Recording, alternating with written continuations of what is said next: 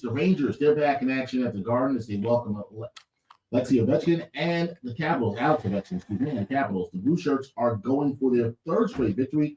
Puck drops at MSG, 7:30 p.m. Tough break for the Devils today. The team announced that the star center Jack Hughes will miss the remainder of the 2024-25 campaign due to a right shoulder injury suffered in last Sunday's loss to the Vegas Golden Knights. Hughes underwent surgery on Wednesday, then was placed on long-term injured reserve. The team does say that he is expected to make a full recovery and be available for training camp. Fan weather. Get your umbrellas out right now. It's 50 degrees and raining in Central Park. With sports updates at the top of every hour. I'm Dexter Henry. All right, bro. I'll see you in a minute. Yes, sir. Oh, my guys, you having Christian Winfield on tonight? Yeah. He told me yesterday. I saw him. We were talking yesterday. Yeah. I've been meaning to hit him, but since he don't do the Nets anymore, I don't see him or interact with him as much. Yeah, but I was like, it came to me to bring him on. He's a good dude. Word. 1019 FM and always live on the free Odyssey app.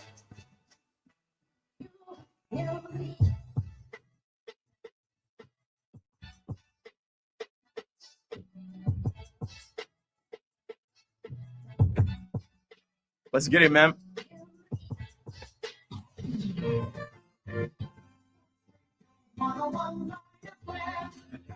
Yeah. Let's go. Right back at it on the Fan in New York. You give me a night off. I come in loaded with clips, ammo, plenty to do, plenty to talk about. Dial 888-808-1019. If you'd like to get on the line, we're wide open for calls. We're going to talk about everything tonight. I am pumped for this one. It is a rainy night in New York on March 5th. We are getting closer and closer to March Madness. I need that future beat tonight.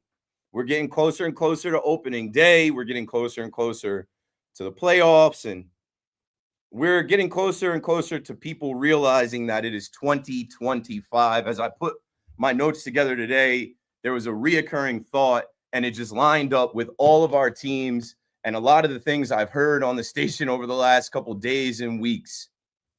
It's 2025. 2024 is over, done. We can't recreate it. We cannot go back and grab anything from it. It is in the past. We have to leave it there. We are 64 days into the new year. And I know it takes a while, right? You're slowly into January. Quickly, February happens.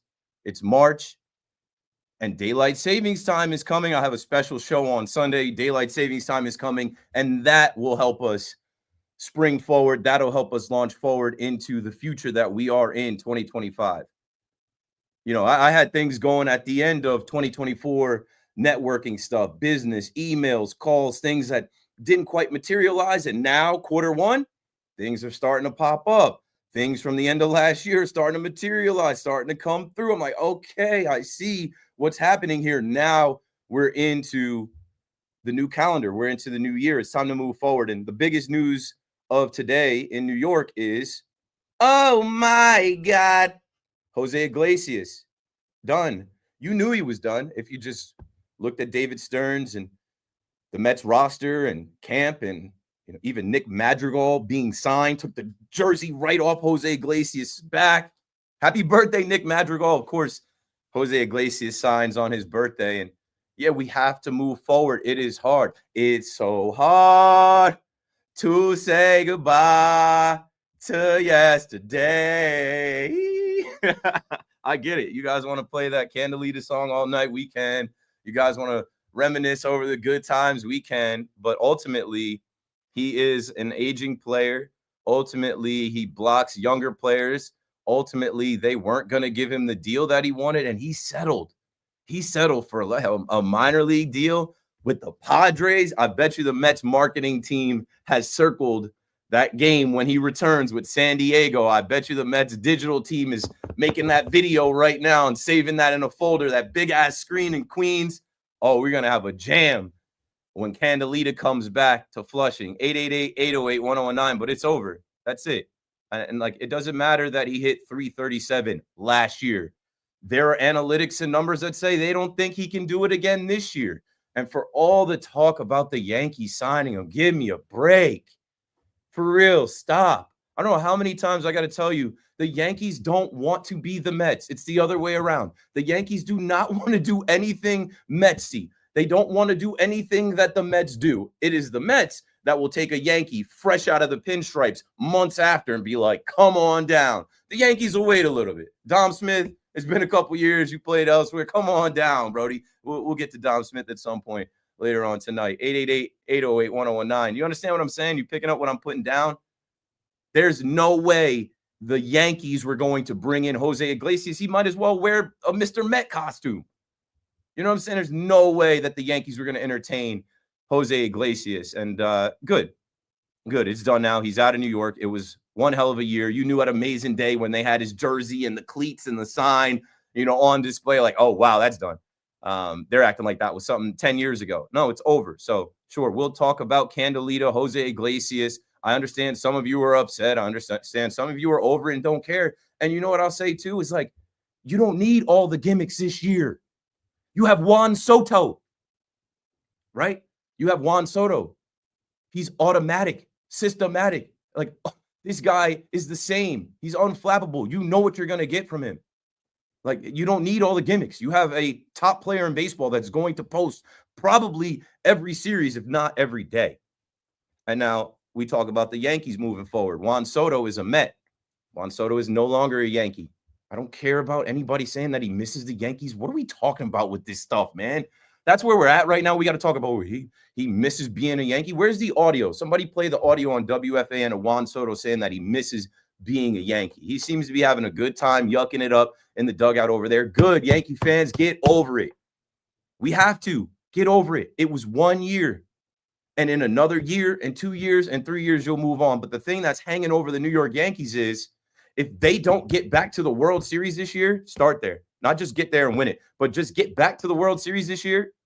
Then the cloud of, oh, well, they only did it with Juan Soto. Juan Soto made the final out. Juan Soto hit the home run to send the Yankees back to the World Series. They only did it with Juan Soto. That cloud will hang over their head. Last year is over. We have to move forward. The American League being weak, I'm tired of hearing it. I'm tired of hearing, oh, it's going to be a cakewalk for the Yankees. They're the best team in the American League until they're not, until the Red Sox get hot, until Baltimore is scrappy, until the Texas Rangers remember that they won the World Series 2 years ago. And, oh, the Houston Astros, all they do is reload. And then they've got some guys that you've never heard of before that can pitch, that can hit, and they're winning games. I'm tired of hearing that the American League is weak and the Yankees are just going to waltz their way back to the World Series. It's not that simple. 888-808-1019. There are rumors out there that the Yankees are looking for another bat. Okay, what's new? They should have already had the bat. There are rumors out there that they haven't been aggressive in pursuit of Nolan Arenado. Yeah, I don't expect that to happen. I think that's done. But when I look at this Yankees team, and I think it's hilarious how the Yankees came out and scored all those runs, hit all those home runs, kind of cooled the fan base off that's overreacting to spring training. Everything from Giancarlo Stanton, DJ LeMahieu, both of those guys being out to start the season. Both of those guys being over the hill, and I'm not taking shots at Stanton, ALCS MVP. He's immune from criticism. But, like, how many years have we been doing this Stanton conversation? This is going on year 8. 888-808-1019. It's a new year for the Yankees. There are young guys that have to evolve and emerge, like Anthony Volpe, Austin Wells, Luis Gil, who's down, Jason Dominguez, who is probably going to be your left fielder, and it's going to be a bumpy road, but let's hope that the worst is behind him. Let's hope that, like, that speed you saw running to first base and that power you saw, like, that's more of what we see and not the bloopers, blunders out in left field. But I do think that the Yankees in spring training will flirt with the idea of him playing center field. I just want to see it once. Just let me see something, Yanks. Just let me see it once. Belly in left or Trent Grisham in left and Dominguez in center. Obviously, Judge is back and right. But who's DHing? That's what I said. Dom Smith. Hey, Dom Smith swinging his bat in spring training. Sure. The Yankees never have a bench. If he's not the DH, right, because some days Judge is going to DH. Maybe some days Dominguez will DH. Maybe Goldie will DH. Whatever. To have Dom Smith, a lefty bat, a guy that looks like a hitter still, sure, on your bench is fine. But when you get to that infield and third base, last year is over. Jazz Chisholm ain't playing third base. Gleyber Torres hit his first home run for the Detroit Tigers today. He's gone. And do not call and suggest that they bring back Alex Verdugo. Hell no. Why would you waste money on Alex Verdugo? You wasted our time with Alex Verdugo grounding into outs at second base last year. Let's move on. You know the number. It's 2025. The Knicks are supposed to be contenders. For real, though. They came up short last year. They got hurt. We know. They couldn't finish the job and get to the Eastern Conference Final. We know. They went on a magic carpet ride. It was hella fun to watch Dante DiVincenzo. It was so much fun to watch iHeart, to watch Brunson, Josh Hart. These guys scrap and do more than we thought they could do, right? It was a cast of characters that really weren't lottery picks that nobody wanted. Guys that weren't drafted here but ended here. Even trading for an OG Anunoby and putting him as a piece of the puzzle, right? Randall going down, but they still were able to get to where they got. And ultimately, what they were supposed to do this summer was make the moves to put them at the top of the top. But they can't beat the teams at the top. And the players that you're relying on, that you traded for and paid for, I'll leave OG Anunoby out of this for now. Mikal Bridges is a disappointment. I know Nets fans are in the background like, yo, I have to always bring this up because I was at the Subway Series the same night that Knicks fans were leaving Citi Field chanting, "Let's go Knicks," another premature celebration. After getting the news about Mikal Bridges being traded to the Knicks, I got on air and I was like, fleeced them. The Nets waited to make that trade. And you know what? I heard Evan talking about him today. He does not look like he looked with the Nets at all. I remember when he first came to the Nets, a lot of us were like, hey, it's not bad. He looks like a baby KD. Mid-range game. All right. You know, he's playing defense. He's knocking down corner threes. He was running it up, scoring 25, 30 any given night. He's not like that anymore. He's not like that. And it's funny. Be careful what you wish for, right? Mikal Bridges talking about, oh, yeah, you know, it's tough to be in your home arena. Bro, just know the history. It's tough to be in your home arena and feel like you're on the road. Yeah, that arena hadn't been there 15 years. The Knicks have been the team for 100 years. It's kind of hard to not let the whole state of New York and beyond take over Barclays Center. I'm used to it. It's been going on forever. Not just the Knicks. It could be the Lakers fan base. It could be the Bulls fan base. Hell, Curry and the Warriors are about to have fans in there chanting MVP again tomorrow night. Mikal Bridges wanted to be on the Knicks so bad. But you know what I always remember, too? The story that Josh Hart talked about, you know, kind of bullying him at Villanova, kind of punking him at Villanova, hard fouls, and, you know, how they treated him. Well, he's getting punked now. He's getting bullied now. Last year is over. Mikal Bridges is a Knick, and he has to be a star for what you gave up for him. I'll leave Karl Anthony Towns out of this as well. Prayers up for Karl Anthony Towns.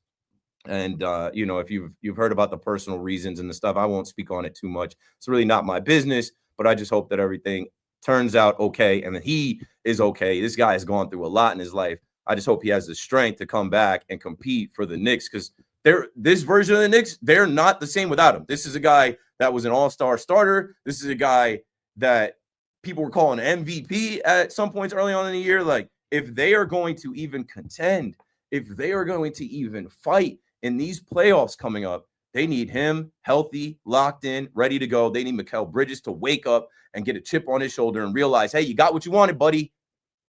You're with the A team now. Show up. 888-808-1019. Another second-round exit, and fans are going to be calling for the coach to be fired. The Giants should have fired their coach and their GM. Last year is over, but here we are. The Giants had the first overall pick. They lost 10 games in a row. They had the number one pick. They were in the driver's seat. But, you know, you had to beat the Colts, right? Had to get that one home win. What is that doing for you now? Would you trade that to have the pick back? Yeah, you know what you're going to do? You're going to have to give up your third overall pick, your second round pick, picks next year. You're going to have to give up a ton just to move up and draft Cam Ward, who, I don't know, I think Cam Ward is a good player. But what if he doesn't end up being a franchise quarterback in this NFL? They are literally attaching so much on this. I'm like, these shouldn't be the guys making the decisions. But here we are. The G-men have to make that move. If Cam Ward is the guy that you want, make the trade. Make the trade with the Titans. Go get your franchise quarterback and don't let him fail. And if you really want to put Aaron Rodgers in the room, we'll talk about that too. Aaron Rodgers is the song that doesn't end. We'll talk about all of it, man. The Jets, I mean, you want to talk about a new dawn, a new day, a happy new year for Jets fans, but Jets fans can't be happy. They can't be happy. They're beat up. They're beat up. All they know is pain. What if last year is the last year that you have this long 14-year drought of not making the playoffs? What if this is the first year where actually you look like an NFL organization? What if this is the year that Woody Johnson takes a step back and says, Mooj, AG, do your thing. I trust you. You got it. I don't want to be in The Athletic with them talking about me and my son and Madden ratings. I want you guys to run the show. I fully trust you. Rob Saleh is gone. Joe Douglas is gone.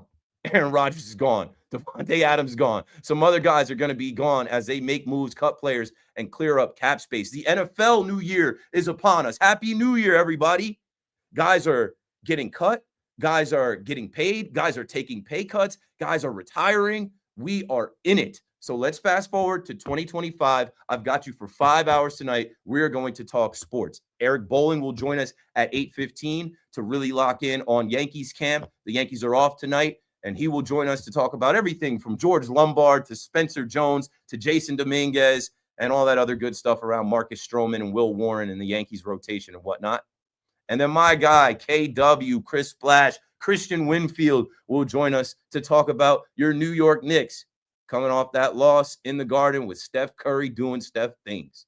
888-808-1019. This is Keith McPherson, your nighttime host. We call this KM to AM, a 5-hour sports talk show. Call us up right now. We'll be right back. The Net.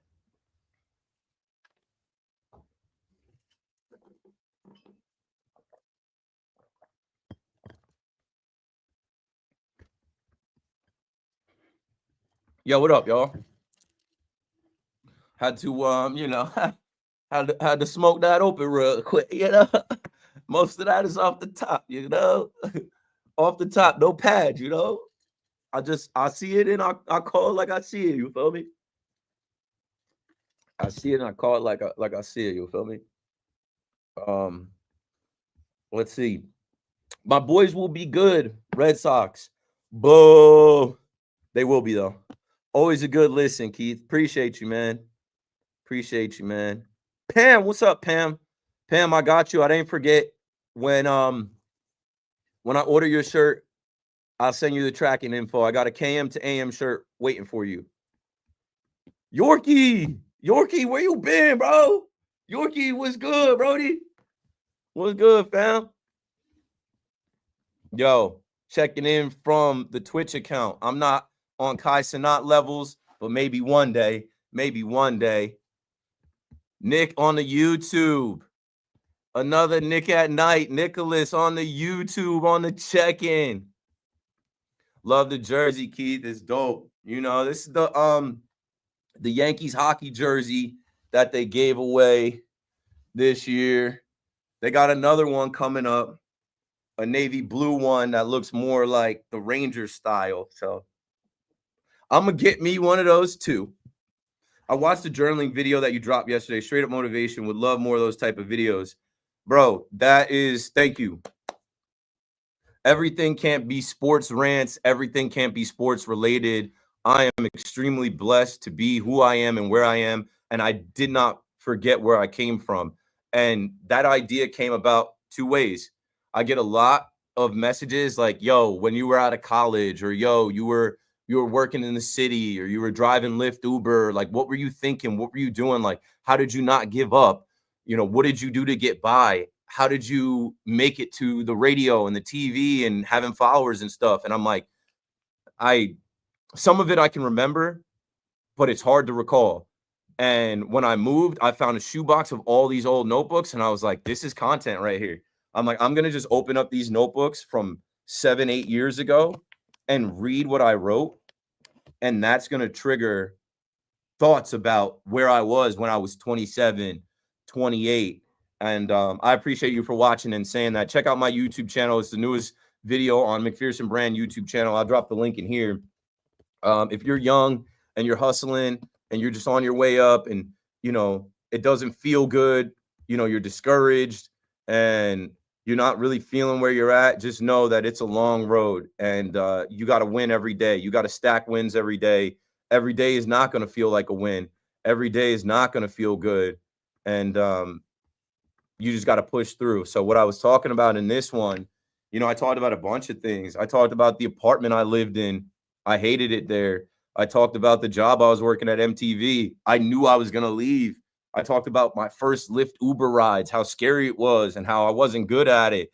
But I also talked about things like saving money and working out and like believing in myself, that even though I wasn't feeling so great at the time, I knew I was going to win. The summer was coming up. I knew I was going to succeed. I just, you know, kept the faith. And like now I'm a walking, living, you know, embodiment of all that stuff. I'm living proof. Like, so thanks, man. I just put the link in the chat. Juan Soto is killing it in the Mets. He's going to kill it until he's like an old man. Frosty, you already know every time. Yes, sir. Got the hoodie up because it's raining out there, bro. Just have to put the team on his back. Big facts.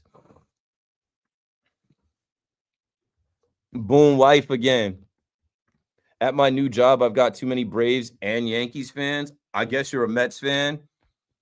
If I were you, I would lay low until the season starts and just hope that the Mets start off with a better record. Hope that the Mets are better than them, and then you can kind of puff your chest out a bit. Always flexing on them. Always big flexing. Matter of fact, I got to get some push-ups in here. Yeah, I got to get some push-ups in. I got my little workout station over here, yo. Get some push-ups in the back during the break. Let's see.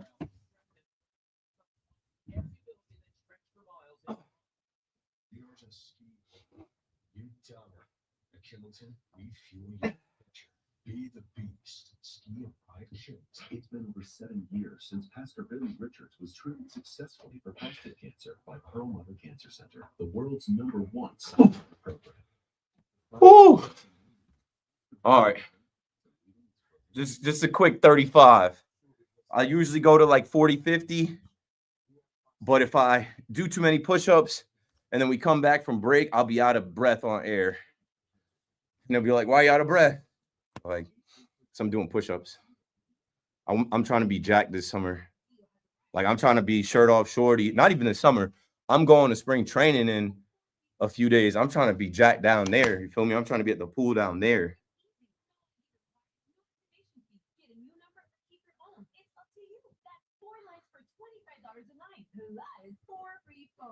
Visit a store or go online today. Only at Metro by T-Mobile. When you join Metro Plus tax, for limited time and subject to change. Max 1 offer. Awesome. We were obviously happy to do whatever works for you.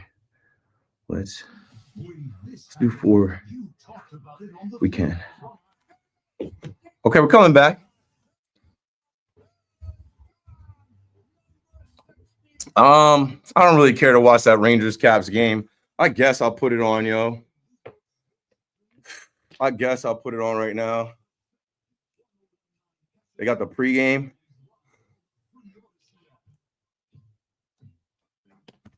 Okay. We gonna make it. We gonna make it. Yeah. Let's do it, man. We got a full rack of calls, a bunch of things to talk about. And obviously, as my guests come in and we roll through the night, we'll kind of bracket things off to talking about, you know, each team and storylines. You guys know how it goes. 888-808-1019. Let's see who's first up on the line. Christian and Manalapan is first. You got it, Chris. Going well. I'm excited and pumped up to do this tonight. All right, awesome. So with Stanton down for however long, did they say how long it is yet? I don't even know. And I could see kind of 3 possibilities for it to plug in at DH. You see Ben Wright. You get a lot of Dom Smith talk now because he's hitting like 300. And I don't remember if it was you or somebody else brought up having Judge DH and then put Grisham in the outfield, see if he could, you know, produce a little bit on offense. Yeah. I've been heavy on the Judge DH. Go on. Yeah, no, that was it. I want to know which one you would say you were Boone. What would you do? Thanks for the call, Christian. Let's start with the best hitter in baseball, the best hitter on the team. That's who's going to be my DH most days. Why? Well, because I just told you he's the best hitter in baseball, the best hitter on the team. And then also, he is 33 now. Aaron Judge age. I think he's 33 in April. Yes. So April 26th, it'll be his age 33 season. He's got another 6 years on his contract. He's a big body guy. He just played a whole year in center field, where this time last year we were, Judge, he's spring beat up. How's he going to play center field? How's the toe? How's this going to work? It worked out all right. So to preserve Aaron Judge with Stanton down to I'm not counting the days. Unsubscribe me from any updates or alerts until Stanton is penciled back into the lineup. Again, I'm not criticizing him because I know what he is. I understand. I know what he is. In the postseason, he's a monster. That's what we need him for, and I hope he's ready by that time. But I'm starting off with Judge DHing. I know we're pumped about him being in right field, but you know why we also have to do that? You don't have enough bats. So if we do want to do like a Dominguez at DH or a Goldschmidt at DH, then you're who are you putting into the field? Take DJ LeMahieu off the list, and perfectly fine by me. Put him on the IL, release him. And I hate to sound so cruel, but it's enough already. Boone came right into this very studio and said, well, DJ's healthy, and when DJ's healthy, he was healthy for 2 at-bats. He strained his calf. Now he's going to start the season on the IL. He's not a factor. He's not a real part of this team. Let's see. If they add a bat, which I saw, there's some Joel Sherman rumors out there. If I go to my handy-dandy notebook, some things that I was reading on the interwebs about, multiple sources confirming that the Yankees are focused on acquiring a right-handed bat capable of playing third base or a corner outfield position. It would be good to have the depth, especially if Dominguez is struggling, especially because a guy like Oswaldo Cabrera should be coming off the bench. I do think he might be your starting third baseman on opening day because he's got the last couple opening days, I believe, starting at third base, starting at left field the year before. But he should be a utility guy coming off the bench, right? And you can't sell me on DJ anymore. He's out as a guy that can play multiple positions. He can hit. He's hurt. He's cooked. It's okay. It's a wrap. I would rather have Cabrera coming off the bench. I don't know what Peraza is going to be or not be. This is his final countdown. He's out of options. He's got to make the team, right? Maybe. I don't know. For DH, my number one candidate is Judge, and then I guess Dom Smith. But I look at Dom Smith as a bench bat as well. The Yankees never have a bench. That's why you're getting in the postseason and they got to pinch hit Mike Ford. They got to pinch hit Jose Trevino. It's damn, can we get some guys where at least we have a threatening guy coming off the bench and not Stanton being thrown into pinch hitting situations? Jules is in Newport Beach, California on the Fan in New York. Hey, Keith, what's happening? First time I've spoken to you, but I've been listening for a long time. Born and raised in the Bronx, but living the life out here in Newport, California. Living the dream, California dreaming. That's right, California dreaming. So I want to focus a little bit on Spencer Jones, right? He had 3 hits yesterday. He's 24 years old.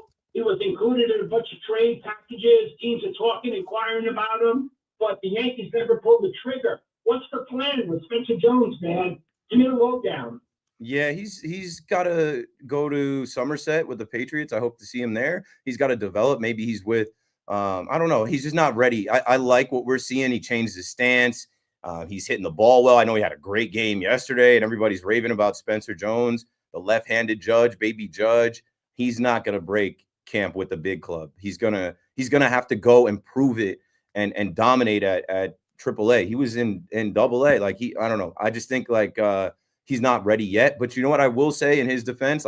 Ben Rice was a guy last year where I'm this guy's not ready. And he took off kind of fast. Next thing you know, he's hitting 3 homers for the Yankees July 4th weekend. So I won't count Spencer Jones out as far as being a part of the Yankees at some point this year. But he's got to dominate. He's got to, you got to dominate the level you're at. You got to show that you can dominate the level you're at before you can advance. And the Yankees are not going to be fooled like a lot of fans are by spring training at bats against random pitchers and AA, AAA pitchers. They're going to get him some more seasoning, and they should. There's no room for him anyway. Don't mean to put you on the spot, but would you trade him?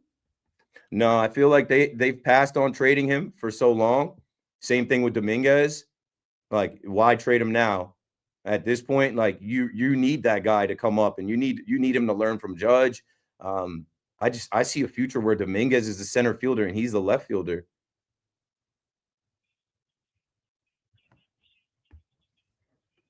Thanks for the call, Jules. Yeah, Mr. Jones and me tell each other fairy tales. There's a fairy tale about Spencer Jones being the DH or being the left fielder or being ready this year. I just don't think they're going to do that. It's the Yankees. They don't do that. George Lombard Jr. has been great. Like, I jokingly put a tweet out yesterday, and I put 2 tweets out because, like, I guess you got to clarify everything that, you know, sarcasm isn't always picked up.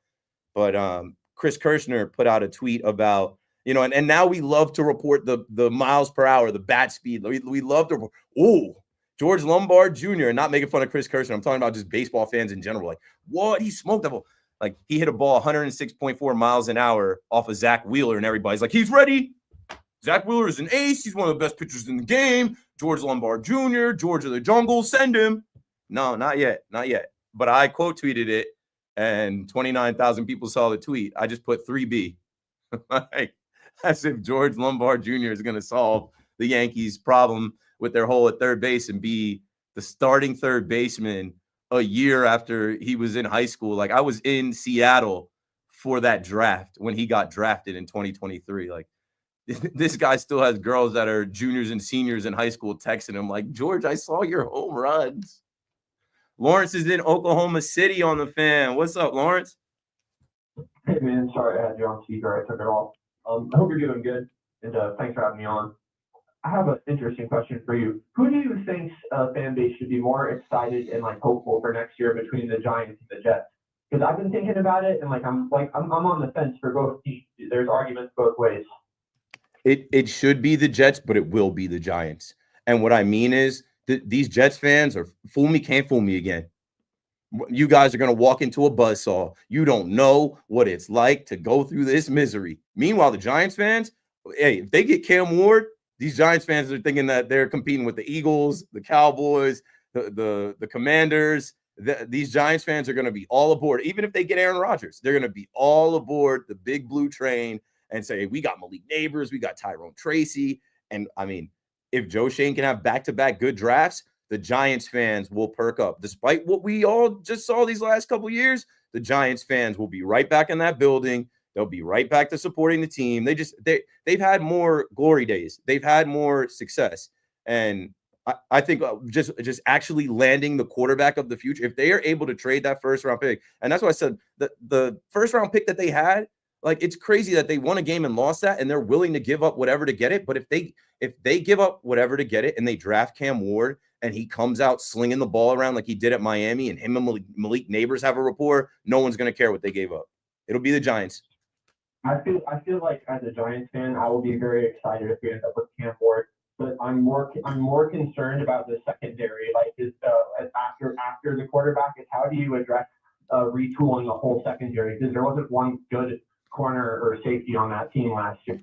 I have to take a look at the free agents. Like I said, it's the new league year. Guys are getting cut. And then also you can do it in the draft. You know, they hit on Tyler Nubin and Drew Phillips in the draft last year. Those guys are going to be there. They can do it again. Deontay Banks. I don't know if you follow Malik Neighbors on Instagram. Malik Neighbors wished him a happy birthday, I think 2 days ago. And he said, get in the lab. You need it. Like, Deontay Banks can be a good corner, but he's got to work on some things. Yeah. Figure it out. He's got to figure it out.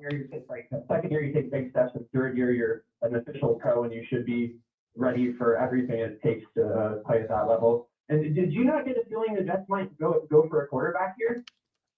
Listen, the Jets could do anything. We have no idea what this new regime's cooking up. They have nothing to lose. They're coming in blank slate. Like, right? They don't have to worry about playing a game for months. They can do anything here. They could trade up to number 1 and get Cam Ward. They could also take Shedeur Sanders if he falls to them at 7. But let's say realistically here, Jackson Dart or Sanders fall to 7. Jets pick them up. Then whose fan base should be more excited for next year? Because I believe in the Jets coaching staff more than I believe. It should be the Jets. It should be the Jets fans. They have better players. And now they actually have a head coach and a bunch of other coaches and a GM. Like last year is last year. The last 14 years are over. I would have so much hope and optimism that these are the guys until they show me that they're not. You just came from watching Jeff Ulbrich try to figure out how to head coach and a cast of characters underneath them that had no idea what they were doing. So Aaron Rodgers went out there and did whatever he wanted to do. I would be pumped as a Jets fan. And it's like, okay, we have an opportunity to look like an NFL organization starting this year. Yeah, I'm excited about the new coach and GM there, and I have a feeling they're not going to wait to pull the trigger, and they know what the fans want. So don't be surprised, Jeff, that if it's a quarterback at 7, that's where I'm at. Yeah. Thanks for the call, Lawrence. 888-808-1019. It's all business. They're getting right to business. They don't care about feelings. They don't care what you think. This could be their only opportunity to be a GM and head coach, right? We forgot how many people said, oh, even what was this guy? Bro, I got to bring up that clip and we got to play the audio later. I'm blanking on the name. Allen, Jaron Allen from the Minnesota Vikings. I'm not going to say what he said. What he said about the Jets, like, it's enough. All right. Enough of the Jeopardy jokes, enough of people taking shots at the Jets, the articles, the LOL Jets. These guys are coming in. They're not laughing. They're not cracking a smile. They're trying to get this thing right. And you got to just let them become. You got to give them the opportunity to show you that they can. Why just lump them in with the rest? Why just assume, oh, here we go, defensive-minded head coach. He's going to be just like everyone else. Oh, this Darren Muji guy coming in from Denver, he's got no idea. No, why? It's a new year. Optimism, please. Edgar out on Long Island. Edgar, you got it. You're live. Hey, what's up, Keith? It's my first time calling. Pretty entertaining, gotta say. Just started listening 2-3 weeks ago. Thanks. You're a Nets fan. I'm a Knicks fan. I have a question about Mikal Bridges. So obviously you've been watching him a lot closer than I have for a couple of years. So why do you think he's been so? What's the best term to describe? Why hasn't he been as aggressive? Playing around the basket as opposed to a couple years ago. He's, not getting to the free throw line too much. I believe it's a career low right now at this point. Why do you think that is? Do you think it's getting adjusted to a new role? Or do you think he's... Pressure, air pressure. There's a ton of pressure now, right? Now you're, like I said, now you're with the A team. That air in the Garden, how many games have you been to in Madison Square Garden? You can smell the air in the Garden. You can feel the air in the Garden. When it's an uneasy air, like it's been these last couple of weeks, of fans being like, these guys aren't beating the top teams. This is going to be another year of finishing in the second round. Oh, you can hear everyone's sighs and oohs and ahs and oh, you like the pressure. I think he's folding under the pressure. You wanted to be with the A team. You wanted to be with Big Brother, right? You wanted to be reunited with your Villanova boys. Well, now you got to star. Every night, you got to knock down those shots. You can't be going 1 for 6, buddy. You got to hit those shots. Are you getting tired? You're the Iron Man. How many games in a row did you play? How old is Mikal Bridges now? Are you starting to feel Father Time? What is it, buddy? The pressure is weighing on you. It's a different level of expectation when you're playing for the Knicks. Oh, you could play down there in Brooklyn on Flatbush and Atlantic. Nobody saw. Nobody saw you go off for 35 points. I did. Evan Roberts did. Like now it's looking like, yo, when they just need you to chip in, they need you to step up because Cat is out or Brunson is out or OG is out. Like, where you at? I know he's got a couple big games, but it's not consistent enough. He's got a high where he'll drop 40. He's also got a game where he's got 0. The defense is there, but like the scoring is there, not there enough. He doesn't seem like, how Loogie says the Knicks have dudes and dogs. He looks damaged. He doesn't look like a dude or a dog. He looks damaged. Thanks for the call, Edgar. 888-808-1019. This is Keith McPherson on The Fan. I will be right back.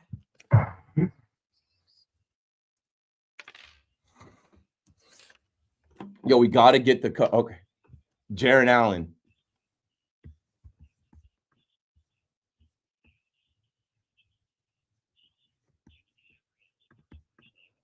All right, I got text messages. I got all this stuff blowing up. And I'm in the Chizat. Let's see. Excited for Rangers Caps tonight. Let me see. I'm watching Miami Cleveland right now. I'm probably not on that, bro. Probably not on that.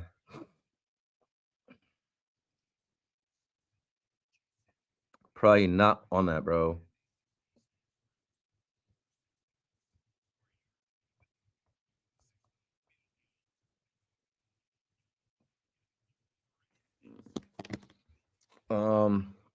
Yo, get these bots out of my Twitch, bro. Get these bots out of my Twitch. Keith, I think Judge will help us get to the next World Series. Okay, put a pin in that, right? Pin. Real TV said Judge has to put the team on his back. He does. He does.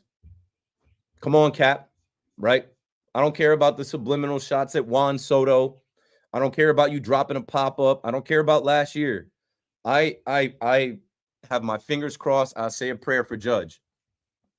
What I've said is he failed at the highest level, the World Series. There's no Milky Way series. There's no universe series. He failed in front of the world. There's no higher place to fail. Get over it.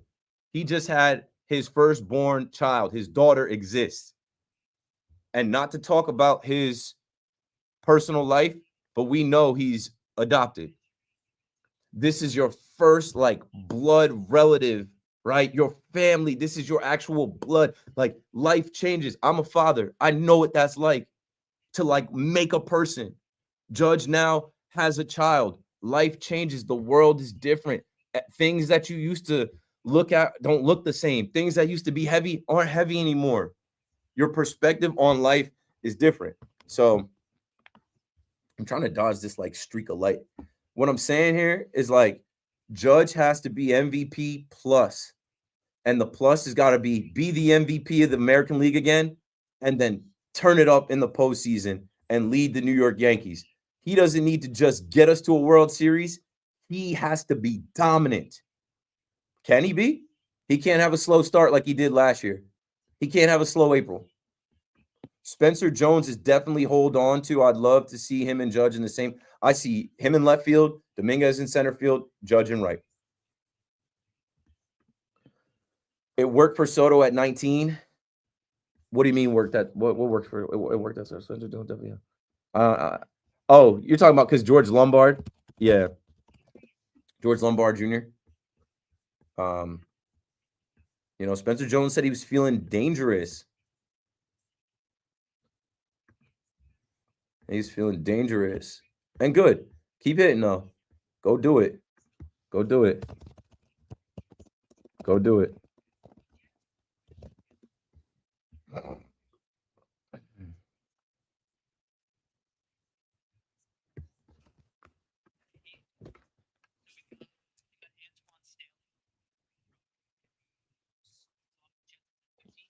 Yeah, that works. I'll let people know now.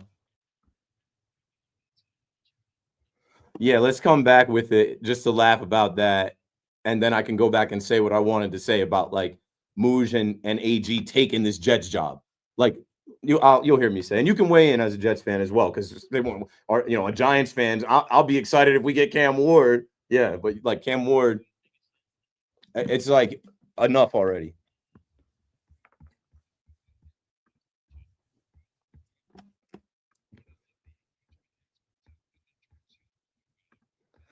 Where was I at in the chat? I got too many tabs open. Okay, I was talking to a producer. Keith, considering they keep on trying it in spring training, what is your opinion on Austin Wells as a leadoff guy? Perhaps. He's not going to be the cleanup hitter. Perhaps. He could be the cleanup hitter. Perhaps. He's a good hitter. Maybe. I don't know. They're thinking they're trying things. I think Jazz will have a huge year. Yeah, I kind of like Jazz as the leadoff hitter to start. Speed and just like, you know, and I'll talk about it on air when I have I don't have a Yankee call here in that regard.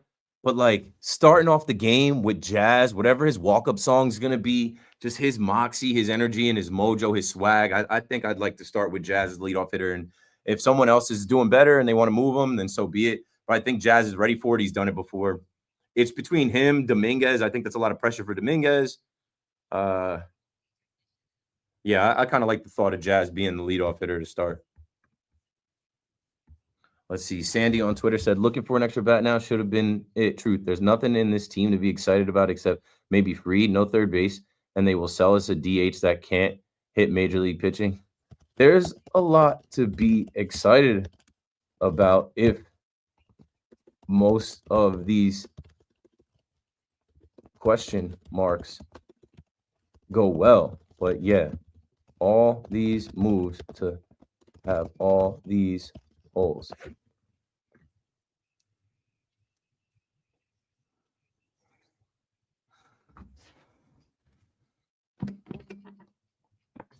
Yeah. Okay, so Antoine Staley will join us to talk Jets later on. Shout out to Connor helping me out. We've had Antoine on a few times, and we'll do the Jets conversation with him at 10:15, Christian Winfield and the Knicks conversation at 9:15, and coming up in about a half an hour, Eric Bolin will join us at 8:15 to talk Yankees. This is Keith McPherson on the Fan, WFAN 1019 FM, streaming on the free Odyssey app, also live on my Instagram, Twitter, Twitch, Facebook, and YouTube. Shout out to everybody in the chat. Let's get back to the phones. But before we do that, I did want to play the audio that I was speaking about, just talking about the Jets, man, and how they're the butt of every joke, the laughing stock of not just the league, all of sports, like Jeopardy questions about, what was it, Neil Armstrong, like just nonsense. This is the latest shot from out of nowhere for no reason. I don't even think this guy, I don't think anybody asked him about it, but whatever. Let's play the audio from new Hall of Famer, Jaron Allen, who used to do the lasso celebration, making sacks for the Minnesota Vikings.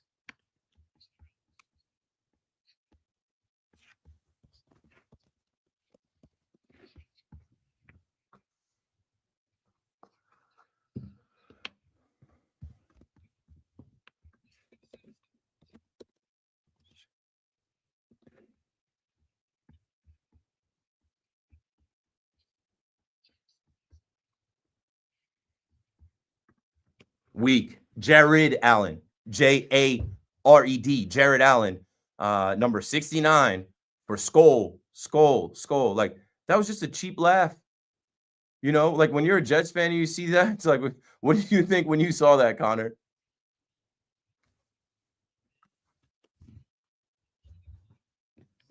Often comically bad with the butt fumble and all the leaks last year. That's the issue with the Jets. If they were just a bad team, it wouldn't be as bad. But if there's always something ridiculous happening with them, they're firing their head coach, there's all sorts of leaks all the time. Aaron Rodgers. Woody got an F in the grades for the owners. His son's coming in, Brick Johnson all bricked up in the locker room, giving out game balls. They can never be bad and quietly be bad. It's like catastrophically, comically bad. So that's what I'm saying about Darren Muji and Aaron Glenn coming in here and taking this job. They wanted this job, and they understand that they can't take a day off from this job, and they have to win now, and they have to change the culture. And anybody standing in their way, anybody that is not with that has to go. 888-808-1019. I had in my notes from NFL Preem on Instagram, the New York Packers experiment cost the Jets $169 million. That's why you get laughed at, because you bring in a washed Aaron Rodgers, and the football gods are not kind. He plays 4 plays, goes down, but he brings in Nathaniel Hackett. He brings in Timmy Boyle. He brings in Randall Cobb, Alan Lazard, Dalvin Cook, Devontae Adams.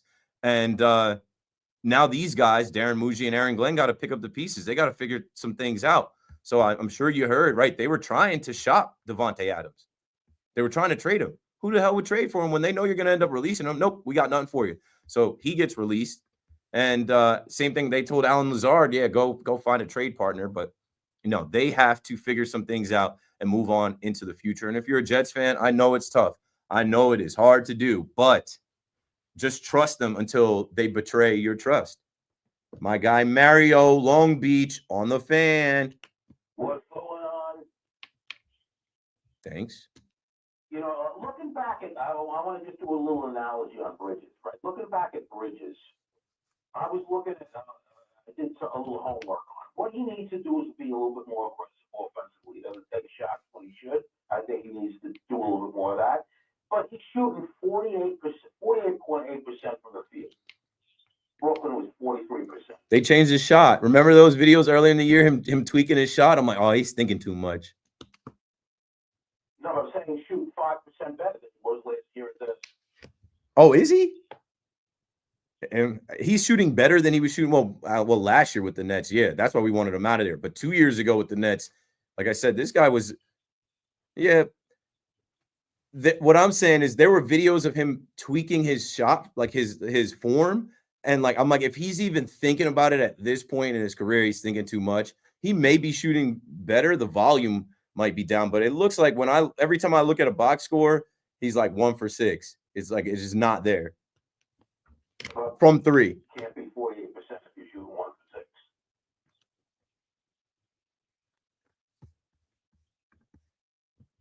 No, that's great. That's great, but at the same time, he's not scoring enough for it to be a fact. Like he has 5-point games, 0-point games.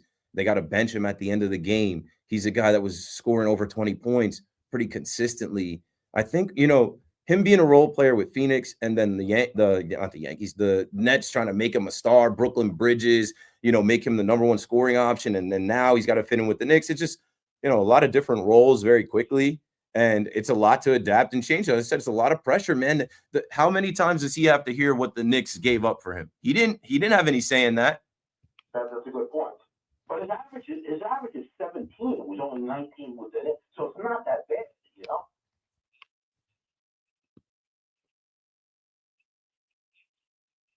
I had in my notes he'll smoke a couple layups, but he'll block a couple too. Like he'll miss layups, but he'll block layups. His defense is there. That's the thing about him, right? He's a good defender, but man, you would hope that a guy that you gave up that much for was more of an offensive threat, especially when you need him to step up in the absence of Karl Anthony Towns or OG Anunoby. I don't know. Maybe he'll turn it on in the playoffs, but by now, I think it is what it is. Just his whole demeanor.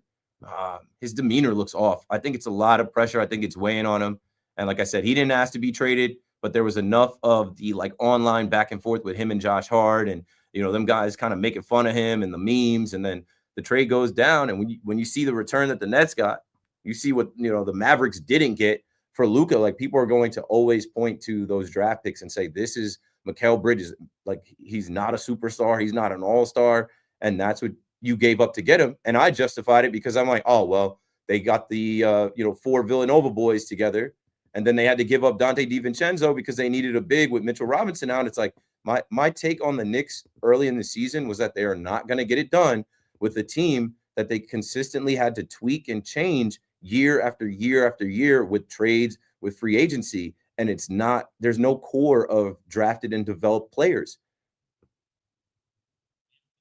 On that, but I think they're going to get DiVincenzo back this year. I think they're going to go after next year and try to get him back next year. And next year could look a lot different. If they're another second round exit, they might be trying to fire the coach. They might want some. They might want some serious change. I don't know. But listen, can I make one more point, Alex? Absolutely. All right. If they're the 4th best team in the league right now, in my opinion, behind Cleveland, Boston, and OKC. That's not bad. Those are 2. I know, but not to cut you off, Mario. I hear that all the time about their record. I hear that all the time, like record-wise. But you've watched them lose to the Warriors. You watched them lose to LeBron before he had Luka. You watched them go to overtime with the Miami Heat. You watched them go to overtime with the Chicago Bulls.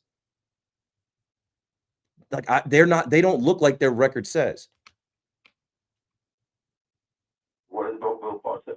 Your record is what it says. You are what your record says you are. But at the same time, I don't look at them as the 4th best team in the NBA because of their record. I think that when they end up facing superstars like we saw last night, they can't close. When they end up facing championship caliber teams that know when it's winning time, closing time, they can't hit shots. They can't play defense. They start to fold when these other guys start to tighten up and get it done in their own building. Thanks for the call, Mario.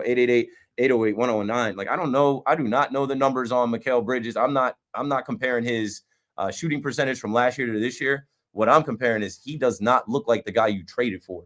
And he does not look like the guy that the Nets ultimately, traded for or initially traded for when he was playing in Brooklyn. He was a better scorer. He was a number one option. And I think he started to fade off at points of last year because it's like, what are they playing for? You could tell he just like wasn't into it. And he's playing to keep his Iron Man streak going. But like, there were other options that emerged, Cam Thomas. And I just didn't think he was having fun. And then his wish gets granted, which whether he says it was his wish or not, we all kind of knew. We knew you want to be with your buddies. You don't want to be in New York and get joked about being on Little Brother, being on the B team. And it happens. And you're expected to light it up. You're expected to be a volume scorer. You're expected to be a tougher player. And I feel like the walls are closing in on him. And he hears those people in the Garden. It's rough, man. People are looking at him like, you weren't worth what we traded for. And this might be the move that we look at Leon Rose and these Knicks and say, that's where you effed up. 888-808-1019. Call me up, man. I got a full rack of calls. We've got a guest coming up at 8:15. So let's take this break and get a couple more calls in. KM to AM returns right after this.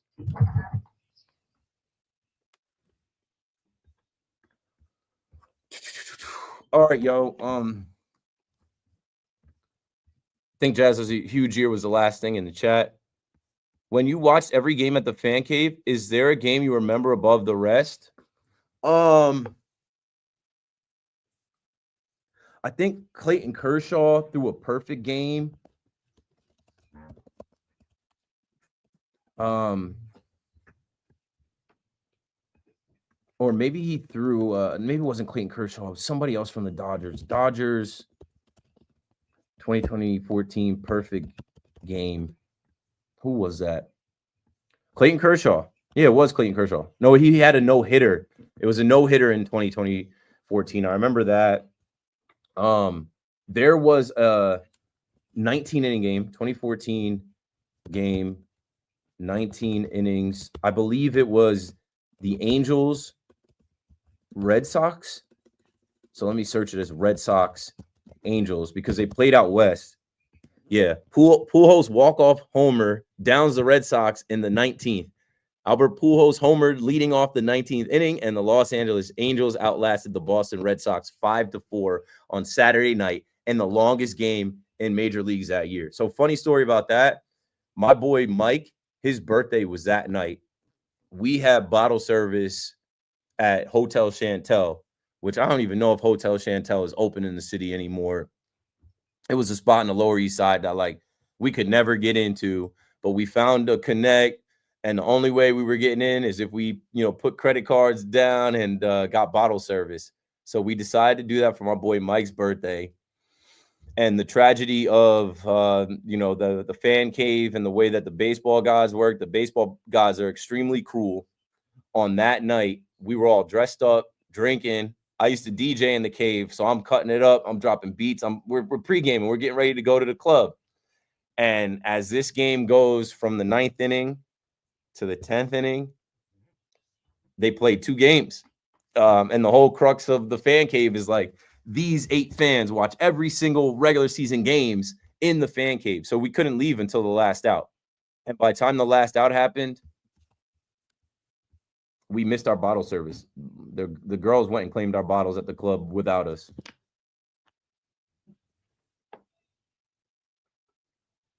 Good night. At 8 o'clock, I'm Dexter Henry. Can the Blue Shirts make it 3 wins in a row as they look to move closer to a wild card spot? Well, the Rangers, they are hosting the Capitals. And right now, in the first period, Capitals with a 1-0 lead over the Rangers. The Devils, their chances of making a deep playoff run this spring took a major blow today. The team announced earlier that star center Jack Hughes will miss the remainder of the season due to a right shoulder injury that he suffered in last Sunday's loss to the Golden Knights. Hughes underwent surgery on Wednesday, was placed on long-term injured reserve. He is expected to make a full recovery and be available for the start of training camp. Devils and Islanders not in action tonight. The OMG vibes at Citi Field, well, they are moving to the West Coast. Veteran infielder Jose Iglesias, who had a major impact on the field and in the Mets clubhouse last season, has agreed to a minor league deal with the Padres. Iglesias will earn $3 million. If he plays in the majors, he can earn another $1 million in incentives. Mets and Yankees both had off days today. Knicks and Nets, they both have the night off. And that's what's happening. I'm Dexter Henry.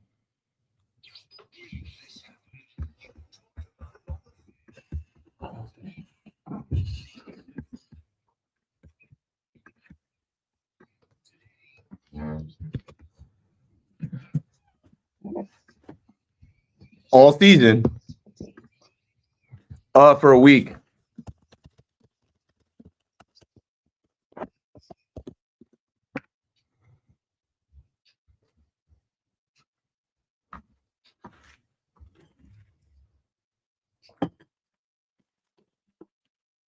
Yes, sir. I'm here. 1 hour down, 4 hours to go. Keith McPherson on your radio. You already know. It's a different vibe. It just hits different, feels different, sounds different. Thank you for joining us.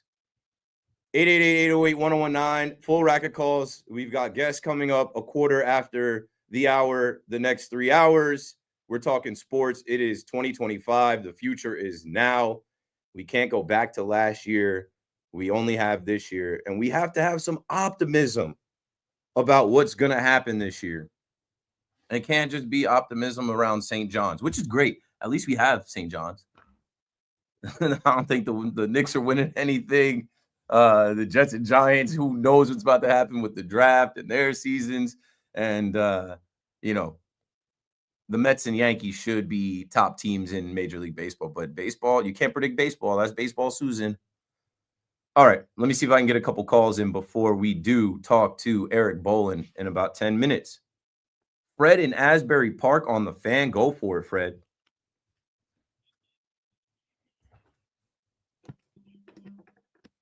Thanks.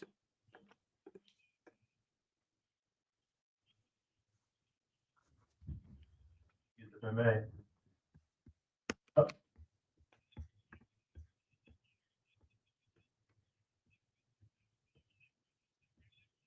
Christian Winfield. Yes, sir.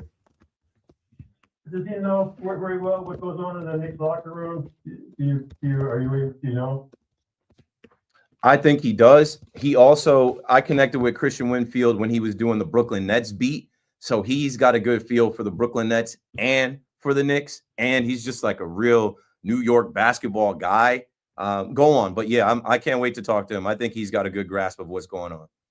Oh, very good, because the reason why I asked that question is from my read from looking at the Bridges is, not so much his play so much, but when I see him in whenever I see him, maybe you picked up on this too, but whenever I see him in a post-game interview, he almost seems indifferent. And sometimes it makes me wonder, I say, is he really happy as a Knicks?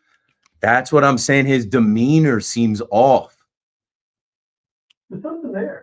And maybe Christian knows. That's why I'm asking about that. It's a lot of pressure. It's like, this is a basketball guy. This guy's built to play basketball. He's an Iron Man. All he does is hoop. He doesn't get hurt in a league where guys are in street clothes all the time. Mikal Bridges plays, but you got to have joy playing the game. You got to enjoy being out there. And I think there's just so much pressure on him and so much scrutiny because, hey, it's a lot, like I said, it's a lot louder going to play for the Knicks versus Brooklyn. And I mean, Phoenix, he was out there in Phoenix in the desert. You could do whatever you want out there. And they were good. So, and he was like the fourth option. So, anything else? I just think it's a ton of pressure. I saw his post-game interview with Alan Hahn after the Knicks beat. I forget who they beat. And he was so short with his answers and stoic and just kind of, I'm like, this guy, why are you being like that, bro? You're not happy to be a Knick? Isn't this what you wanted? Exactly. Like he doesn't want to be bothered or something, No, I think he is bothered, and it's starting to show that he's bothered and he's not getting the results that he wants for himself and the fans. That's what I said. When you're in the Garden, I've never been on the court, on the floor, on the hardwood. I can't imagine, because just sitting in the seats, I've been pretty close. You can hear everybody's chatter, everybody's emotions. And I'm sure there are people probably heckling him. I'm sure he is absolutely hearing it. He can't open his phone without reading something about himself. Well, maybe Christian give some insight on that. I will definitely ask him about Bridges, Brunson, Cat, all these guys. Can I make a quick comment, please, about Dominguez? Yes, sir. Just a very concerned piece about Yankee management. You do this to me once every season. My head spins. I can't understand why they decide to do things that they do. But I watched about a week ago. I was watching MLB, and Harold Bain. He came on with some really nice film clips of Bellinger playing left field, and I'm saying, this guy, he's a natural. He's a natural in the outfield, and it doesn't matter where you put him. He was making some great plays in left field. And why do you risk the chance of this guy Dominguez becoming another Gary Sanchez by trying to put a square peg in a round hole? He's not happy in left field. He's not adjusting there. Put him in center field. Give him until Memorial Day, and let's see how he hits, because I think that's why they signed him. He's the same as Gary Sanchez. Both these kids were signed when they were in diapers because of their hitting crowd. But we got to let him, relax and hit, so we can see how he hits. And you give him some Memorial Day playing center field. Thanks for the call, Fred. I don't know. I've kind of come off of it. I had a show last week, I think last Wednesday, where I was like, it's obvious to talk about Dominguez. He's got 3 bloopers, errors. He looks lost out there. It's obviously obviously time to talk about, hey, like, let me see something. Let me just see Cody Bellinger in left field. And I went to Baseball Reference and I looked up that Bellinger's played 41 games in left field, and like he's got major league experience, and so does Trent Grisham in left field. Jason Dominguez does not. But hey, the Yankees know better than me. They know better than you. And I'm not saying that to be sarcastic. I'm saying that like they have a plan. And if their plan is that they want him to be in left field and stay in left field for when they do DH Judge and they move Bellinger to right and put Trent Grisham in center, like that's what they want to do. Maybe they feel like they rather have the supreme defense in center. But for the life of me, I don't understand why we can't see Dominguez in center in spring training. It's exhibition, right? If he's not playing well in left field, which he's given a couple games to us of clean fielding, he's fine going to his right. But I'm like, why can't we see him in center? Everyone, oh, Keith, he's not a better center fielder than Bellinger or Trent Grisham. Yeah, he's not close to their age or experience. I'm not expecting him to be, but his true position coming up with center field.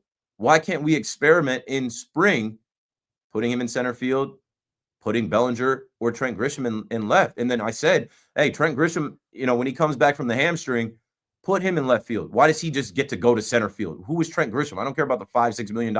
Who is Trent Grisham to the Yankees' future? Who is Trent Grisham to this lineup? You need Dominguez every day, but they put Trent Grisham right there in center field. So I don't know. I'm off of it. They know best until we get into the season.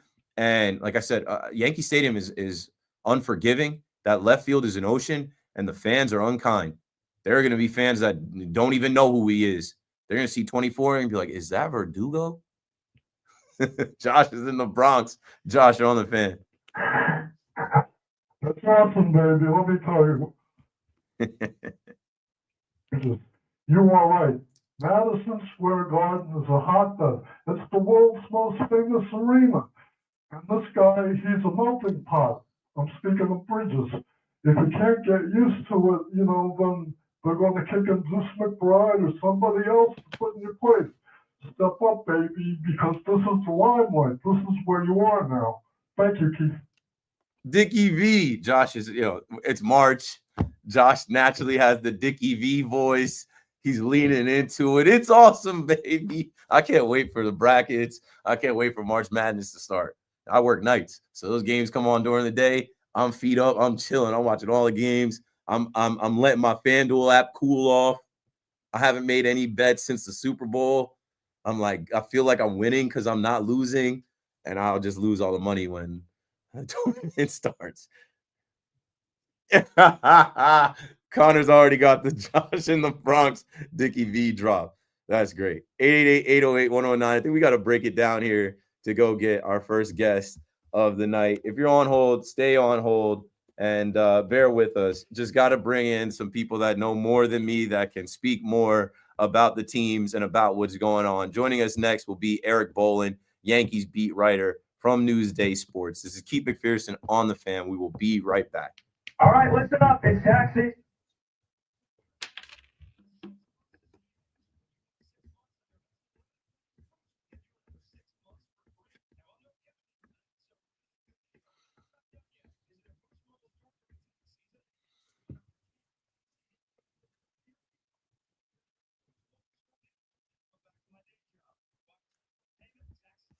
All right, first guest coming in. First guest of the night.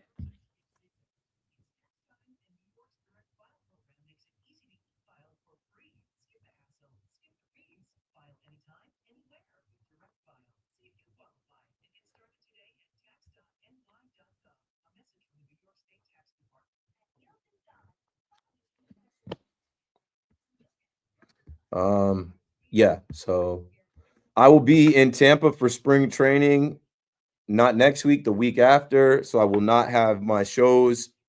I will be down in Tampa with the New York Yankees. You got to be absolutely gutted for the Devils and Jack Hughes.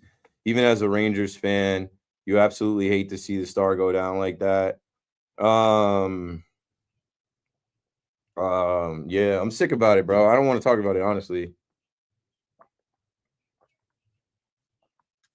I don't want to talk about it, honestly. I have no comment on it, honestly. Like, it sucks. It's just like, there were points of this year where, there were points here where we felt like this Devils team had the right pieces and players, um, to make a run like they did in 2023. Um, Coming off of the Four Nations face off, I really was hoping that Jack would kind of silence some critics, kind of silence some people that say, yeah, he's not really like that. Like, what it's different playing in a Four Nations exhibition with different players. Like, I had really hoped for Jack Hughes to lead the Devils on a Stanley Cup run and kind of shut those people up. He's arguably the best player on the team, fan favorite, and he was hurt last year. And for him to for his season to end like this sucks. I don't really, I don't know what else to say. Which team you want to win in March Madness, Keith? Whichever team I pick in a bracket, whichever team I put money on, I got to pick somebody crazy this year. It ain't going to be UConn. It is not going to be UConn.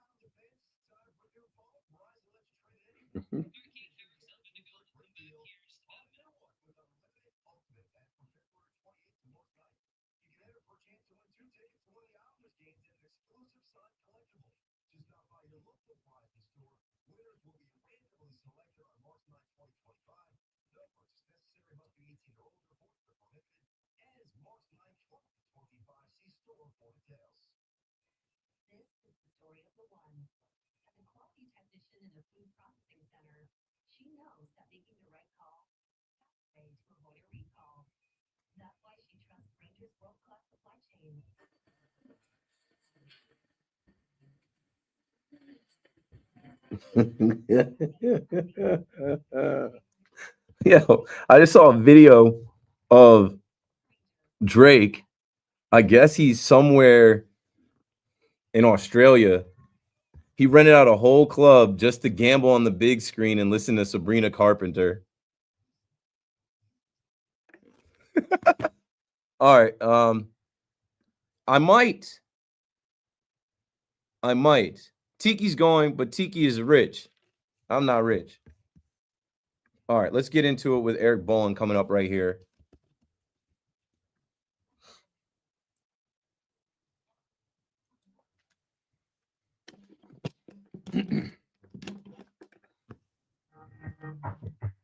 Right back at it on the Fan in New York. Thanks for calling. Thanks for holding.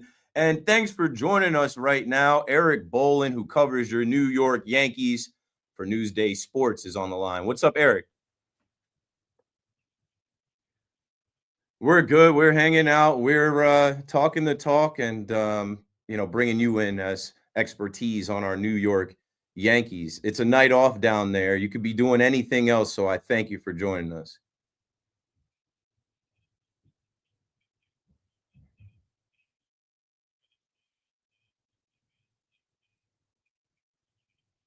Well, that's something I wanted to ask you. One, if no one's giving you your flowers or your respect, ton of respect. How many years? What year is this now? 2025, being on the Yankees beat.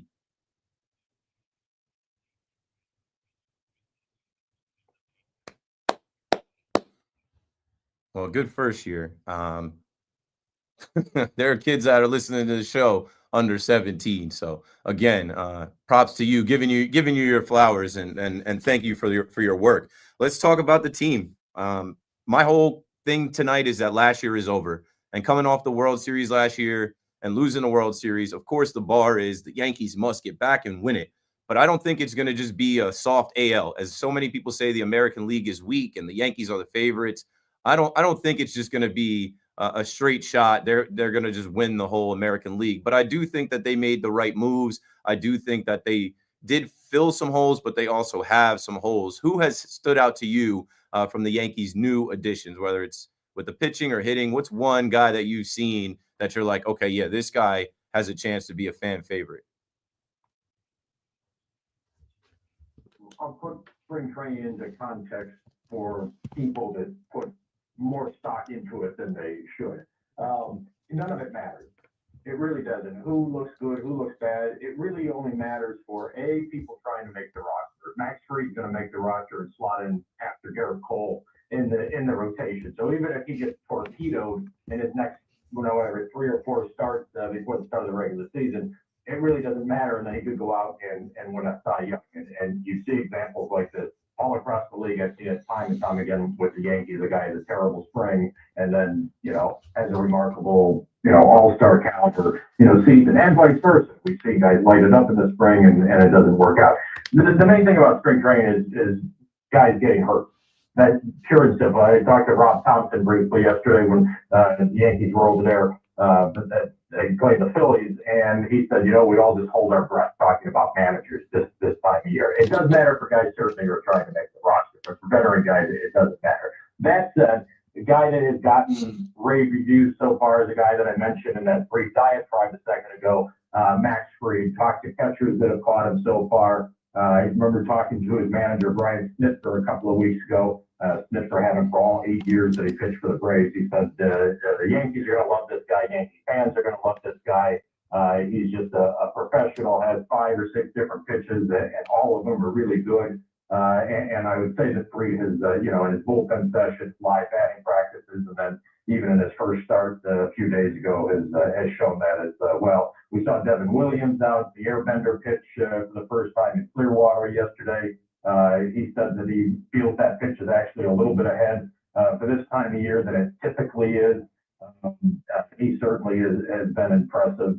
And Clay is his father. Cody Bellinger has swung the bat, pretty well in the early going here too. But, again, I remember something Derek Jeter said to me years ago when he was winding down his career. He said, look, I've had spring trainings where I saw the ball extremely well and was ready to go regular season, and then I had a terrible April. And I've had spring trainings where I didn't think I'd get a hit all year and, hit 300 for the season. So I always tell people, and certainly the longer that I've done this, don't get caught up in the results of spring training and don't buy a lot of the propaganda that you hear either from teams or some in the media.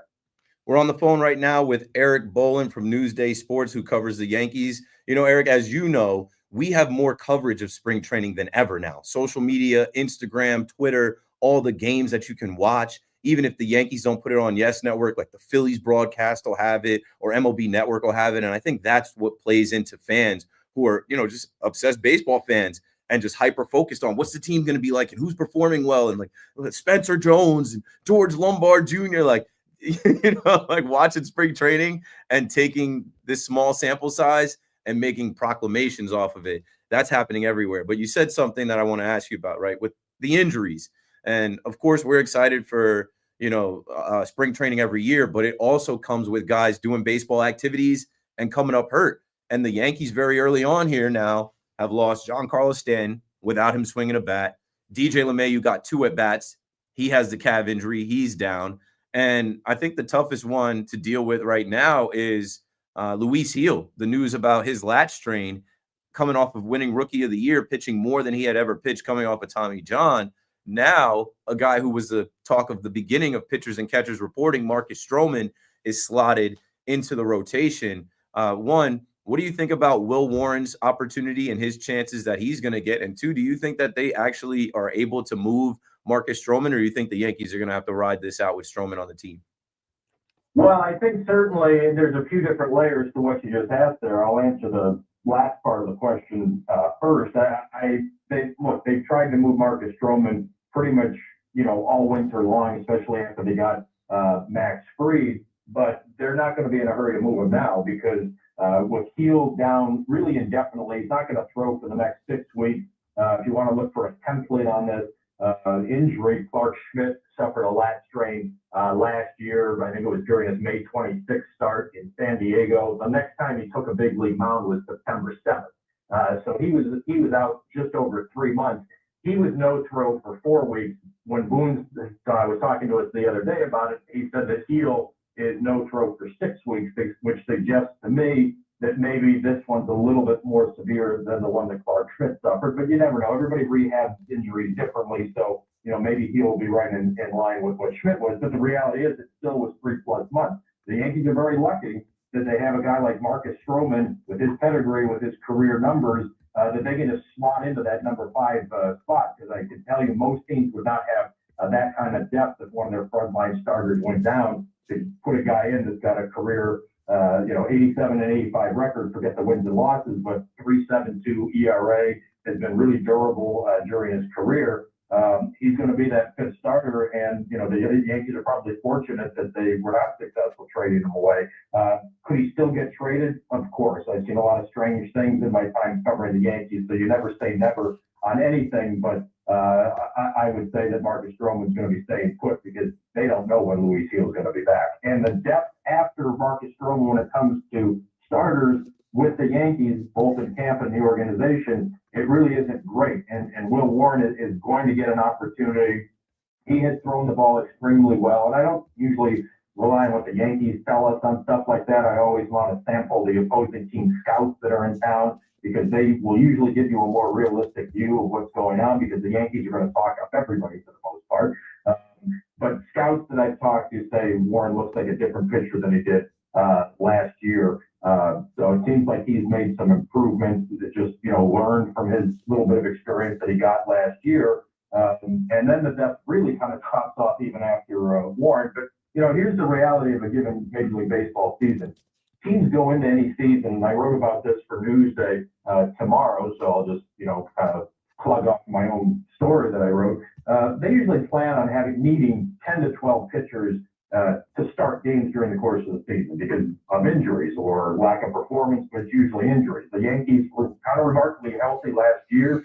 They only had 8 guys that were required to start games, but you look at the Dodgers, they had 15. You look at the Phillies, who won the NL East. They needed 14 guys to make starts during the course of the season. The Cleveland Guardians that always, seem to churn out pitcher after pitcher.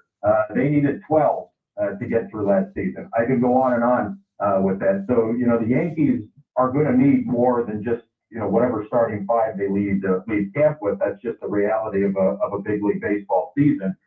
And to me, that's one of the biggest concerns that organizationally that they should have, because I'm not sure the depth is what they think it is.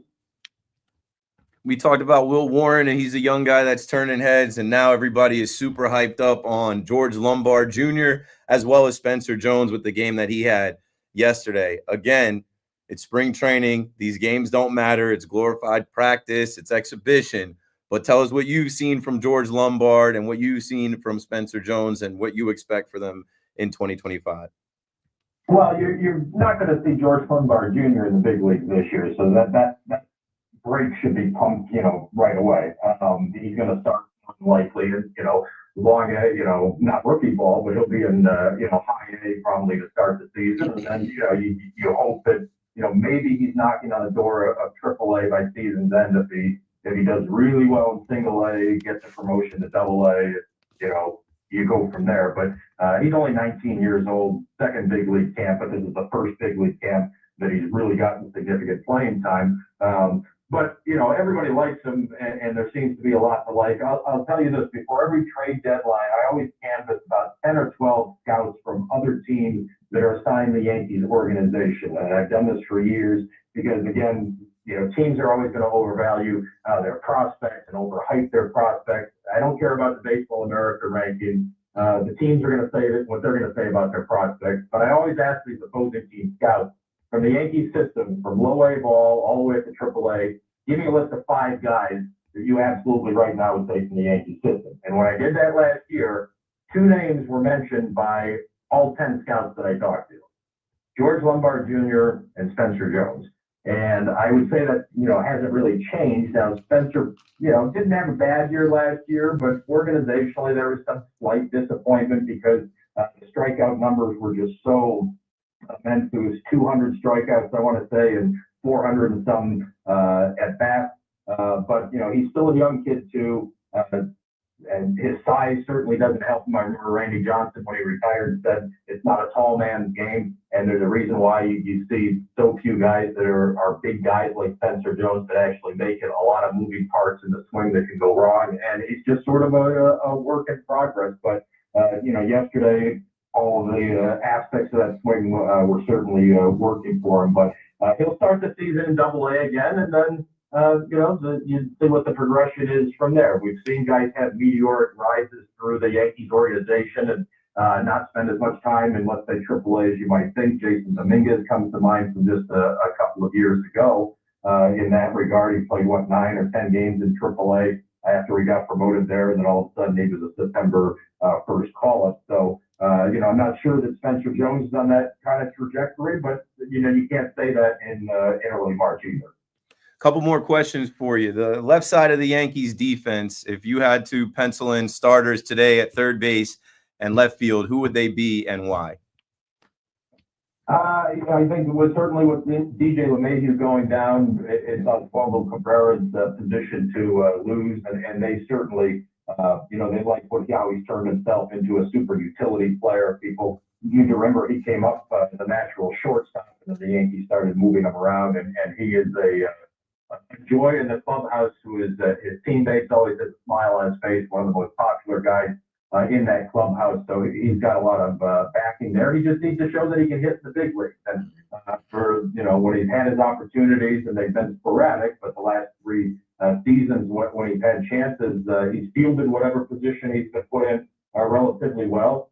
Just hasn't hit him that enough. I said on this when camp started, I wasn't convinced that the Yankees starting third baseman for opening day might not yet be in camp, meaning a trade or some kind of a signing. Somebody gets discarded from another camp towards the end of spring training. I still think that's a distinct possibility. Remember, the Yankees traded for John Birdie last year. I want to say it was 1 day or 2 days before they opened up the season in Houston. So, there's a lot of moving parts to a big league roster right up until opening day. But if you ask me right now what my gut is, I would say Cabrera is the starting third baseman opening day. And in left field, I know Jason Dominguez, the reviews have not been rave to this point. His work in left field, he still is, to go back to a cliche I used earlier, a work in progress out there. But, 3.5 weeks from now, whatever it is, March 27th for the season opener, I do think you'll see Jason Dominguez a lot. Okay, 2 more. The leadoff hitter. Who's going to win the leadoff hitter job for the Yankees this year? Well, that's a great question. And, Aaron Boone, the first day that he talked to us when pitchers and catchers reported, he was asked about that. He said he could see, organizationally them going any, 5 or 6 different directions. I think there's a decent chance that Jason Dominguez actually might be in that spot. They've had a couple of times this spring so far. Austin Wells, obviously, he would not be a threat on the base pass, but he generally has a pretty good eye for play, works the count well, which you always want that. Certainly from a leadoff hitter. I think that it may be one of those two guys in Jazz Chisholm Jr. Because of his athleticism, speed on the bases, power potential, leadoff double potential because he can run, put a ball in the gap right off the bat. Then you get probably Aaron Judge coming up right after him. He would be in that mix too. And I wouldn't automatically discount Anthony Volpe being there either. We know he's gotten a couple of chances in that leadoff spot. Last year in particular, and really didn't gravitate towards. But he is the type of guy when he's going well that does see a lot of pitches. Obviously, can steal some bases too. I would say he may be a dark horse candidate. Last one. I mean, people are talking about Dom Smith. People are talking about Ben Rice. For the most part, who do you see being the Yankees' DH? I would say that Ben Rice would be in that regard. They really like the way that he's swinging the bat. They like what he did with his body in the offseason, added a little bit of muscle. He's a backup first base option, also a backup catcher option. Not that he would be the backup catcher, but he would be the third catcher on the roster. But they really, the reality is they just like that lefty swing. Dom Smith, an established big leaguer, certainly. Obviously, Mets fans remember him well. He swung the bat pretty well this swing. The only complication there is he's not on the 40-man roster, but there's going to be, I would say, 3 guys probably going to start the season on the 60-day IL, so that frees up and Carlos Stanton, I think, is a possibility with that. Luis Gil certainly will start the season on the 60-day IL, and Jonathan Loaisiga, I think, as well. So they can fit. They can fit somebody on the 40-man roster with no problem, but I would say that Ben Rice right now would be the leader in the clubhouse, so to speak, for the DH role. Eric, you're the man. Thank you for the time tonight. Keep doing your thing. I'm sure I'll run into you maybe down there the week of March 17th. I'll be down there, and if not, I'll catch you at the stadium. Ladies and gentlemen, that's Eric Bolin, Yankees beat writer for Newsday Sports, covering your New York Yankees. Check him out on Twitter at ebolin11. Like he just said, 17 years on the Yankees beat, and coming in 2009. That's pretty incredible. That's an amazing opportunity to cover a team and be doing so with that longevity. I'm glad he was able to join us and give us some of his insight tonight. 888-808-1019. Let's get back to your calls and your thoughts and your questions on the Yankees, on the Mets, on the Giants, on the Jets, on the Knicks, on the Nets. Keith McPherson on The Fan. Let's break it down, and we'll come right back.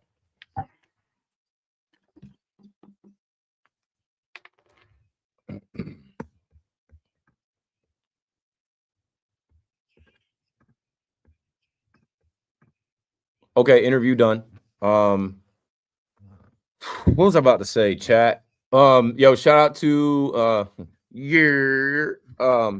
shout out to Dante here before. I've never been to Cooperstown. I would love to go, but it's expensive, and my wife is not beat for the trip to bring my baby, and I would have to go dolo, and I don't know. Like I said, I'm not rich. If like MLB wants to send me, if Players Alliance wants to send me, if somebody wants to send me to do some content to go cover it, shout out to CC. CC always shows me love when I'm around, but like as of right now, I don't know if I could pull that off. This is why, shout out to Boom Wife. Keith, we can't hear you. So the way I'm gonna show you guys how this works, right? So right here is on and off. I have to go back and forth between on and off to trigger the studio monitor. So I'm going to fix this and change this. It is not as simple as plug and play. I've brought a mixer in here. I have to find a way, and I gotta do the research on it. And maybe I gotta go to Geek Squad or Guitar Center. I gotta find a way to feed the audio out of that headphone jack into this MacBook so you guys can hear the true radio audio. But for now, it's like a workaround. I'm using this monitor, which if you listen,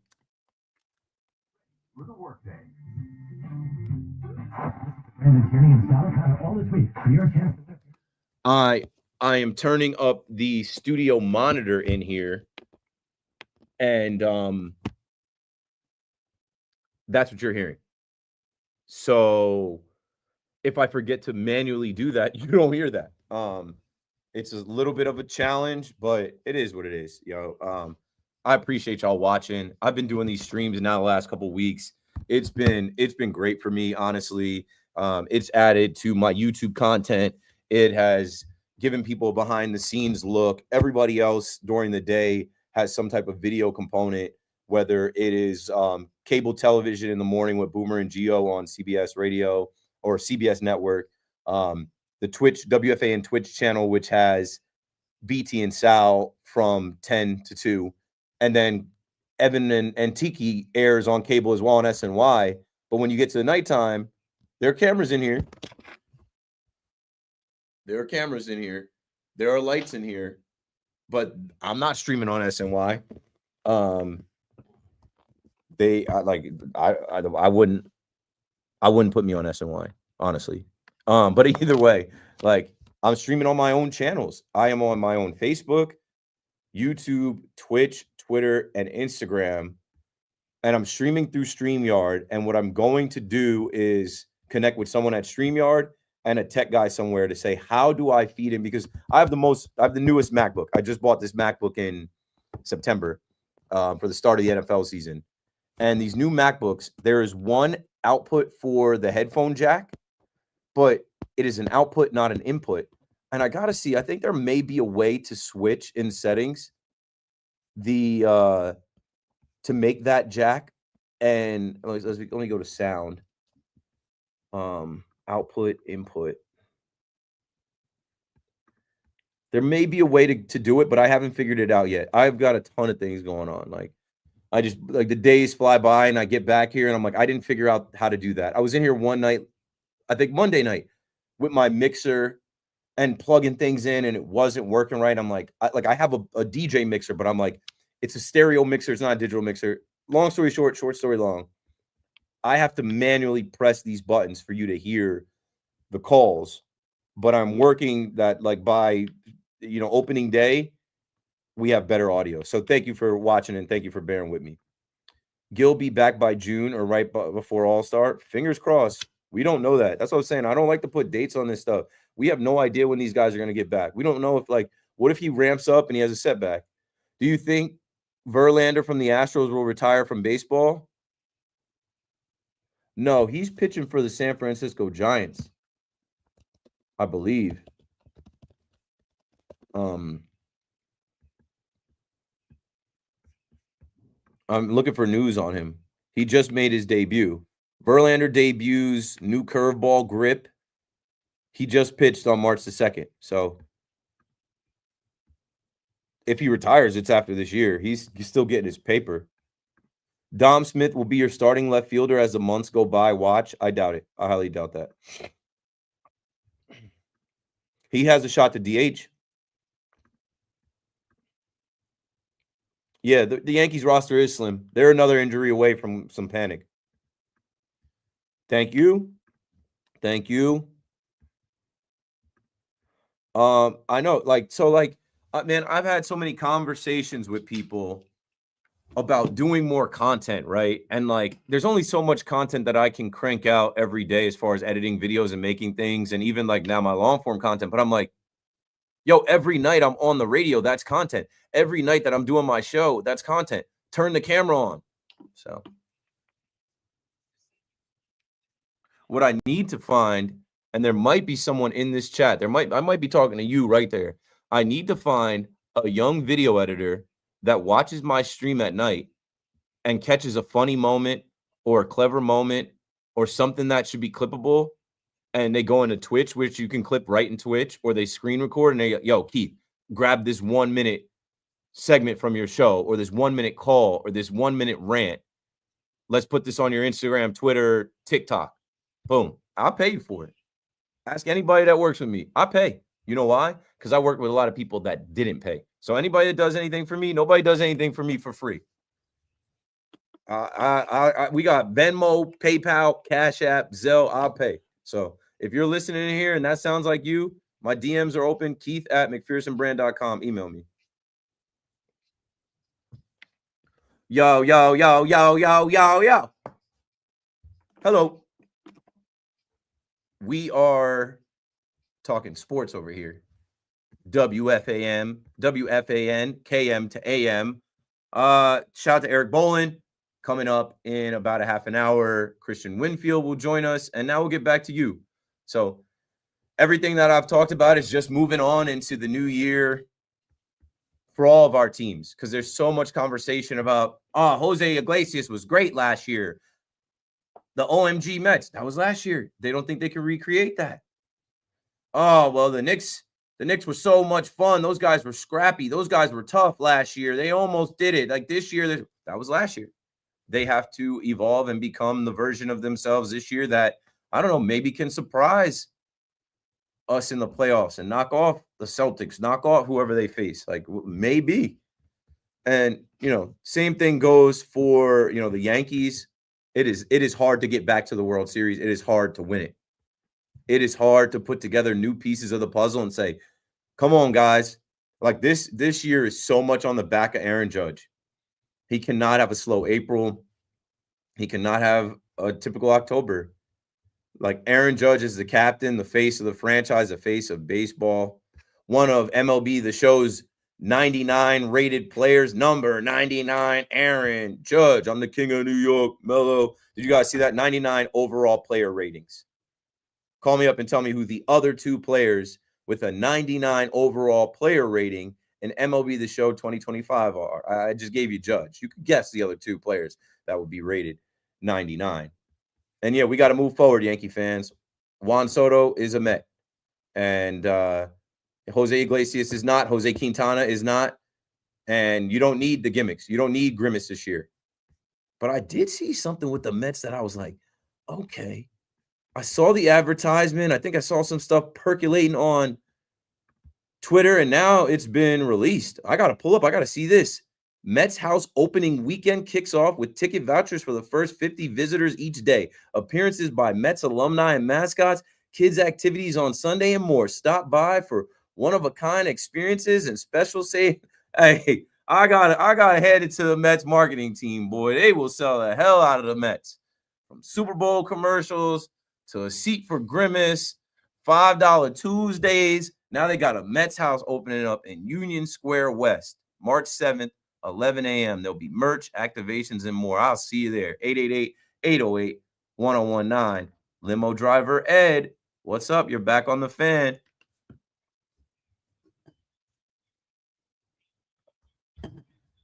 Oh, man, I'm here all night. Take your time. Do what you got to do, Ed. I'm here till midnight.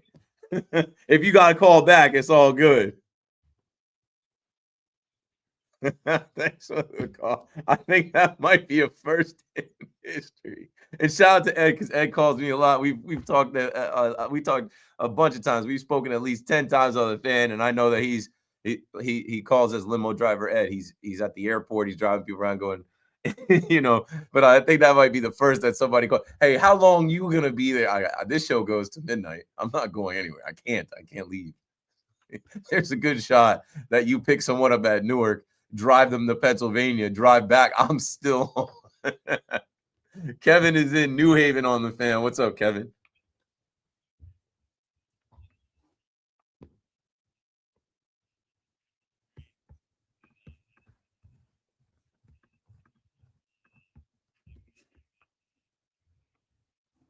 I love talking about the Mets. These are my Mets. These are the make it happen Mets. I dubbed them the make it happen Mets. I was rooting for Pete Alonso. I'm like, why does Pete Alonso get the short end of the stick? He is the guy. I'm glad that they brought him back. I think that he's going to have a better year this year. I said it. I said that this was going to play into the Mets' hands, right? The deal that you got him for, I don't care about the money. Like, you have the richest owner in the sport. You didn't have to give him a long-term deal. You just give him the money up front. And he had no other market, no other suitors. And yeah, he failed during the regular season a bunch of times, but he shined when you needed him the most in the postseason. So I think that's behind him. I think this lineup is going to hit no matter what, whether it's Francisco Lindor at the top or Jose Siri at the bottom. And I think Pete is just going to know that, hey, he's got the most money he's ever gotten in his life. He's got that security, right? He's playing another year to go make some more money, right? To, okay, go out and test free agency again. And if the Mets want to bring Vladdy in, sure. Vladdy was playing third base today. You know, they're about to open it up for Pete Alonso to go to Toronto. So I'm not down on Pete. I'm rooting for Pete. I think he's going to have a better year in return to form. I can't. I'm a baby face. I can't. I always shave, and I shave every week. I can't grow a beard. Thanks for the call, Kevin. I don't play for the Yankees either. I know I say we a lot, but that's just because like I bleed pinstripes. Feel me? Like I just care a lot. I don't get to take any swings. I can't catch a pop-up in center field, but I'll be at the game rooting for the Yanks. Come on, please. Get to the World Series. Jimmy is in Merrick. Jimmy, you're on the fan. Go for it, bro.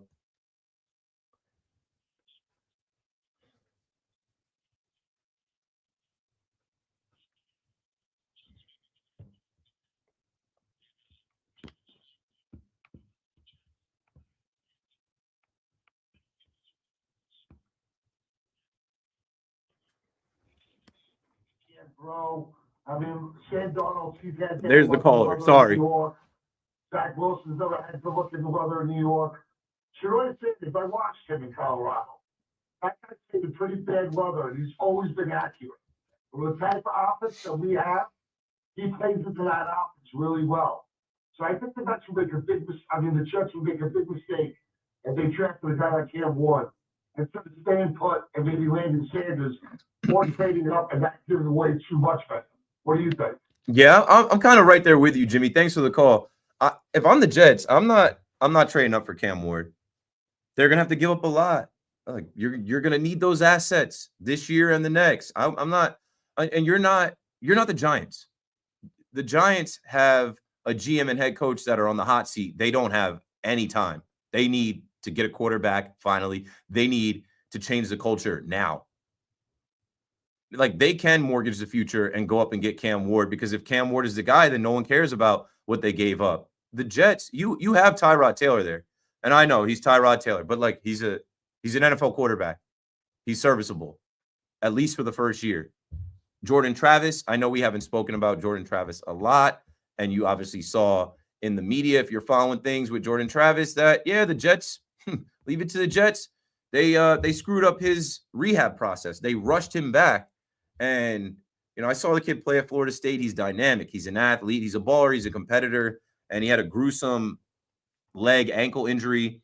And I don't know why the Jets would be rushing him back. Were they rushing him back because Aaron Rodgers wasn't any good and Tyrod is mid, and they were hoping that they could potentially play this kid at the? I don't know why you would rush him back, but yeah, they tried to rush him. It was too fast with pressure on the coaching staff, and he had a setback. But all reports said that he will be ready to go for camp this year by the time we get to August, right? So you have two quarterbacks on the roster. You could potentially bring in a Justin Fields, but I did read something recently, if I go back to my notes as well, that the Steelers are favoring keeping Justin Fields over Russell Wilson, which would be the smart thing to do. Keep Justin Fields, bring in somebody else to potentially compete with him, take the younger guy, let him develop another year in Arthur Smith's offense versus Russell Wilson, this is it for Russell Wilson. Maybe the Giants bring in Russell Wilson and draft the Cam Ward. When I look at this situation here, if Shedeur Sanders falls to the Jets, great, take him. I saw that the NFL changed their Twitter background, their Twitter header, to Shedeur Sanders at the combine, just like, laying on a football. And I think that is in support of Shedeur Sanders, who has come under fire in these last couple of days. People saying that he was arrogant and brash during his meetings. People saying that he was cocky, he was short, he was, not really interested in some of the teams that he spoke with. Hey, take it for what you want to take it. I mean, I think it's a smokescreen right now. I think there's a team that wants him. I think there's a team that might be talking to Dion. And I told y'all, Dion said he's not going to do what Archie did with Eli. He said if he is pushing buttons, he's pushing buttons behind the scenes to get his son to where he wants his son to be. Now there's mock drafts coming out with Shedeur Sanders going to the Titans, going to the Browns. I think Cam Ward is the better option. I think he's the better player. I like his story and what he's had to overcome. He wasn't the coach's son. he wasn't the rich kid. Like, and like, don't get me wrong, I'm not knocking Shedeur Sanders for being Deion's kid and being rich, and because he still had to go out there and prove it even more so, right? You know, Cam Ward comes up as like, you're not on anybody's radar, and what you become is great, coming from nothing to something. Shedeur Sanders is expected to be great every single time he touches the field from high school on, and he has been. He has figured it out, and he didn't get any calls from refs. They let him get rocked. They let him get sacked. They let him get hit, and he took a hit, and he found ways to complete passes, and he was still very accurate under pressure. I think a lot of this that we're hearing about Shedeur Sanders being like, it's a different tone that we've heard. Like we've heard stories about him. I'm blanking on this guy's name from ESPN. I'll find him. I've actually talked to him a couple of times. You know, he talked about Shedeur Sanders being on Radio Row, and he said, I've never had an athlete come on set, introduce himself and shake hands with everybody in the crew and then thank them on the way out. Shedeur Sanders would be the first. He was raised right, and he was taught a certain way of how to do things and be there. Like, I also think that Deion Sanders prepped him for the combine. I've been saying this all week. Deion, you guys don't remember watching Deion host the combine? Damn near be on the mic talking, whoa, baby, that's a 40. Being on the field as guys are running the 40s, interview, hey, that was a great job running the 40. How you feeling after that? Like, Deion lived it, worked it. So you think he's not prepping his son on, hey, you're not going there to work out. You're going there to build yourself up. The number one thing a quarterback needs is confidence. As soon as your confidence is shot, you're shot. As soon as you start to double, think and second guess and wonder you have to have supreme confidence. And so that's why you heard him go in there with those like almost rehearsed lines. History repeats itself. I've done it everywhere I've gone. I'm a culture changer. If you don't want the culture changed in your organization, don't come get me. Right? I did it at Jackson State. I did it at Colorado. History repeats itself. What's going to be different in the NFL? I'm going to do it again. Like, I think that was rehearsed because I've been following this kid pretty closely for the last 4 years. I've watched the Amazon Prime documentary on Jackson State. I follow him, his brothers. I don't know. I'm a young black dude that played quarterback in college. Like, I've been following him very closely as a fan, even though I'm 15 years older than him. Like, I am following this guy's career, and I listen to his podcast and I watch his podcast on YouTube. His demeanor and his delivery and his speech way different than what we saw at the combine.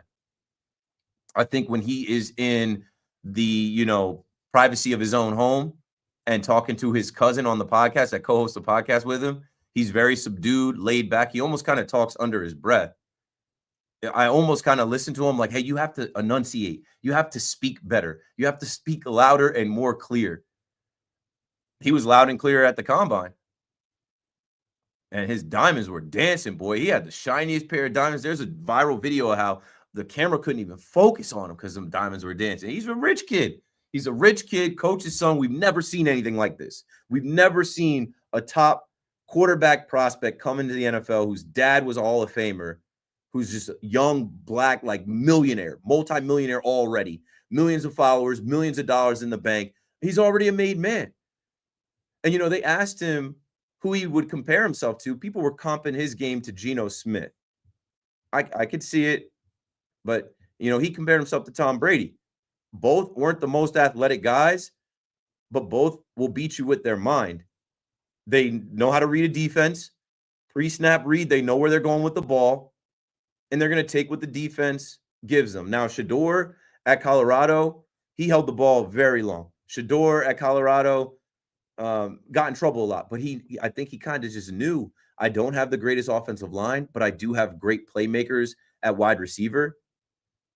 I have to throw the ball downfield, even if I hold on to the ball. Like, he won some games like that. So I don't know. I'm very interested to see where Shedeur Sanders falls. People think he's falling out of the first round. Hell no. There's no shot. Not in this league. Not in this league. Not with the way quarterbacks are drafted in this NFL. Not with a Zach Wilson drafted at number 2, a Trey Lance drafted at number 3. No way. 888-808-1019. So, yeah, I don't mind the confidence. I don't mind okay, I'm going to go to the combine with prepared lines. And also, I don't mind, hey, if there's a team picking at number, I don't know, 17, quick story. If you go to my Instagram story, at Keith McPherson on Instagram, I shared a video today from Emmanuel Acho. And a lot of things that Emmanuel Acho says, I'm not really into. But man, he was spitting today. The third story, if you go to my Instagram story 10 hours ago, he talks about the apple not falling far from the tree. How when Dion was coming out, must be the money. Dion's coming out, with the Jerry curl. It looked wet, but it's dry. Dion is coming out, and the New York Giants say to him, hey, we want you to take a test. I guess maybe like the Wonderlic test or whatever it was back then. We want you to take this test. Why? All our potential draft picks take this test back in 1989. It's a written test. We just want to get a feel for what? Where are y'all picking at? Dion asked, where's your pick? Oh, we're in the mid-range, like 17. And Dion said, oh, I'll be gone by the time you pick. I'm not taking no written test. I'm gone. I'm top 5, baby. Prime time. 888-808-1019. Keith McPherson on the Fan. Call me up. I'll be right back.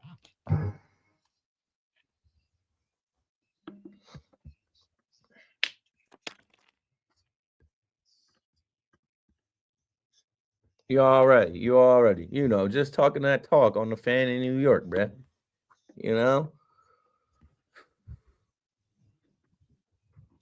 Yeah, I know. What's up, man? Keith, Kavitha. How's it going? Nice to meet you. I'm Keith. Kavitha. Are you spying him, learning how to do his job? Spying. Are you going to do updates? I'm gonna do updates, yeah. Okay. Where are you from? New York. What part? Born and raised in the Heights. Okay, cool. Where do you work now, or where did you work prior? Oh, I was on ESPN for a few years. You were doing updates on ESPN Radio? I was on Outside the Lines. Okay. And then I was at Real Sports with Brent Gumbel. Wow. Slight flex. Humble brag. Wow. You have a bunch of followers? Are you famous? I'm not famous. Nobody watched the show. We got canceled. I know. And then I just saw that they're done with Around the Horn, which I'm like, I used to watch that show just for no reason to be on, and I'd watch Tim Calistraw and different writers from all over the country kind of weigh in. Well, good luck. Thank you. I've never done an update. This guy knows how to do them very well. So. Remember? In general, always bring that clip. It's funny, the one that when you left last night, I came in to the 00. Okay. I'm telling you, there's no rhyme, there's no reason. Do not leave yourself wide open where you don't have it. You know that feeling. You go to click something and there's nothing there. You'll make up for it, you'll figure it out, but it sounds terrible. No matter how good you are, no matter how funny you could be, it still sounds terrible. Always popular. I'll scoop this up and reload it.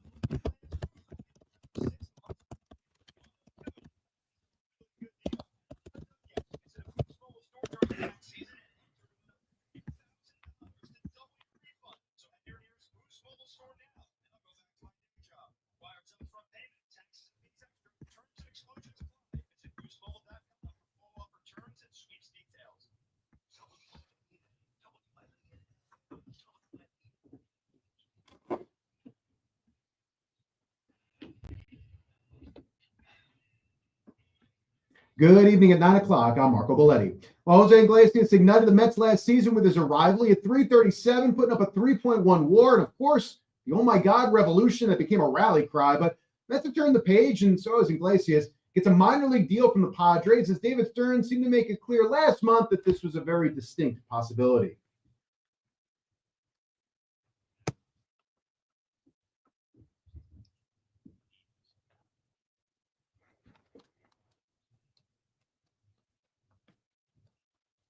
So the 35-year-old gets a new start, and the Mets look elsewhere for his productivity. Rangers entering the night, tied for that final wild card, currently a 2-1 lead on the Capitals, 5:26 remaining in the second period. Artemi Panarin is 26th. Sam Carrick with the go-ahead. That's in this period. Igor Shesterkin has made 13 saves thus far. And the Devils, a tough break. They lost Jack Hughes for the rest of the season. Shoulder surgery. New Jersey currently third in the Metropolitan. 51 degrees, raining in Central Park, and that's what's happening. I'm Marco Belletti. Nice meeting you. You too. I'll see you soon. All right, we're back.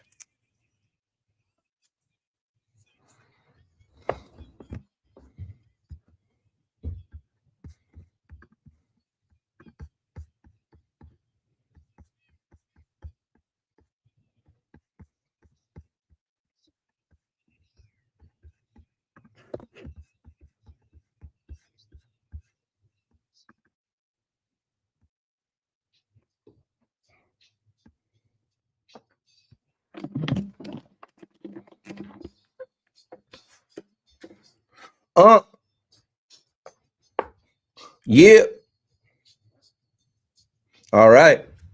Inside the 9 p.m. hour on the Fan in New York, dial 888-808-1019 if you would like to talk to me about sports. Spoiler alert, I'm going to keep it right there. NFL, MLB, NBA. Joining us in about 10 minutes will be Christian Winfield to talk about your Knicks. I'm in here watching the Rangers now because I was looking online. I'm like, oh, them boys fighting. They scrapping a little bit. I see BR Open Ice said just the aura of Matt Rempe and Tom Wilson chirping each other is causing the rest of the guys on the ice to want to drop the gloves. So now they got my attention. It's 2-1 Rangers, like you just heard Marco with the update. About 5 minutes left in the second period. Let's get back to the phones. Before we were going to break, I was talking about Shedeur Sanders. And it's just crazy the winding road that we go on from, the Giants having the number 1 overall pick. Yeah, they're fighting again. Yeah.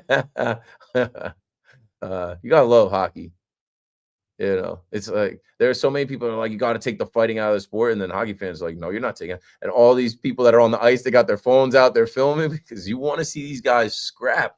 It's just human instinct. Like, hey, if these are the tough guys and they're all down and they all know that it could come to fisticuffs, let them rock.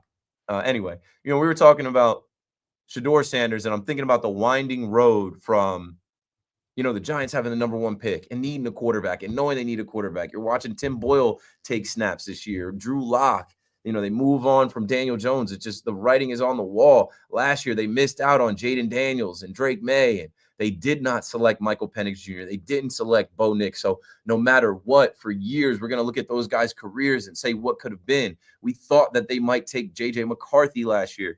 They didn't. So here we are. And, you remember seeing the red spikes that Shedeur Sanders had with the NY logo on them. He never wore them. Again, I've heard multiple hosts on this station say that he wore them in the bowl game. No, if you watch the bowl game, he had on black and white cleats. He couldn't wear them. I've never seen them on his feet. And he, on his podcast, said he doesn't know who even took that picture. Somebody happened to be in their locker room and saw those cleats by his locker where his dad came out and said he's got a bunch of different style cleats and color cleats. He's got Raiders cleats. He's got Titan colors cleats.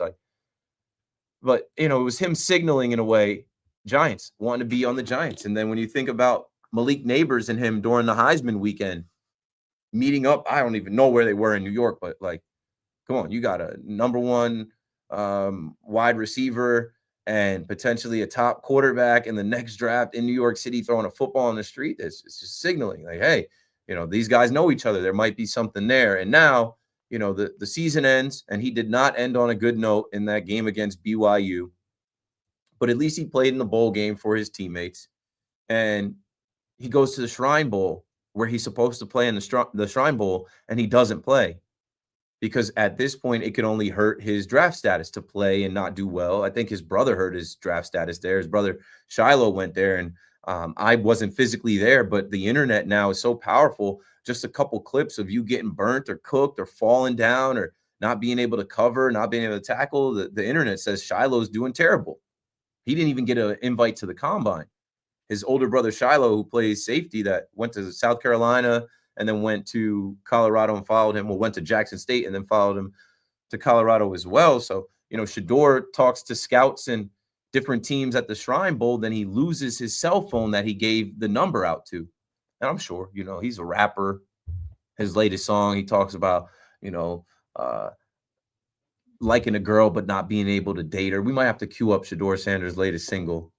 We need a replacement for Candelita. Shedeur Sanders right here to come to the city, be the next rock star on a New York team.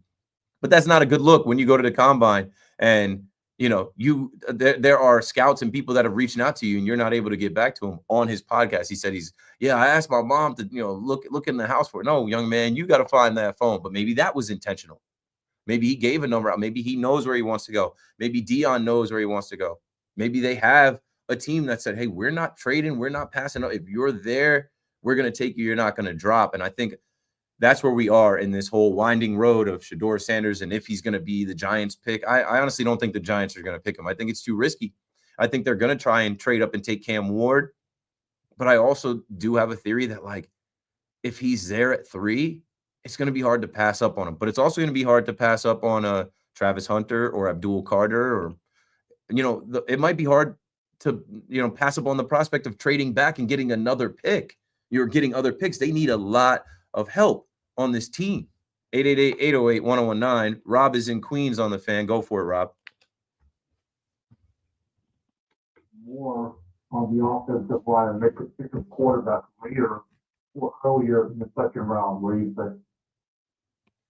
Yeah, there's a lot of talk around Jackson Dart. And I knew Jackson Dart was going to be like the Will Levis of this year. He had a good bowl game. He had a good combine. And now, there are people that have him going to I saw a mock draft today that has Shedeur Sanders at 1 going to the Titans, Cam Ward at 2 going to the Browns, and then the Giants taking Jackson Dart at 3. I think that's too high to draft this kid, but it's a quarterback-driven league. It wouldn't be crazy if that actually went down. But I think that they should take the best available player or trade back. And there might not be that much of a drop-off between a Shedeur Sanders and a a Jackson Dart. Protect the quarterback. You need a good offensive line. You can always get a quarterback in a later round. And there's a few that are trending up. Kyle McCord, Tyler Shuck, even Quinn Ewers had a decent showing. You might not get and what they're saying about this draft anyway is that these 2 quarterbacks aren't generational talents. They aren't franchise changers. They could be good quarterbacks in the NFL, but they're not the prospects that we've seen in recent years. So if that's the case, and like you're saying, you need an offensive line. You got to build from the inside out. They've missed on Evan Neal. The book is still out on John Michael Schmitz. But they have to get that offensive line together. And I think Jermaine Illuminor has been kind of speaking with his chest online about, they feel confident that they're going to be better next year with Andrew Thomas back. But yeah, nobody can succeed behind a faulty offensive line. And it seems like every year we're talking about the Giants offensive line and them having 10 different combinations of offensive lines. And the defense we need to concentrate on. Yeah, I was reading some stuff about Bobby Okereke today. I just don't know. They have a lot of needs in this upcoming draft that they need to address, but none bigger than drafting a quarterback. Whether they do it with their first pick or their second pick, they have 2 picks in the top 34. You got to get a quarterback with one of them. Thanks for the call, Rob. 888-808-1019. We're going to take a break right now. Coming up next is my guy, Christian Winfield, who covers the New York Knicks and will talk to us about the team, about the state of the team, about, individual players and what we're thinking about this team and with the coach and, where we think we're headed here in March going into April ahead of another playoffs. Keith McPherson on the Fan. 888-808-1019 if you'd like to dial up and be on hold for right after the interview. All my calls are clear.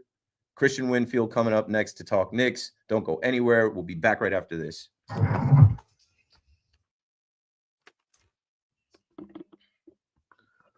Okay, I got hella tweets. I got hella texts.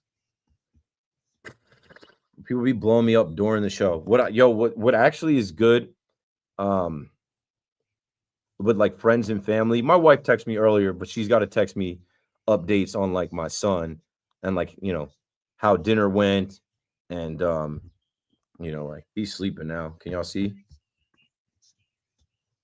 Baby sleeping now. But what's good, like now that I've been doing this for a few years, my like friends and family know, don't text me during the show, bro. Please. Like it's something that can just throw you off. Like there's so many names and news and stats and teams and things that you gotta know on air. A friend or family member even texting you about something that you said, it's like zoop. It's like, just let me lock in, let me focus. I even said I was supposed to do some push-ups out here for real. Let me get back to some of that. What's next on your brand, Keith? I'm speaking at another high school. I was at MOB offices today. I have another video shoot with a prominent company. You'll see I'm shooting there Friday. I have some appearances. We're gearing up for opening day.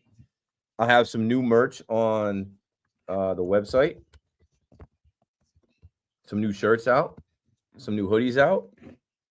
And I'm just blessed and highly favored, man. I'm just day by day doing what I got to do to expand my brand, build my brand, build on my brand, reach more people, connect with more people, entertain people, and just find a way to make money to take care of my wife, my son, eventually be able to help my mom, take care of my family, and be the man. That's it. That's all I want to do in life with my brand. That's what's next for the McPherson brand. Let me see here. I'm gonna hit some push-ups in here.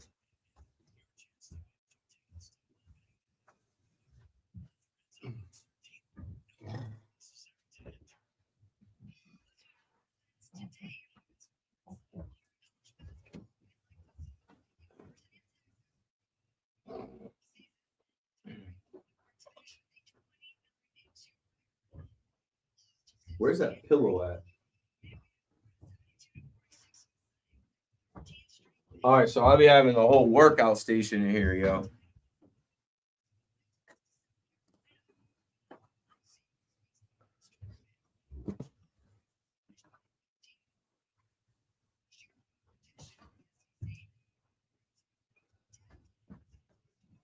Got the ab roller wheel, get the abs going.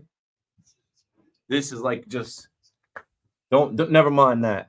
This is just a pad for the ground. Then I got push-up bars. So I'm about to get after it real quick if y'all don't mind. I gotta go to spring training on the 17th. I'm trying to be jacked. That's all. I'm trying to be buff. You feel me? Let's get 25.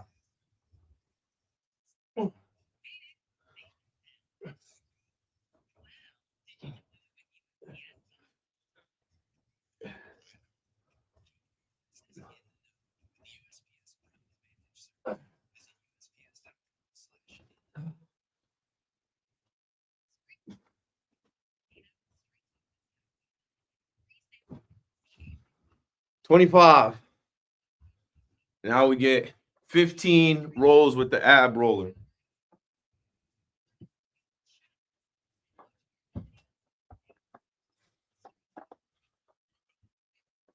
So y'all can see. So y'all don't think I'm cheating out here. Ready? All right. So we gotta make sure I have enough room. 1, 2.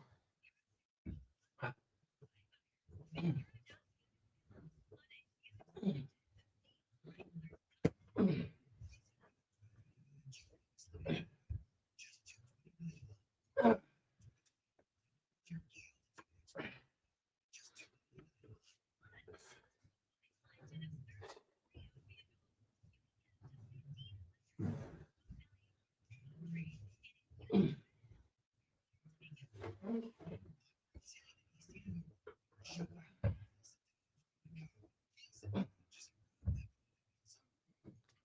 And I'm already breaking stuff. I felt this just now crack. I'm getting too heavy. I'm getting too heavy, bro.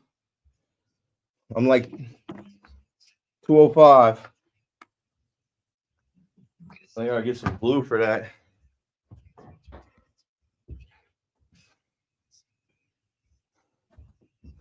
I'm too tough. All right, let's do the interview.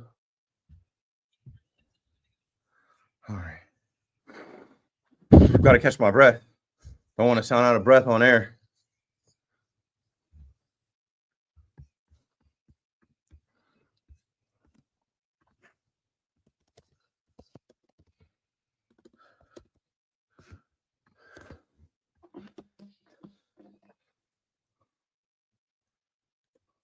Oh, yeah.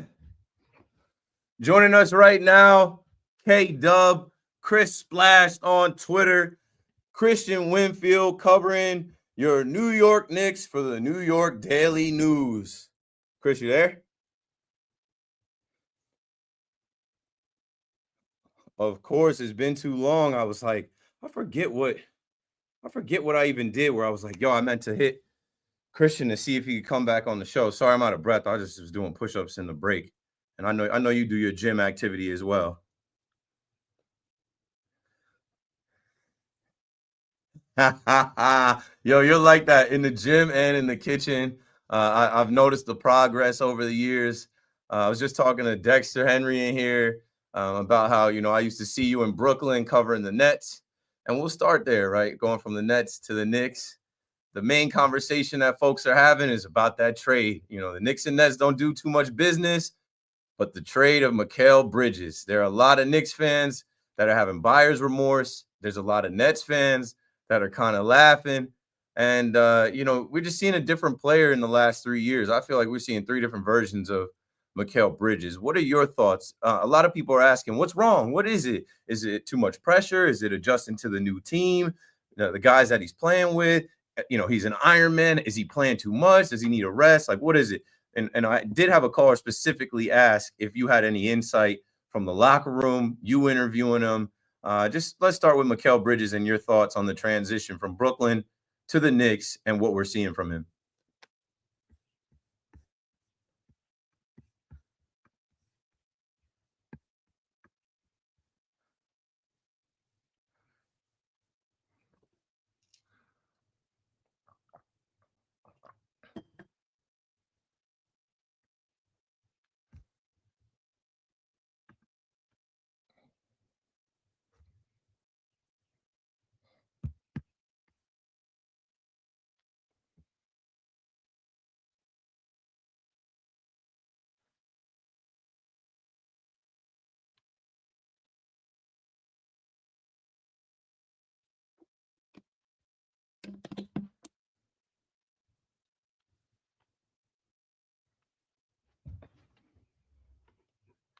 Game now. The point of attack in 2025 right now is you're dealing with a star player every night who can get 25.7 assists, and you're running through screens, 2-3 screens every possession.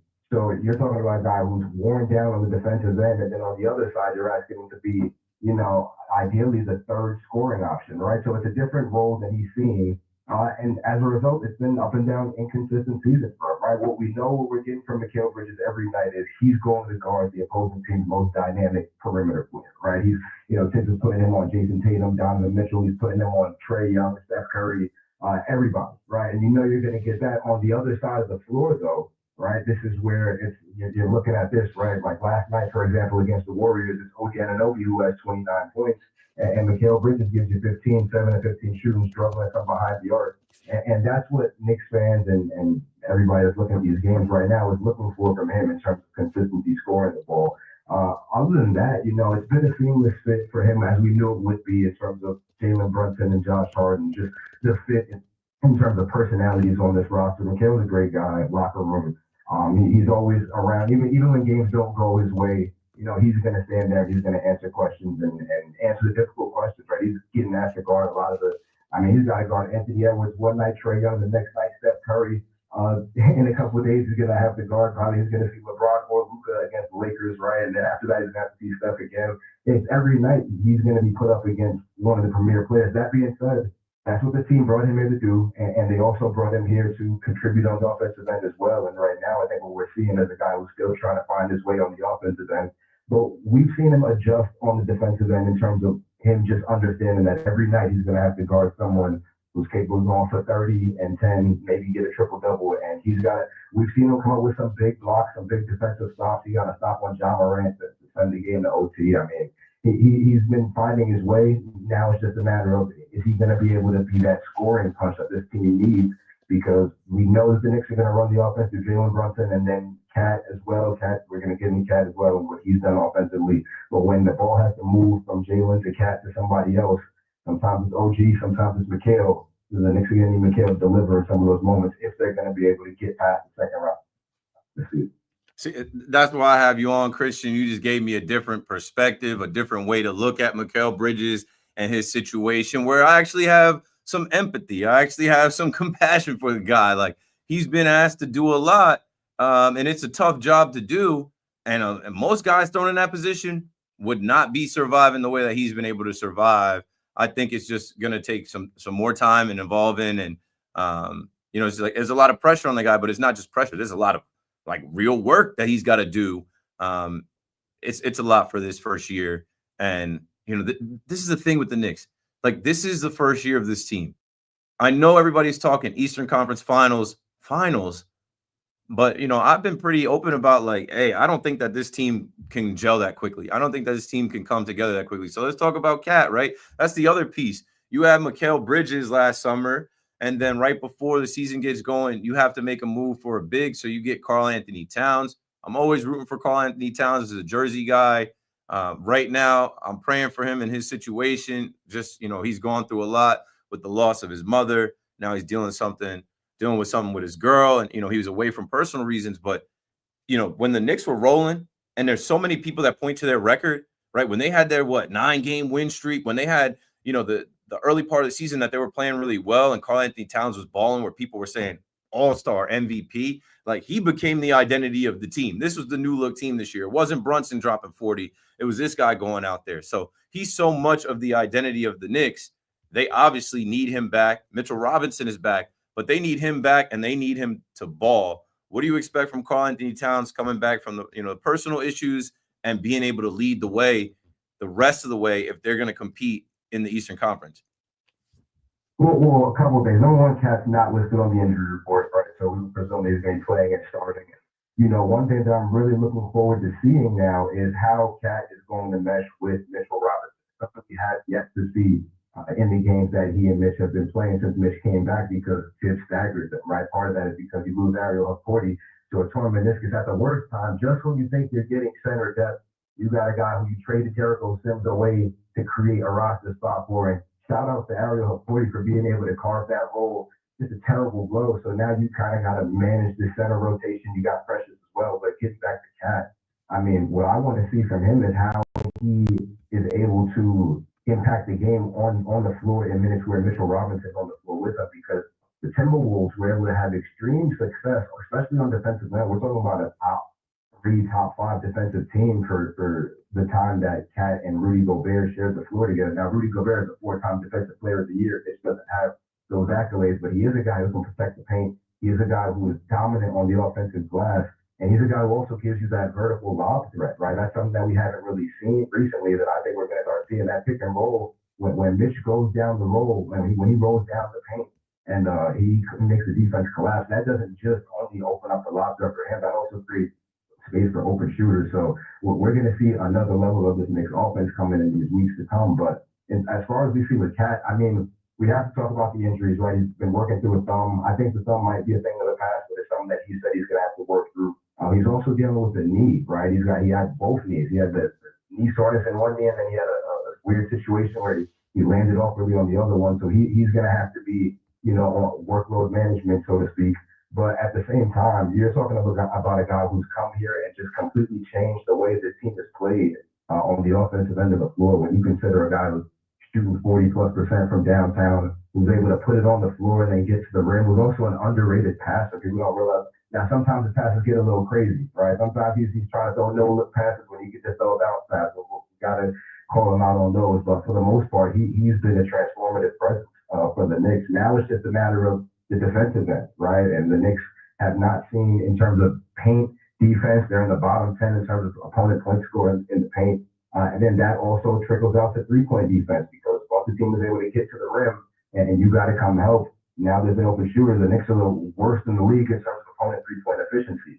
So these are areas that they're hoping that Mitchell Robinson can help clean up just by being that anchor. But we know what Cat brings on the offensive end of the floor. He's going to be able to space the floor. He's a guy that teams have to send a double to. He's a guy that can get to the rim. It's just a matter of the Knicks figuring out this two big man lineup. At the beginning of the season, Tom Thibodeau just said it not too long ago. The Knicks were penciling in Mitchell Robinson as their starting center right next to Karl Anthony Towns, right? So they've had this idea in their mind for some time, but now that he's back, and Mitch is also working through a minutes restriction right now, so it hasn't really been the time on the floor, especially since Cat missed the last game. But that the way that they're able to play those two together could be what they need to get over the hump against a team like Cleveland or against a team like Boston, because something that we're seeing consistently in a lot of these losses is the lack of size.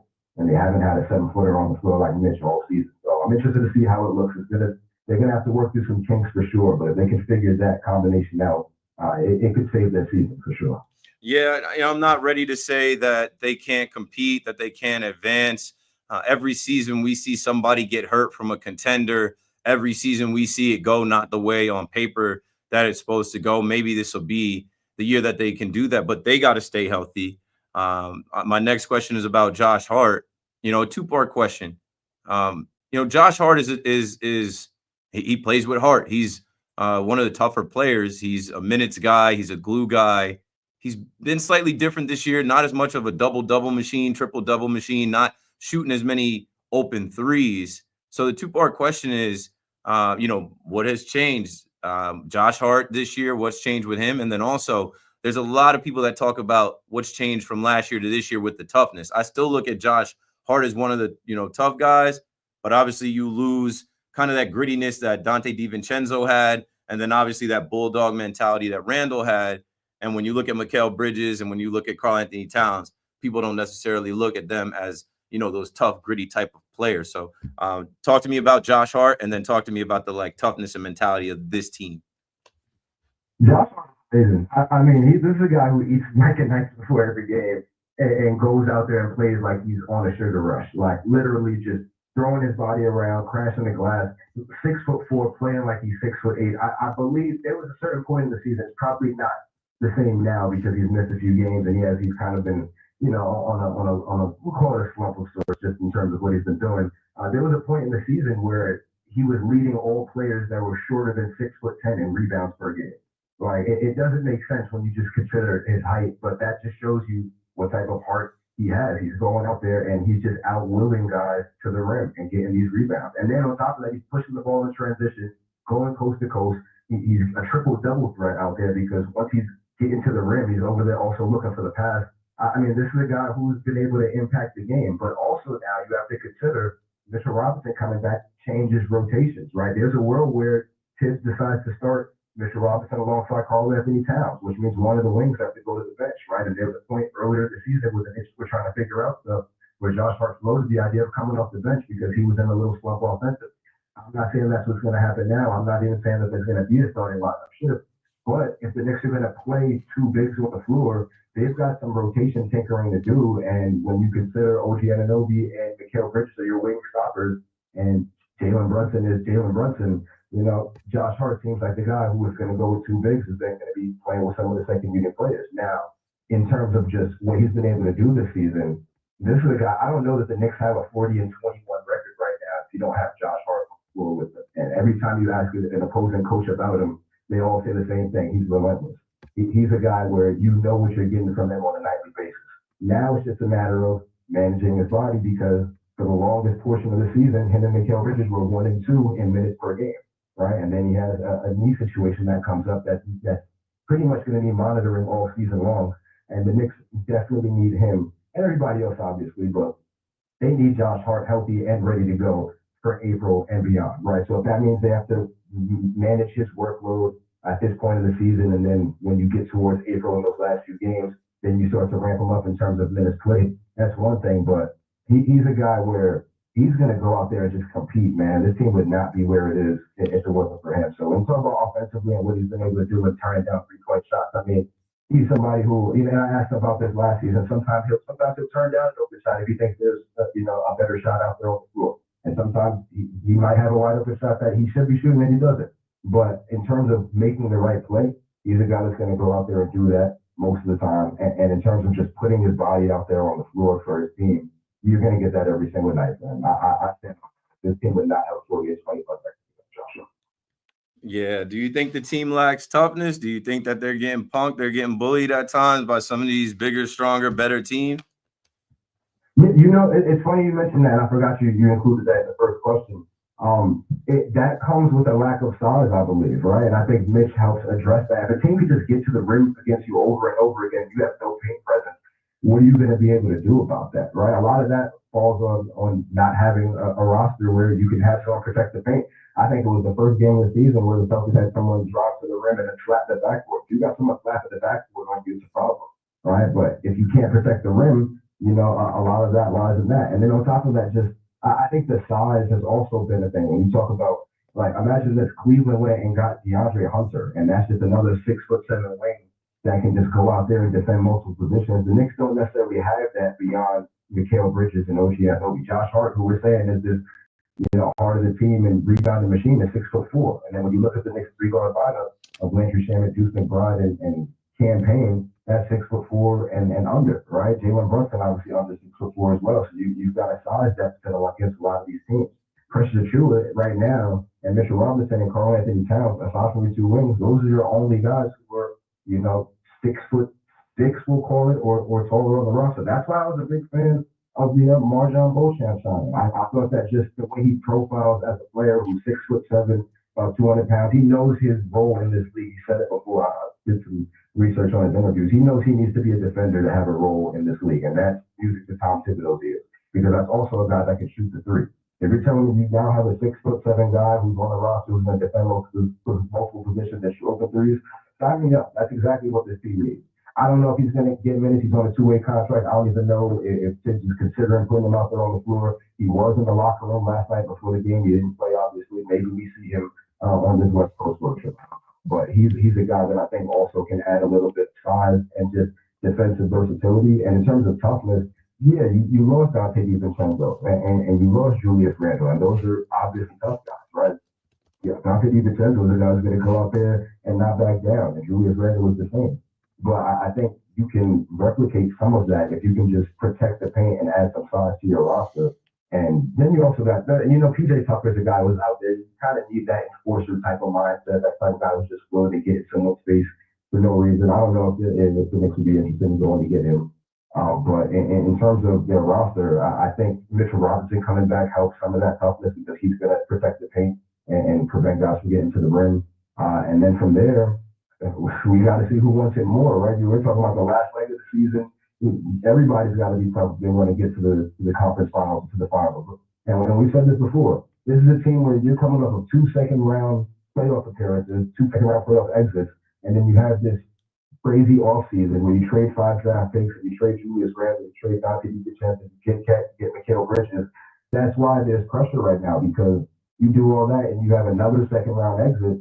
That's a tough pill to swallow, but at the same time, if you look at who you have to go through, it's just Boston and Cleveland, and you haven't really played well against these teams at all, you kind of got to be realistic about maybe what your odds are. But to your point earlier, Cleveland has not proven anything in the playoffs just yet, right? So really, you're looking at Boston, but at this rate, you're seeing Boston in the second round. So we're on the phone right now with Christian Winfield. Christian covers the New York Knicks for the New York Daily News. Yeah, the playoffs are a different monster. We'll see what Cleveland does when the lights are brightest. And then again, I lean on history of Kyrie Irving or Kawhi Leonard or Joel Embiid, Trae Young, just guys getting hurt. It just, it happens every year. Somebody goes down on a contender and they're not there, and then their fate is altered. So a couple things for you before we let you go. We're talking about Tibbs. We're talking about another potential second round exit.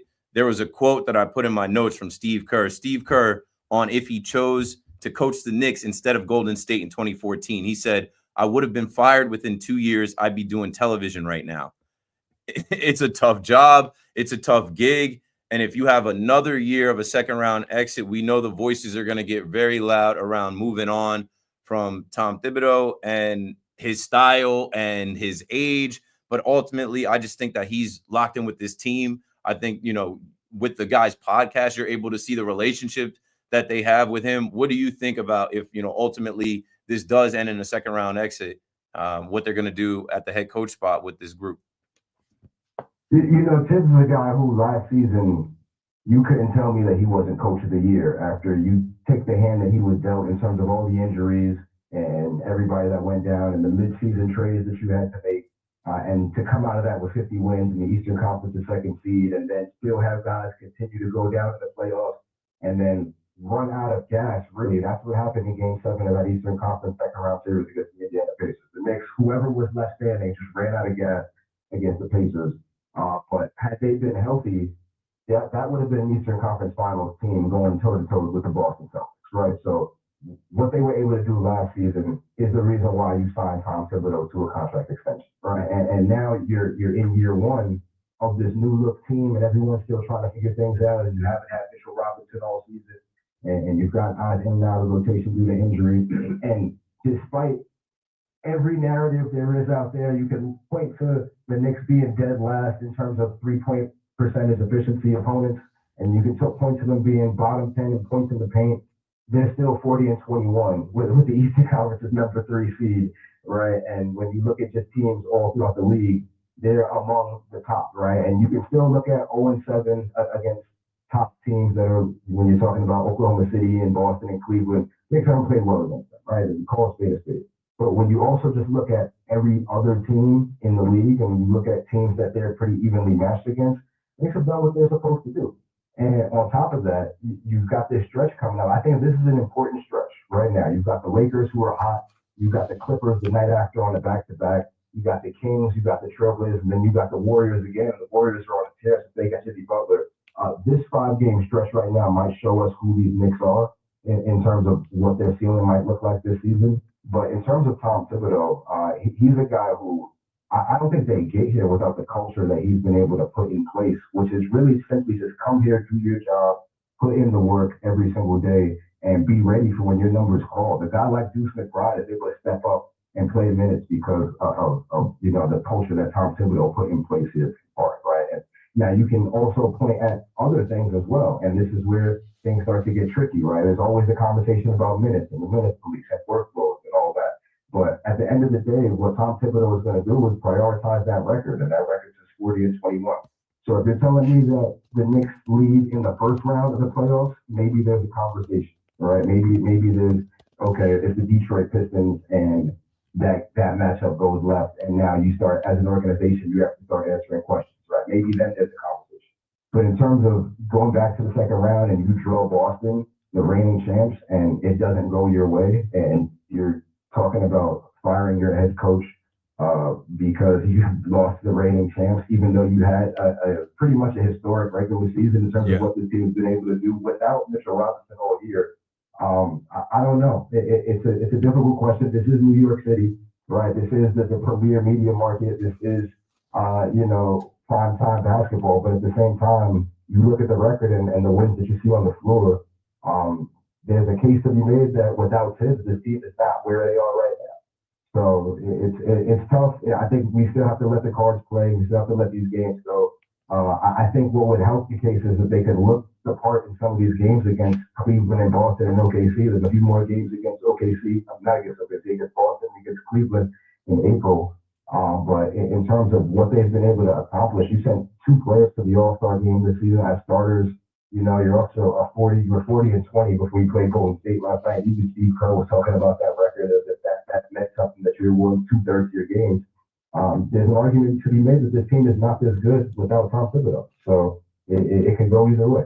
Yeah, he's responsible for a lot of the changes, the change in vibe and culture. I think back to, you know, losing to the Hawks in the second round in 2021, losing to the Heat in the second round in 2023, the Pacers in 2024. And like you said, if they end up losing here in 2025 to the Celtics, who are the defending champs, that might very well go back to back here. There's no shame in that. And then also, I think moving on from him would be premature because like this team needs more time to gel and to develop and to, go through experiences with each other and be healthy for a longer stretch. And, here comes a stretch up, on the West Coast. What's your prediction? With these 5 games, I think they got to go 3-2. Lakers, Clippers, Kings, Trailblazers, Warriors.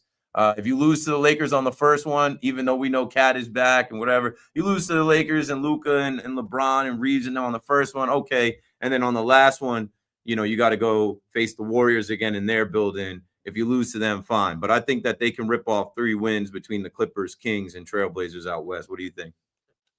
Yeah, well, a funny story. I asked Steve Kerr about guarding Jalen Brunson, and he kind of predicted what was going to happen. He said, when the Warriors came to Madison Square Garden last year, they kind of held Jalen Brunson in check. And then when he went back to Chase Center to face them on their own home court, he went for about 40.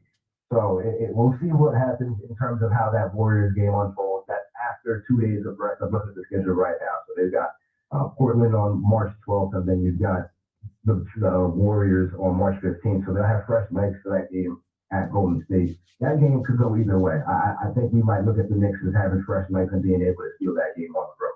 In terms of that game against the Lakers, that's going to be a tough one in terms of just guarding Luka. How do you approach that? You got OG. You have to put OG on LeBron, and then you're trusting McHale on Luka, and that's just going to be a nightmare matchup.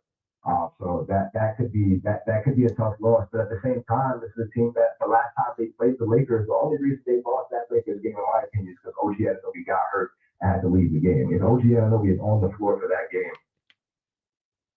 they didn't have Luka yet. They didn't have Luka yet. You're right.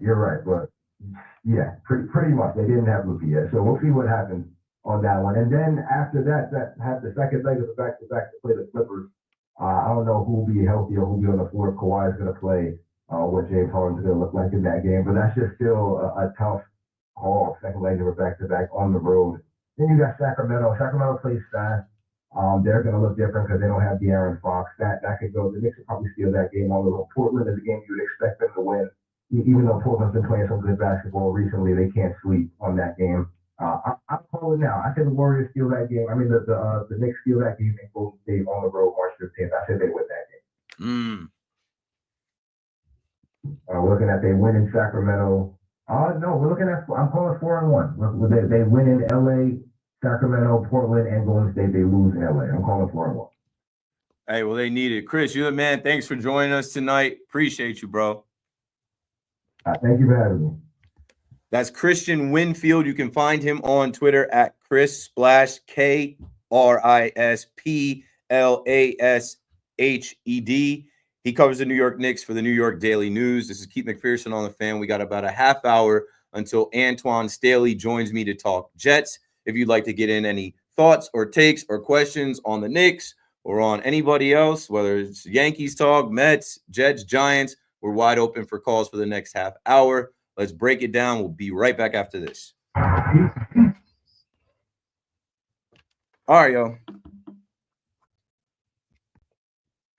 Yo, let's hit these push-ups, though, for real. Let me take this banner off.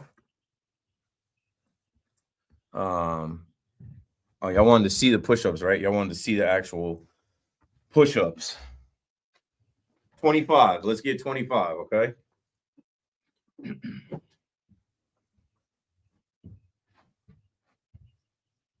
I have enough room here? I think I have enough room here. Ready? I'll do them this way so you can see the work. In 5, 4, 3, 2, 1.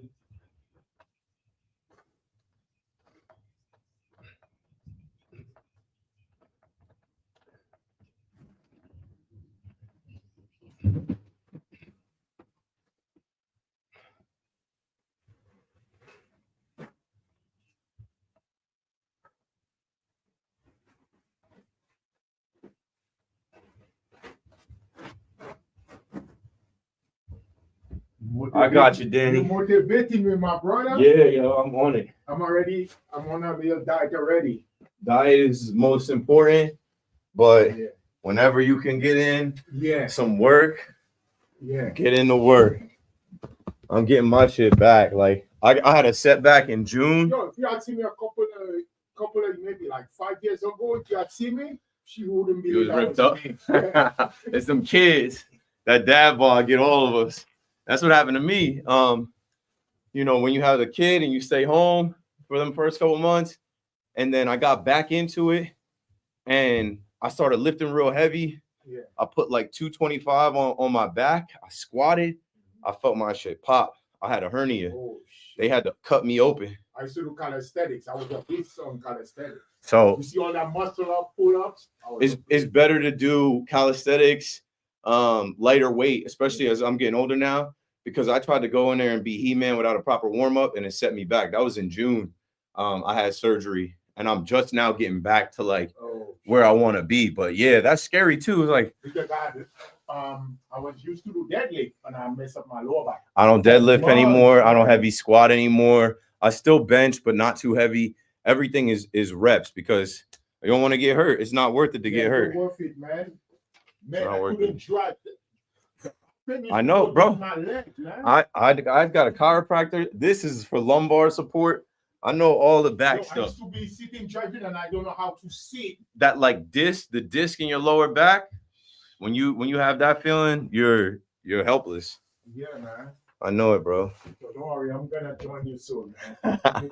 You got time for the summer. I'm trying to be right by March 17th because I'm going to Florida for spring training. Okay. Yeah, I'm trying to be at the pool flexed up. You know? I see you. All right. Yeah. All right, push-ups done. 25. We got 12 hundo in the chat. Y'all counted them 12. Y'all counted them 25 push-ups. 1,200. Y'all counted that or not? No, it didn't count. If nobody saw it, it did not count. It did not count. I be having a bots on me, bro. And some of these bots be AI, bro. Peep this bot. That just let me pull this bot up. This bot just like my stream. Let me let me pull this bot up that just like my stream. I'm like, who is this? With this bot activity, bruh? These fake bots. Who the check this bot that just like my screen. Like my my stream. Hey, get out here with the bot activity. Get out here with the, let's see her account. This is Megan. She's got 2 followers. That's a trip, yo. Appreciate y'all watching. I've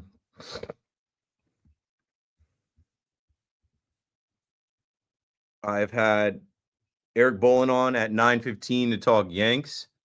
I just had Christian Winfield on to talk Knicks.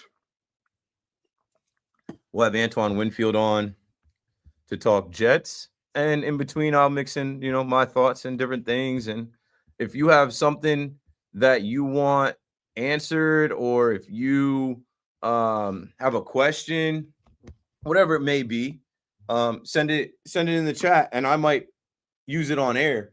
I've been saying, like, there's a lot of times people can't get on the line, and they'll send something through the chat that'll prompt me to say it on air. It's good to have you guys during the breaks, because like when you guys interact during the break, it'll trigger some thoughts, and I'll go back to air like, yeah, let's talk about this, or let's say this. So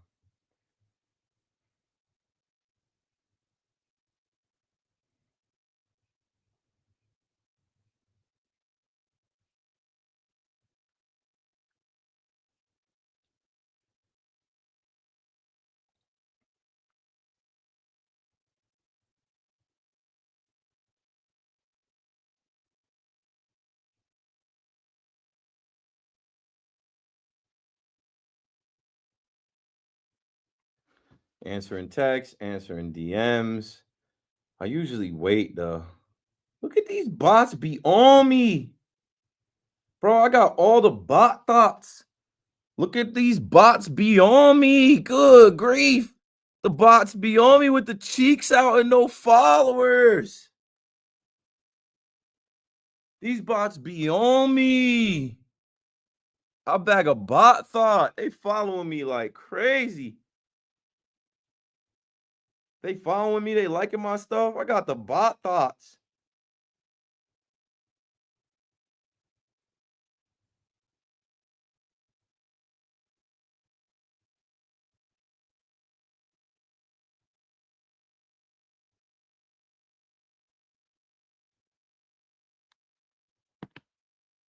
All right, let's do it, man.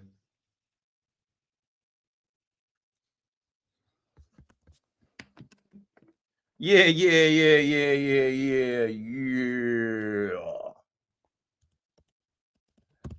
All right, let's get back to it. Thanks for waiting. Thanks for holding. Thanks for listening. Whether you've been listening for the last couple hours or 5-10 minutes, Keith McPherson on the Fan. WFAN, WFAN FM, WFAN FM, HD1 New York, streaming on the free Odyssey app and Odyssey Sports Station. It's a tie game right now in the Garden. Did Ovechkin just score? 2-2. I think Ovechkin just scored. I missed that coming in from the break, but the camera's on him. So I'm guessing he just scored the goal to tie it. Here comes the replay off the face-off. Who else? How many? Ovechkin's got to be like 10 goals away. Yeah, he's a dog. Anyway, I'm sure we'll talk some puck at some point, but everything's on the table. My main thread for tonight was just that last year is over. It's 2025. We keep wanting to reach back into last year for things with all of our teams, especially with the news today of, oh my God, Jose Iglesias signing a minor league deal with the San Diego Padres.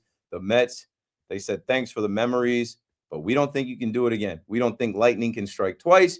We don't think we can catch lightning in a bottle with you a second time, and we're not going to pay you. We're going to let our young guys shine. So let's get back to the phones at 888-808-1019. Devin is in Long Beach. Devin, you're on the Fan. Good, man.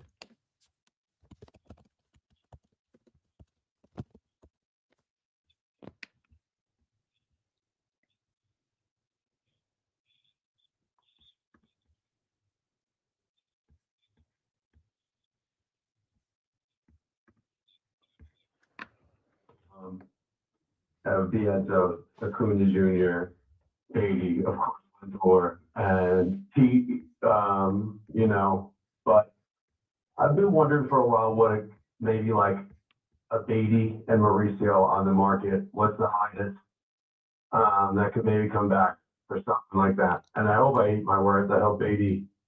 What are you looking to get? Like, what are you? The team probably in pitching. Another arm? So you don't have to watch Griffin Canning starts? Something to relieve that. Just like how high their value has maybe gotten at this point now. Because even, Pena's 19 years old, but that's something really exciting for the future. And I don't know. It seems like Wakanda has to make a decision on those two guys soon. And maybe they can bring back something big. Thanks for the call, Devin. Ronnie Mauricio, not so much. Maybe Brett Beatty very soon. Maybe you need to know about Brett Beatty very soon, but it seems like they want him to be in the fold. It seems like, as we're talking about Jose Iglesias, with the injury news last week on Nick Madrigal, he's going to be somebody that breaks the camp with the team. And they've played him at second base, third base. I think he even was taking reps at first base when they thought Pete wasn't going to return. So Brett Beatty is the guy that you're going to see, whether he's a bench player. I think he's going to break camp with the team. He's hitting, and I don't think they're looking to trade him. I'm thinking they're looking to get value out of him. You can't send him away. Juan Soto bought him a nice new Chevy. I don't know what that was. Chevy Tahoe. I think it was a Tahoe. They said it was his dream car. I'm like, these guys are millionaires. They don't dream bigger than Chevy Tahoes. But what do I know, man? What do I know, man? I drive a car I don't even want. And I'm not going to throw them under the bus, the brand, the make. But any car dealerships out there, any car salesman out there, hit me up. I'm trying to get a better whip. I'm trying to get to something else. But then at the same time, I'm driving in today in the rain. I'm coming down Hudson Street. It's pouring. And a delivery driver on a bike, some of these guys, the audacity. This guy hit my mirror. And my mirror bent. I'm like, bro, what the? I couldn't even chase him down. I'm in gridlock traffic. I'm like, bro, what's going on? Like, luckily, I don't care about this car. But if I had a nicer car and you hit my mirror like that, I might have had to get out on foot and go get you. But you know, this is New York. This is between. No, this let me make it clear, and I know what you're talking about because these guys be bugging out with these motorized Grubhub bikes. They shoot through at 95 miles an hour. But bro, I was on the second lane in from the street. This guy came on his bike between the cars on the dotted line, hit my mirror where I'm sitting in the car listening to WFAN, the end of Evan and Tiki, and I just feel a doom, and my mirror gets pushed the other way, and I'm like, "What the hell?" The audacity of these guys, and these guys drive into the street. They don't. They look at you funny. You are in a car that weighs a ton.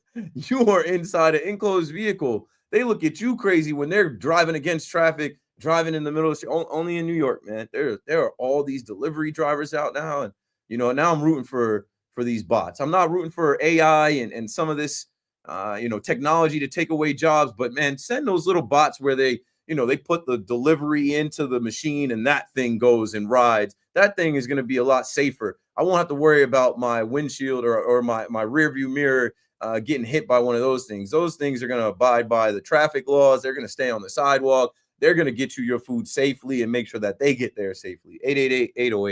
888-808-1019.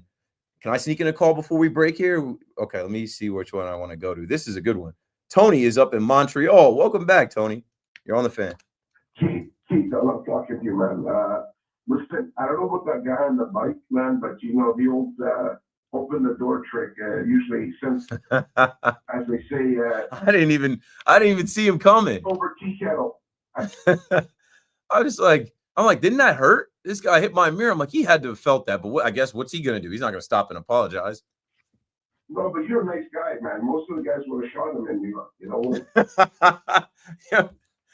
I didn't have my strap on me. I figured you ripped your whip and then you pulled out something and scared the living day. Nah, I've been into some fender benders. One day I was late actually getting here because some guy rammed into my car. Anyway, Tony, we got about a minute before we got to break. Go for it.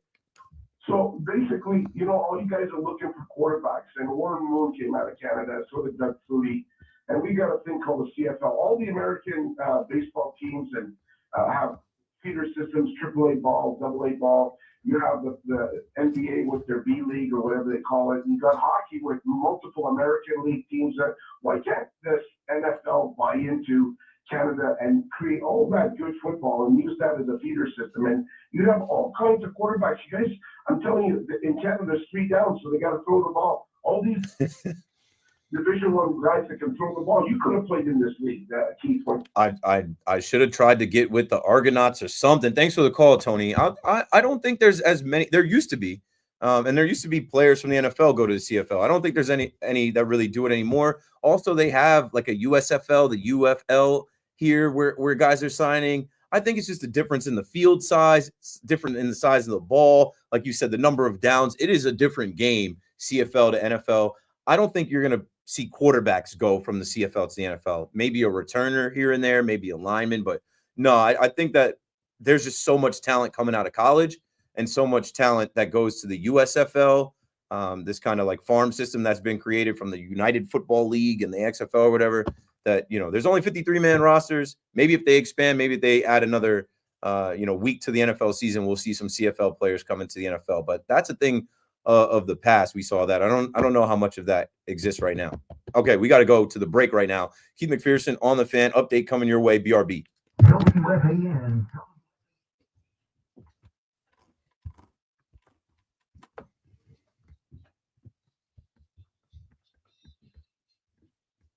Good evening at 10 o'clock. I'm Marco Belletti.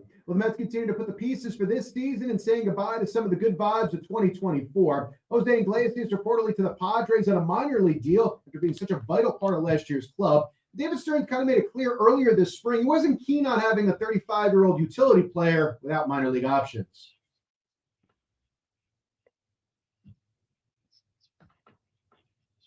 Meanwhile, for the Rangers, Alex Ovechkin, goal number 885 in his career, and it's tied this game up. Capitals and Rangers even at 2, 6:39 remaining there. Artemi Panarin is 26. That was in the first period. Sam Carrick had given the Rangers a lead, 8:05 in the second period until Ovechkin tied things up. Igor Shesterkin, 21 saves on 23 shots. And the Devils have been struggling, including 3 losses in 4 games. Now they got to make do without their leading goal scorer and best player. Jack Hughes needs shoulder surgery. His season is done.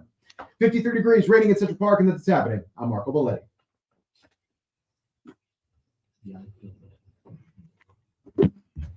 I feel like I did wrong.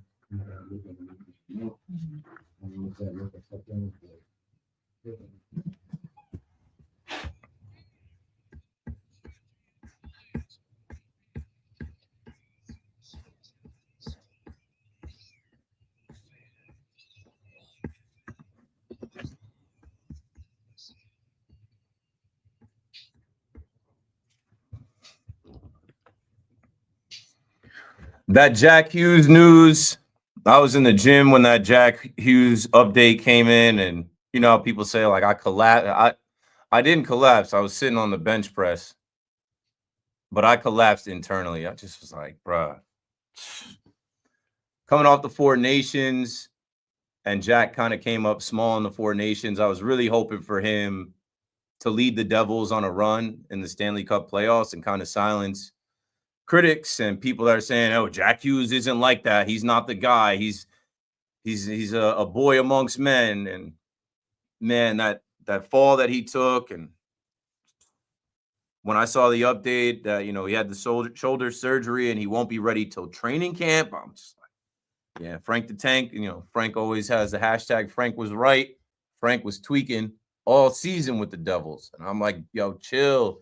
Devils, early in the season, we're on a great run, and I don't know. I think they're still going to go for it here, make some moves here at the deadline, and push forward. But, I mean, Jack Hughes is arguably the most popular player on the team, arguably the best player on the team, and it's a big blow to the fans and to his teammates, and it's tough. You've had injuries. He was hurt last year. You have injuries this year to Jacob Markstrom, Nico Hischier, and then we get back going in the second half here, and Jack Hughes goes down. And I don't know. I got to get out there to see another Devils game. But the other night I was talking about how I've broadened my horizons.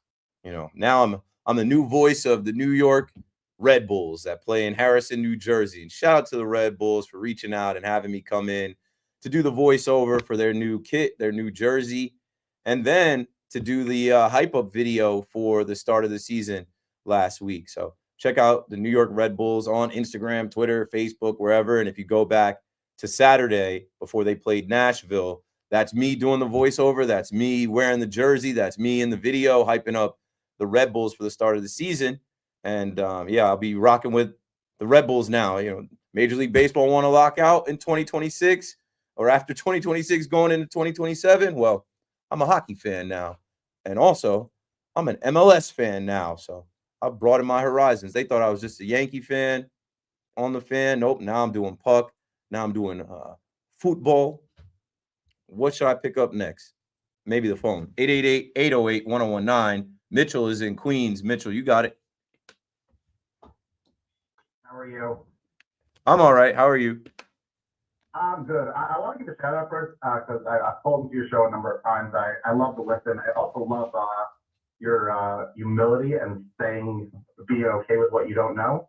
But I want to shout out, I don't know his name. He's such a nice gentleman, though, the guy who answers the phone. Connor Green, Connor Gang Green, biggest Jets fan at the station. Thank you, Connor. Appreciate it. So I want to make one Jets point and one thing about NFL, the Brian Cashman and David Stearns, just a difference. But I think your interview, who you had on before, I'm blanking on his name. Eric Bolin for the Yankees talk? Yes, Eric Bolin. Yeah, so Evan talked about this the other day, and I'm very much into this. I would love for the Jets to trade up if they believe in a quarterback. And I don't understand the notion of being against it, of people like, well, they have other holes in the roster, this and that. And to me, it's like, look at teams that hit on quarterbacks, and maybe Jaden Daniels and DJ Stroud are not good examples because they've been, you know, some of the best rookie seasons of all time. But look how many issues get so much diminished when you hit on a quarterback, and I don't understand the brushback for that. And I'm curious, I'm asking you, I want to ask you, what do you think the Jets would have to do to give up, let's say, to go to 1? I mean, I don't know, but let me go back to my notes. Dan Duggan was reporting what the Giants would have to give up. They're going to have to give up more than the Giants to move up ahead of, let's say, the Giants. Like, they're going to have to give up their first. They're going to probably have to give up their second. They're going to have to give up next year's first. Yeah, so why would you start off like that unless you're just absolutely in love with Cam Ward, which I don't see how you. Another thing about the Jets that I believe in, and I don't have enough of as a fan of sport, you can say that the sport I think you can know least about is football, just as a fan and consuming a lot of the four sports. And I would ask you this, meaning the Jets are going to have to start paying players. And one of the guys I'm not keen on is Sauce Gardner. And I would ask you this, obviously they have to do their internal evaluation of what they think of Sauce Gardner. One of the things that's most underwhelming to me is he can't tackle. And in the modern day NFL, corners need to tackle even more. And it's ironic because of how the pass game is less practice. What makes a player not be able to tackle? I know you play football. He can tackle. You got to want to tackle. You got to want to stick your face mask in there. Tackling hurts. You got to want to tackle. He wouldn't have made it all the way through Cincinnati and through his first couple years in the NFL if he absolutely couldn't tackle. Yeah, but I'm saying you watch running backs or guys who are a little bit bigger than them, and he just gets like moved over. Like I hate the courtesy shoulder. I'm like, do me a favor, just get the heck out of the way. Just don't give me the face. Just tell me that you can't tackle. Technique, right? Wasn't there a Jets practice where they went back to I think it was definitely the Pittsburgh Steelers. Thanks for the call, Mitchell. A couple things here before we break and go get Antoine Staley to talk more about the Jets. Shout out to Connor. Shout out to all our producers who they do the dirty work. You don't hear them. You don't necessarily see them as much as us. But like Connor helped me out tonight, booking Eric Bolin, booking Antoine Staley. Connor is the one screening your calls. Connor is the one that I'll say, hey, go get Jared Allen's audio. He's back there. He's working hard for 5 hours too. So shout out to him and you recognizing him, and then also recognizing my humility as far as saying, like, it's not even humility. It's just facts. I'm not old enough to know everything. I can't know everything. I've got a lot going on in my life. There are things that I miss. Even my boy Dan today, he's just like, how do you stay on top of all of the sports and players? I'm like, I do the best that I can to like get updates and read articles and try to prep, but you can't know anyone or know anything. And anyone that comes in here acting like they do or anywhere else, it's impossible. But we have the internet. And I also encourage you, if I say something wrong or I misspeak, call me up and correct me. And then I also bring in people who are reporters that are smarter than me, that know more than me, to speak on the subject so that I am not misguided. I know I'm not old enough and I'm not well-versed enough.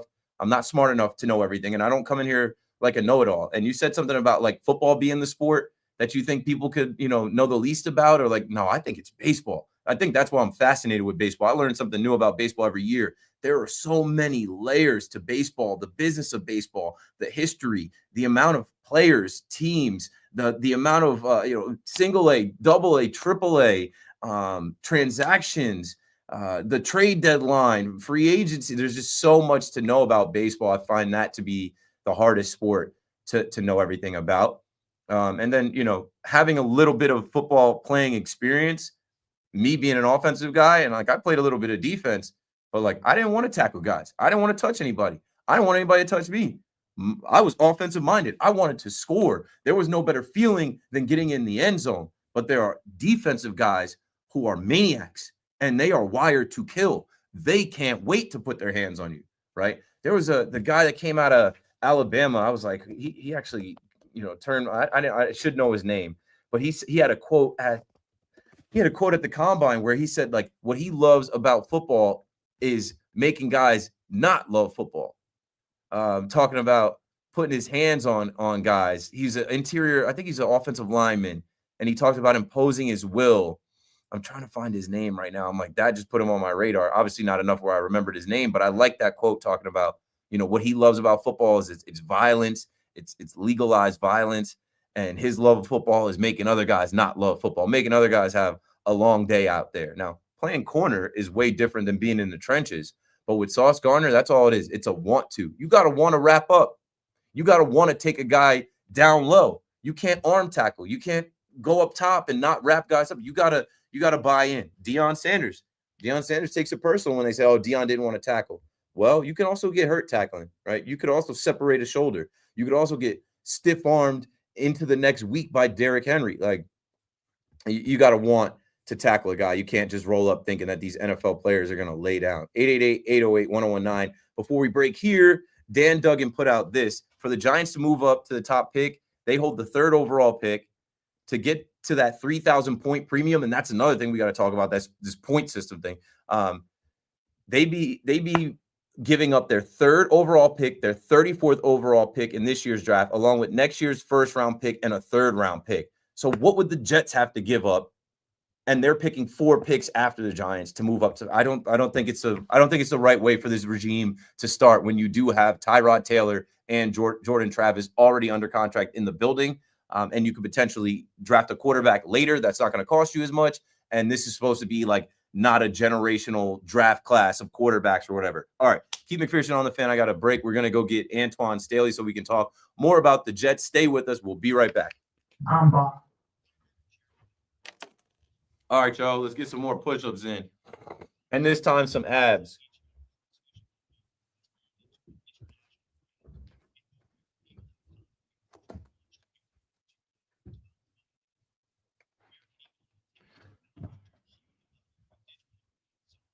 Hey.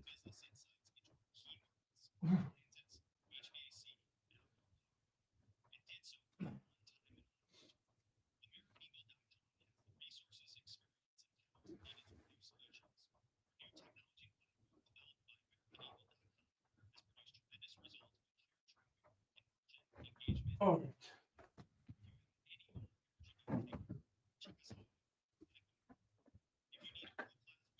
Some abs. Get the ab roll.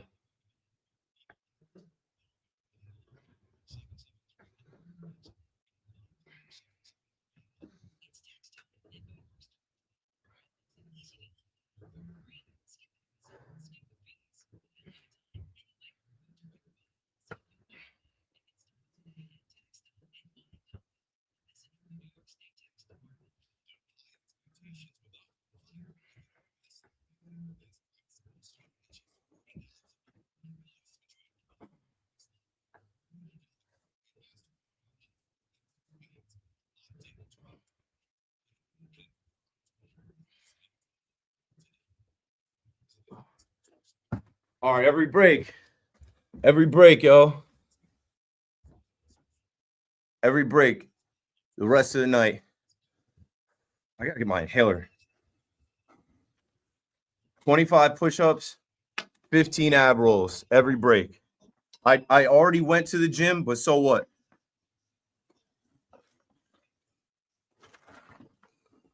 While you're watching this at home, hit 25 push-ups, hit 25 sit-ups. That's what I'm about to do. I'm about to do some sit-ups out here for real.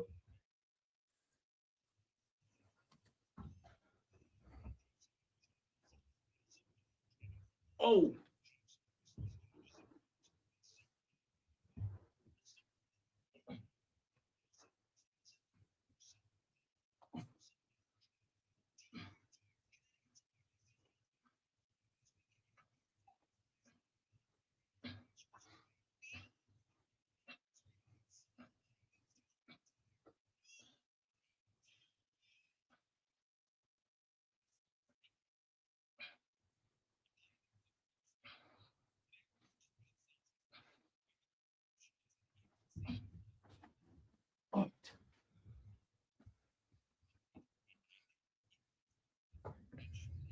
Don't be surprised when I pull up and I'm jacked. Don't be surprised, yo. Don't be surprised. Don't be surprised when the summer roll around and you see me in the tank top cut off and you're like, yo, he's kind of swole. I didn't know he was swole like that. Don't be surprised. Just give me y'all warning now. I'm working, bro. I'm working on it. The thing about working out is you versus yourself. You know what I'm saying? Any people in here go to the gym? Any people in here working on their fitness, working on their physique, how they look? It's you versus yourself. So if you master that, you can do anything. Like, it's all connected. You feel better, you perform better. Your brain works better. You sleep better. You sit around, not so much. You know that feeling of, I don't want to go to the gym today. I'm tired. I'd rather watch TV, or like I don't have enough time. You make excuses, but then you just go. And then when you get through it after, the like serotonin levels, the energy you feel after, like it is rewarding. So that's what type of time I'm on, bro. I'm fighting with my younger self. I'm competing against my former self. I want to be jacked. There's a lot of people in my industry. I don't even have to say what, they're not jacked. There's a lot of people that sit in these chairs all day across the country. They're not hitting no push-up, sit-ups. I'll be the change. I'll be the difference. Yeah. Here we go. Antoine Staley about to join us now. We're about to talk Jets. Let me throw a banner up. Talking Jets with Antoine Staley. Cool.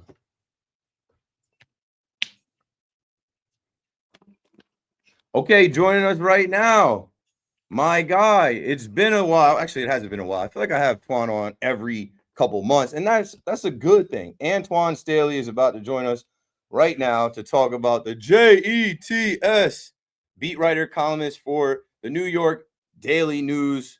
Antoine, are you there?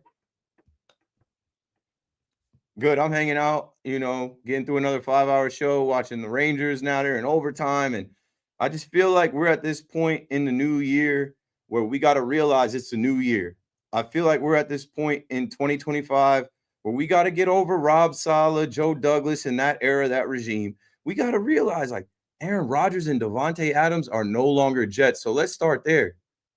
A couple weeks ago, we learned that they were moving on from Aaron Rodgers, and it was inevitable that they were going to move on from Davante Adams. They couldn't trade him. They just straight up had to release him. What are your thoughts about that?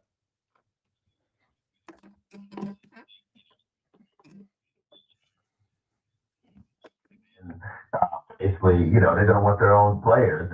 Obviously, it's a very much package. I mean, if it was just a straight on-field decision, then I think they would, give us some thought and he might still be on the team. But the fact of the matter is, when you take on Aaron Rodgers, you take on everything that comes with him. And he likes things done a certain way, although his teammates really did like him. But, it's just a lot to take in, especially for an aging guy that's, only going to continue probably to get worse throughout the course of his career. And then, of course, once he goes, then Davante Adams is going to go out.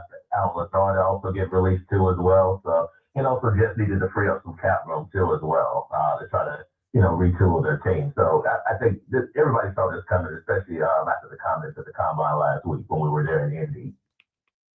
Yeah, you just said something about the cap number. Earlier, I was talking about something that I had in my notes. I'm going to bring it up right now. And it's just kind of crazy, like how far Aaron Rodgers in this whole experiment, just kind of set him back. So I was reading on Instagram, NFL Preem wrote the New York Packers experiment cost the Jets $169 million. And it's got a picture of Alan Lazard, Davante Adams, Aaron Rodgers, Randall Cobb. And when you think about how the Jets kind of bent over backwards these last couple of years, bringing in Nathaniel Hackett, that obviously wasn't a great decision. Having Tim Boyle on the roster and having Zach Wilson be the QB too. And then going, it's just a trickle down butterfly effect of all of this. And now they have to, dig themselves out of this. And I think that's just what we're seeing now. I'm not sure what's going to happen next. But do you have the numbers on where they're at with the cap and the money and all those figures? Yeah, they'll have about 53 million as of right now. They'll have right now they do, and they'll have more, probably close to about 60 once they release Alan Lazar. They could have even more if they decide to release CJ Mosley, although I think they could go either way because the cap savings isn't that much considering he restructured his contract last year. So if you only be getting $4 million in savings. Yeah, and you look also failed to mention too when you talked about all the stuff they gave up for Aaron Rodgers and that spirit, the draft pick. So that would help you in a year like this where I think the Jets have a lot of holes. I mean, especially on the defensive side of the ball. They have 28 free agents.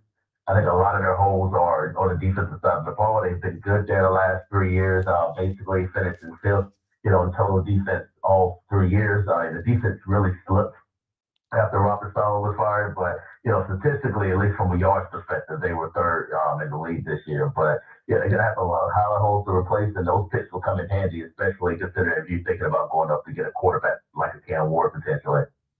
That's where I was going next. They got a lot of holes, no hole bigger than who's going to be the starting quarterback. But what I've been saying tonight is with Tyrod Taylor on the roster, a veteran quarterback that's been in the building now. And then also Jordan Travis. I've been telling people don't call me and mention Jordan Travis, but he is going to be available in camp.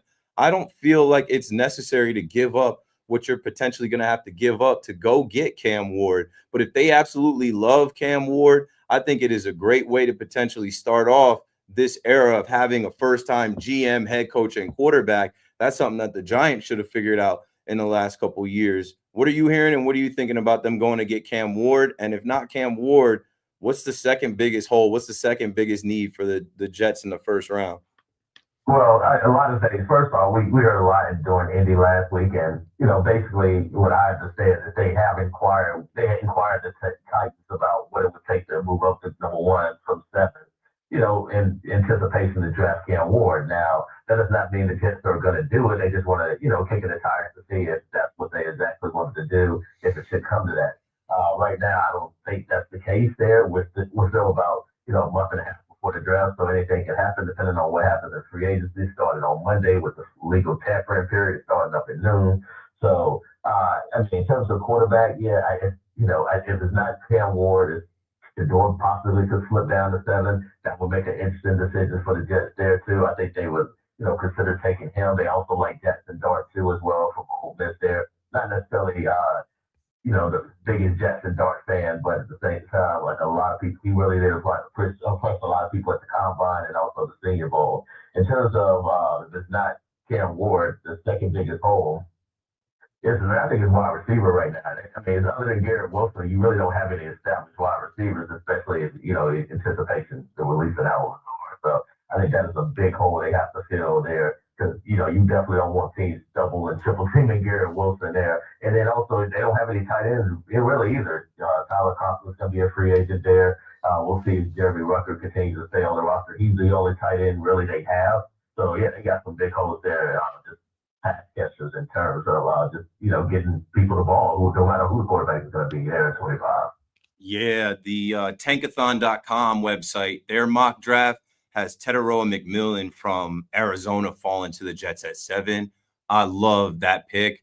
I've been watching him now for about a year. Some of his highlights, some of his practice film, some of the things that I've seen and read about him. I'm like, this guy is a ready-made NFL receiver. He's 6'4", 220. He can run. He can catch the ball. I think he's going to bully some corners. I'm like, that would be a great guy to have opposite Garrett Wilson right away. And, there's a lot of talk about how thin the wide receiver room is. So if you're potentially going to go with Tyrod Taylor, why not draft him a weapon? And why not give, somebody else or add somebody else to that wide receiver room? For a while, though, they had Will Johnson, the cornerback, who's coming off of a foot injury. And, I thought that there might be something in the universe with, Aaron Glenn being a first round corner taken by the Jets and maybe, him using his first pick on a corner with Reed about to get up out of here. But what do you think about that as far as the defense? What if they went defense and drafted a corner or use it to draft, defensive tackle edge rusher? Yeah, they probably should consider that. Actually, they could even go linebacker, actually, because, Daniel Sherwood's a free agent there. I know they would like to bring him back, just for what I understand, but it's going to cost them a lot of money. I think his market is going to be somewhere in the neighborhood of probably $13-14 million. And I don't know exactly the Jets want to commit that to him, especially just with this new regime who, he's going to be with a new defensive system. So they don't necessarily know him as well as, Robert Saleh and Joe Douglas did. So yeah, they have a lot of holes there. And they need safety help too. They need 2 safeties. They need a cornerback. They possibly need 2 linebackers. They need a defensive tackle, and I think they need a defensive end too, because I know Jermaine Johnson's will return maybe for the last year of his contract, depending on if they pick up his 5th-year option. But they definitely need to get some pass rushing help just in case, because he's coming off an Achilles injury, and he could potentially start the season off slow. So yeah, I definitely think pass rusher D tackle is definitely in play at 7.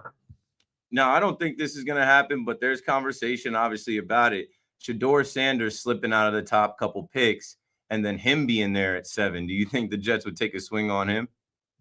Yeah, I mentioned that earlier. I think they would be interested in him if he were to slip to 7. I mean, you heard various things there. I mean, it's been, conflicting reports there with some of the teams did not like, character there. Whatever you want to, insinuate it to.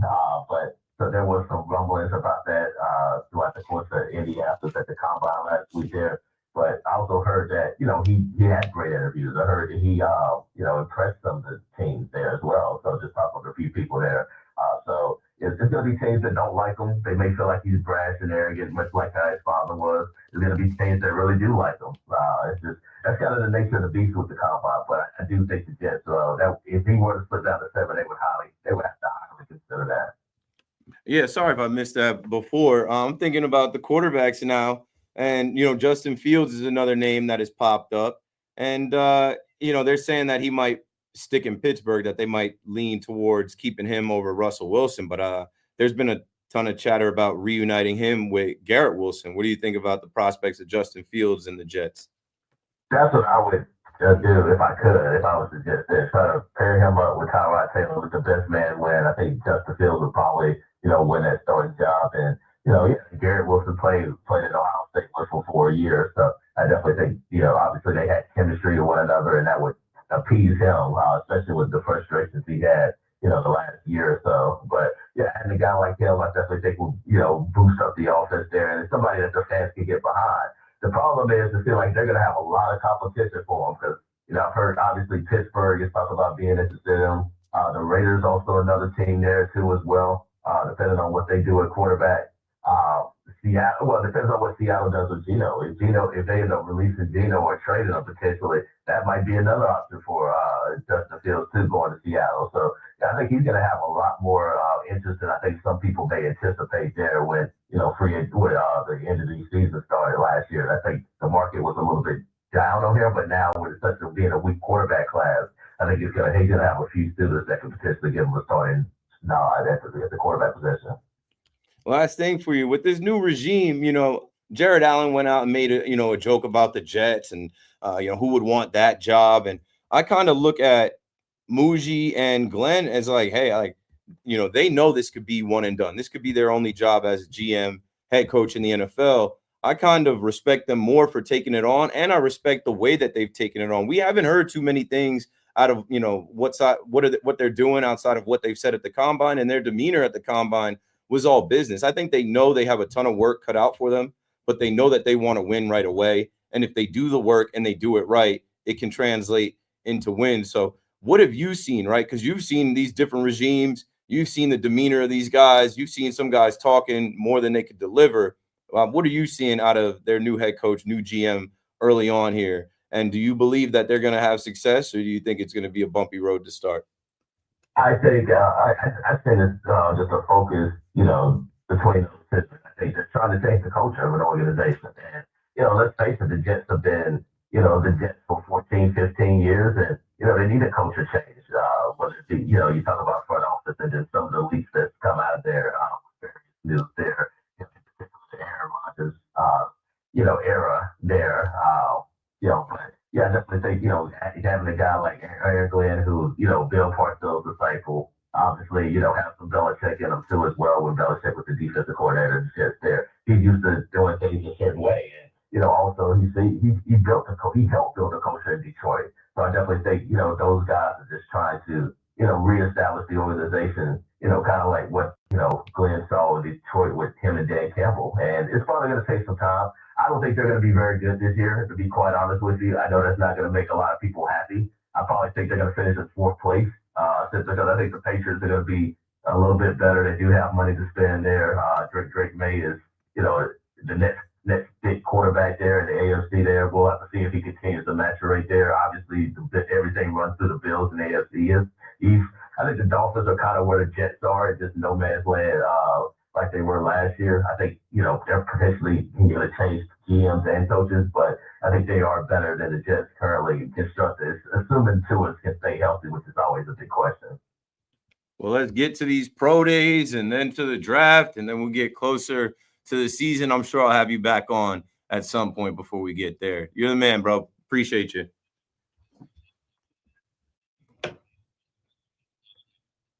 Yeah. I will try to enjoy it, but there's some holes in the Yankees lineup and defense. So I'm gonna go down there with a close eye and see how we're doing. I'm sure you'll be entertained if the Yankees don't fill those holes and start off slow here.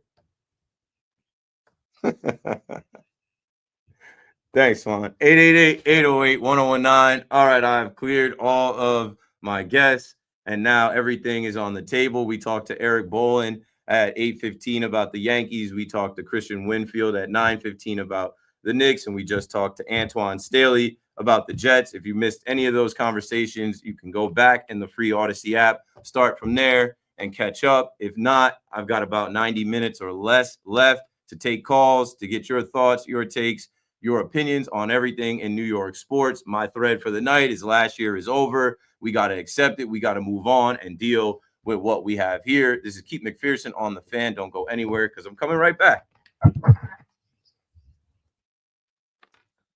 All right, man. I've got 20 tabs open. I just got a lot going on always. Text messages coming in. It never ends. Trying to interview, trying to not double talk interviews, trying to get good questions in on the interviews. Where are we at? Let me remove this banner. Let me put a bot thought back up for y'all. Oh, she just followed me. She feeling the kid. She's a bot. She's got 2 followers. 2 thirsty ass dudes pulled up. Yeah. Every break, gotta hit the push-ups.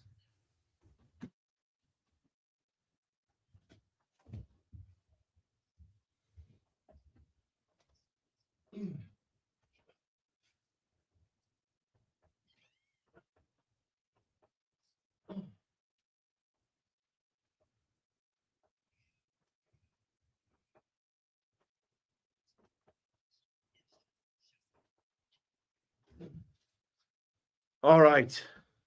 Get some ab rolls in.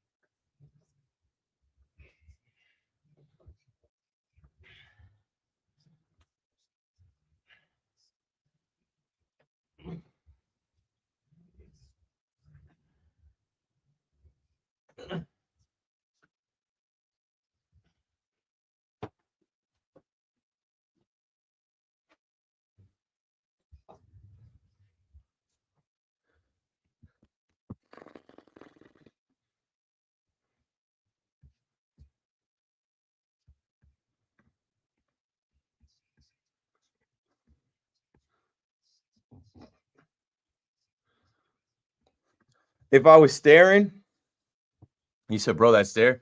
If I was staring, it's because this is my MacBook. I got 20 tabs open. So I might be staring at a news article. I might be staring at my own notes in question. I'm staring at the camera, but really I'm staring at, let's see, the next tab open, newsday.com/sports/baseball/Yankees. New York Post, what the Jets are getting in their new bosses according to their old bosses. Like I'm reading articles and I'm putting together things and I'm, interviewing people and kind of doing all this on the fly. So if it looks like I'm staring into your soul, I'm not. I'm staring at my MacBook screen.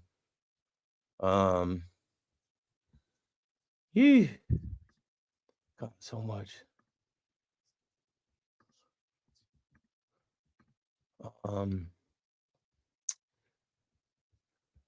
People be blowing up the DMs. I might close my DMs for real, y'all. It was a lot more peaceful. It used to be a lot more peaceful, bruh. But I like to connect with people. I like to talk to people. I like to break that wall down. Pam said, I am too, Keith. I'm going to the gym tomorrow. Hold yourself to it. Make sure you go, Pam. I appreciate you. Can we do baseball? Yeah, we're about to. We always do baseball. So you can see the calls lined up. I know some people actually don't like that. Some people don't like to reveal what the calls are going to be about. They want to listen and be surprised. So, spoiler, we got some calls lined up. Where do you get that push-up bar? These are made by Spry, and I think I got these at Target in like a workout set during the pandemic when they closed the gyms, and it came with the push-up bar. It came with this ab wheel. It came with, I forgot I think I brought the rope. Oh no, I left the rope. Where did I put the rope? It came with one of those ropes to like do curls and do which I meant to leave here because now I have gym access. Now I can go to the gym. But I kind of had to figure it out for a while. And so now I brought that stuff here to be my like gym at work. Keith, it seems like Rodgers is always taking advantage. Is that supposed to say? Oh, taking Devontae Adams with him to any team twice. I don't think it's going to happen this time. I think it's going to be tough. Justin Fields should stay with the Steelers. He should. The Rangers losing overtime. I just saw it, yo. I just saw it, yo. That's tough. We got almost 1,500 in the chat. Shout out to you wherever you're watching. I think my Instagram is going to shut off any minute now. The Instagram just doesn't go for that long. My boy Christian hit me. My boy Dane hit me.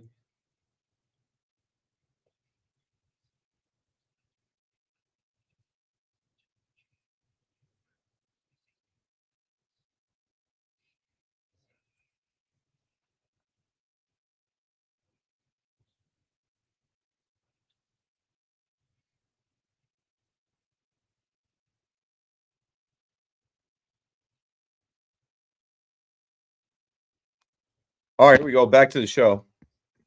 888-808-1019 if you would like to talk on air. All right, let's do it, man.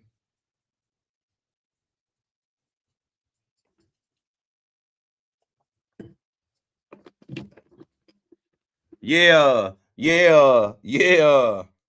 Hell yeah. Okay, it's wide open now, right? So if you dial 888-808-1019, I'm going to try my best to get to you. We got a full rack of calls. Keith McPherson on the fan till midnight, really like 11:54. With the radio delay, it'll be like 11:56. WFAN 1019 FM, 660 AM, WFAN.com, streaming on the free Odyssey app. Let's get right to it. We're talking about everything is wide open. We'll start the open mic time right now. I've kind of, bounced around from team to team. Right now, Mika Zibanejad is on the screen, so I got to talk to Ross in Bergen County about this. What's up, Ross? How you feeling? All right.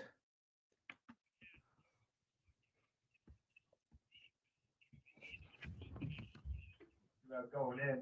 This time last year, seeds were flipped. We were the 1, they were the 8.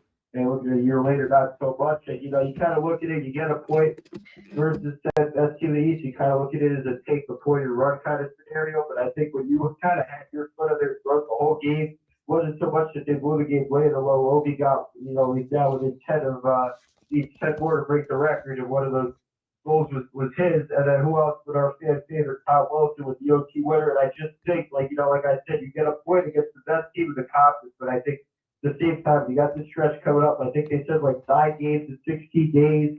You got Minnesota, Winnipeg, two of the best teams out west. Some of the teams that, are really right down your necks in Ottawa. You get Columbus twice. The fact that you kind of ease off on such a big opportunity to get that second point. I mean, it's a miracle they even got to extra OT. Because honestly, I thought they were just kind of half-assed their way through that third period and kind of let the second point slip like they did against Colorado not too long ago. So I thought tonight was a real missed opportunity. And, the same old names. Zadika passed it up on not one, but two. Man rushes, flash breakaways. He had a wide open spot. He passed it to Miller, who's contested by 2 guys. He had Zach Jones, who he got his college coach voucher for. Everybody talking about why he should be in the lineup, and he completely botches a wide open opportunity. I think there were just so many chances tonight to bury that much needed second point against one of the best teams in the league, and it just let it slip. Yeah, it's tough. I just watched. I mean, the game got my attention because they were scrapping, because there were so many fights. I'm like, oh, this, it seemed like the Rangers were trying to send a message, and I saw the Ovechkin goal, and then I saw the eventual overtime goal. What are you expecting here ahead of the trade deadline? You expecting to say goodbye to some more guys? Well, Riley Smith is all but gone. They benched him the last 2 games. Chuck Fine was kind of a one and done. We'll forget he ever played for this team. I heard Kreider getting shopped around. I doubt that. Maybe even more. I doubt. I don't even think there's a chance he gets because of his contract. I will say I don't think I've talked to you since the Lingard trade.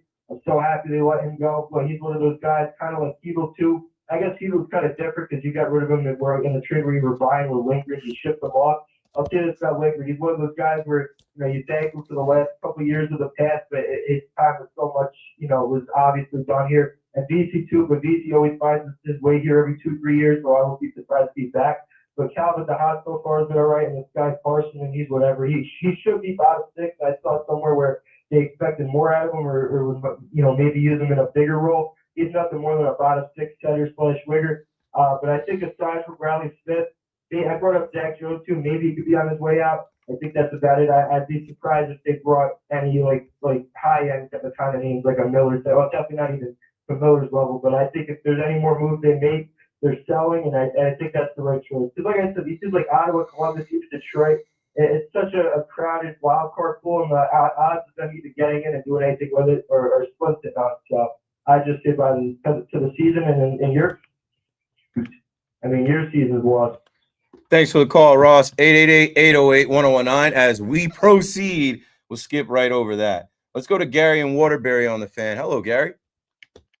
The Cavalier. Yeah.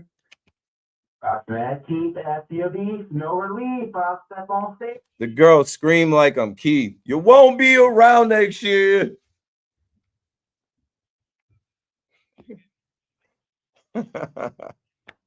And shouts to my brother Doug, who just sent me the picture. He just got the T-shirt in the mail. Stop playing Frank when we lose. Man, I gotta shout my man's out. He just sent me the photo. He's wearing it. Yeah, and I'm not sweating the AL this year.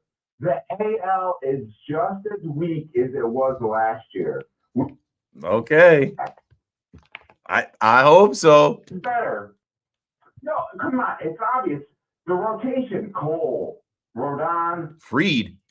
Plus whose bullpen is better? And The Yankees bullpen is ridiculous on paper, and I hope in reality. I just don't want to underestimate our opponents. I know that the Yankees are going to either start off slow or have a June swoon or start collapsing in August, September. I've just seen it too many times, and I don't want to underestimate the Red Sox or the Orioles or anybody. I don't know who it's going to be. It's the same. No, but it's the same. No, this year, no. I know it's only been a couple hundred days, since last year, and on paper, if Aaron Judge is Aaron Judge and the rest of these guys either turn up, the young guys turn up, and then the older guys turn back the clock, which I think they can, I expect this Yankees team to win a lot of games.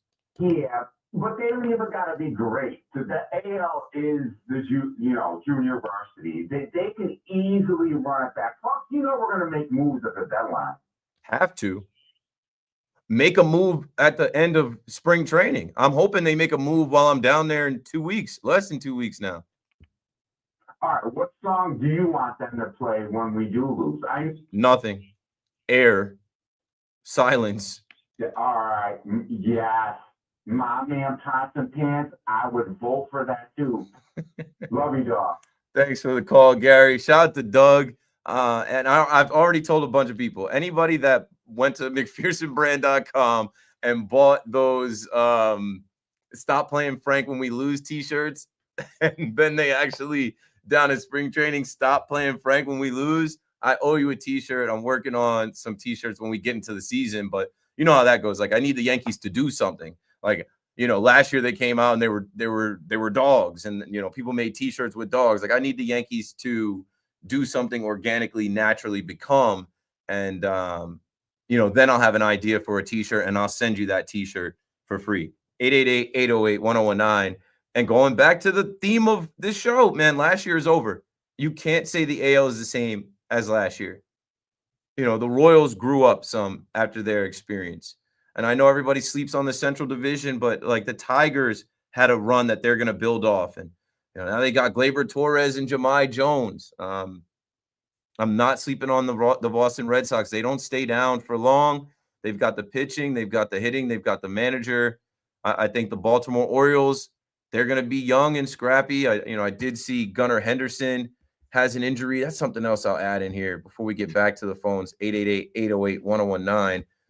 Going back to my notes, I always have so many notes, especially I was off last night, so my notes are so deep. And I use the Notes app. And when I screenshot, it makes things so large. I got to scroll through. I got to make all of them small. But I saw Jordan Westburg, right? Jordan Westburg had back spasms for the Baltimore Orioles. And it was caused by a softer mattress. He slept on a soft mattress at an Airbnb, and that messed up his back. Like, yo, what? And I also saw I think Gunnar Henderson is going to be out for some time if I go to my notes with that. Bear with me. Gunnar Henderson has a mild right intercostal strain, but the Orioles are hopeful that he'll be ready for opening day. And this is what happened. So it's not just the Yankees getting hurt, right? It's not just the Yankees losing guys and guys going down to injuries. Like, things can get you. Like, you can have a cranky back from a soft mattress. I don't play around with that. That's another, like, the last year I went to spring training, I did the Airbnb, because the Airbnb I had in Tampa, it was a hop, skip, and a jump from George M. Steinbrenner Field. I'm talking about like 2 highways away. But the mattresses, the beds were whack. And as I'm getting older, I will not play with that. I will not. When I was younger, I used to sleep on people's floors. I'll crash on anybody's couch. I didn't even care. Now, as I get older, nope. You sleep on a bad bed, you're going to have a bad back. You're going to be all sore, messed up for a week. It's not worth it, especially these players. Man, I forget what player was it. It was DeAndre Ayton. Wasn't he sleeping on like an air mattress when he first got traded? I'm like, bro, you're rich. Your body is how you make money. How are you sleeping on an air mattress? Are you crazy? So yeah, Jordan Westburg has let's see. Westburg is an exception and blah blah blah blah. I've got to sleep on a harder mattress. Just talking with the other guys, I think they feel the same. I don't know whether it's just being athletes or a softer mattress kind of putting you in bad posture, but that's just what I've learned through my experience. A softer mattress is no good. I might sleep better on it the first few nights, but it's no good for me. And he's a young guy. I know you guys are rich. You guys are athletes. You got to buy a nice bed. And then you can't just sleep anywhere because you're young. 888-808-1019. There was another peculiar injury that I saw before we get. Oh, Jordan Walker underwent an MRI after stepping on a sprinkler head while tracking a fly ball. So that's on somebody. That's almost in line with like Judge running into the wall. Hey, how are you guys not making this stuff safe for these guys running? He's tracking a fly ball and he steps on a sprinkler head and twists his ankle, twists his leg. And, obviously know what happened with Judge. That's just stupid. The Dodgers, we still owe him for that. I hate the Dodgers now. I was hearing Evan talk about, this new series that's coming out March 28th, Yankees, Dodgers World Series. And I text Evan, I was like, yeah, when I was in the bleachers for roll call in June for the Dodgers series, you know how the iPhone has those 3 circles on their camera? And any of the creatures listening, you guys might remember, back in June, there was a camera, a big ass camera. It had these like long, like these legs, and then it was a square and it had the 3 circles on it. And I was like, I've never seen a camera like that. I'm like, that camera looks like the iPhone. And then through some channels and some conversations I had with people, I learned that, Apple TV has a doc that they're doing. And I said to Evan's like, will you watch that doc? I'm like, I'm going to try. I didn't make it 5 minutes through not even, it might have been 2.5 minutes, the Red Sox 2004 comeback documentary on Netflix. I'm like, all right, let me run this. I forget what it was that was said or whatever. It just triggered. I'm like, nope, not going to do it. Can't do it. Won't do it. Mike is down in Tom's River on the Fan in New York. What's up, Mike? How's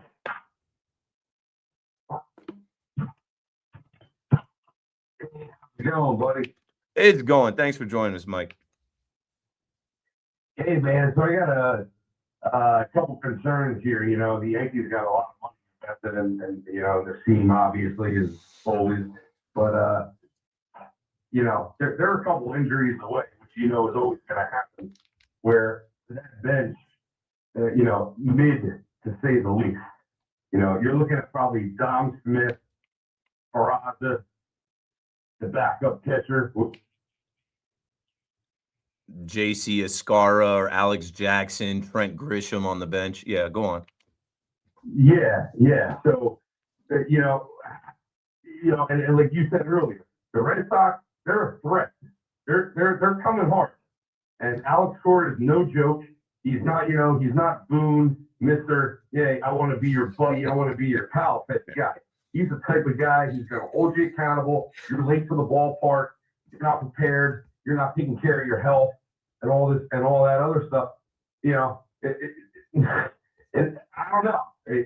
I'm going to be in spring training. I'm going to be down there on Monday, and I don't know. I got a lot of concerns with the bench.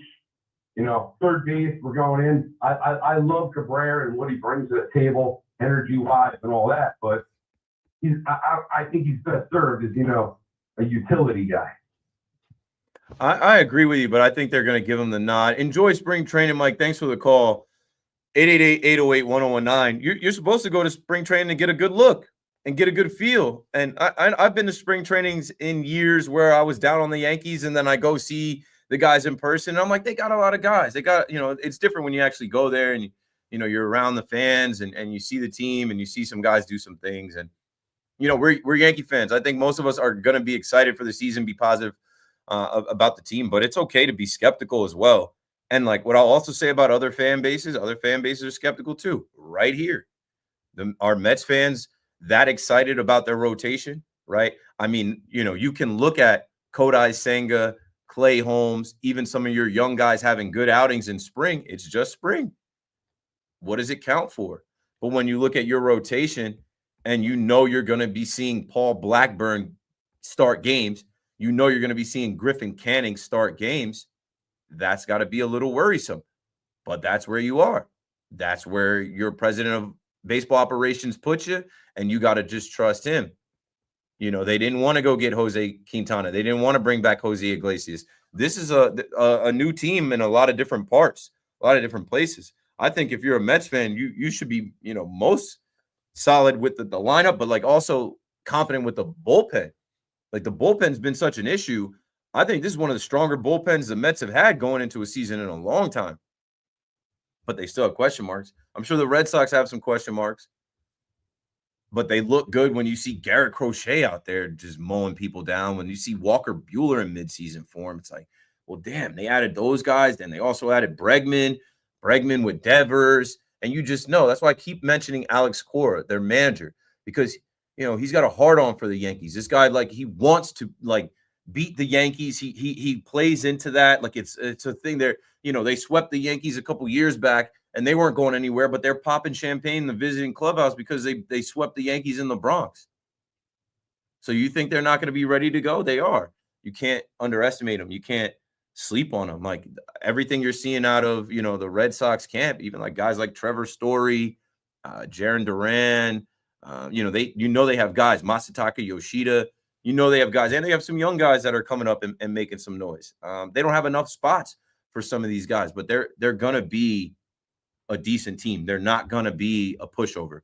888-808-1019. Last hour coming up for me. What we'll do in this last hour, open mic. I know we're talking baseball, but I'll sprinkle in some more baseball stories, some NFL stuff. Like I said, a lot of guys were cut today. A lot of guys, or in the last couple of days, some guys retired today. Some guys took pay cuts today. The new league year is off and running. This is Keith McPherson on The Fan. Call up now if you'd like to join the show. We'll be right back.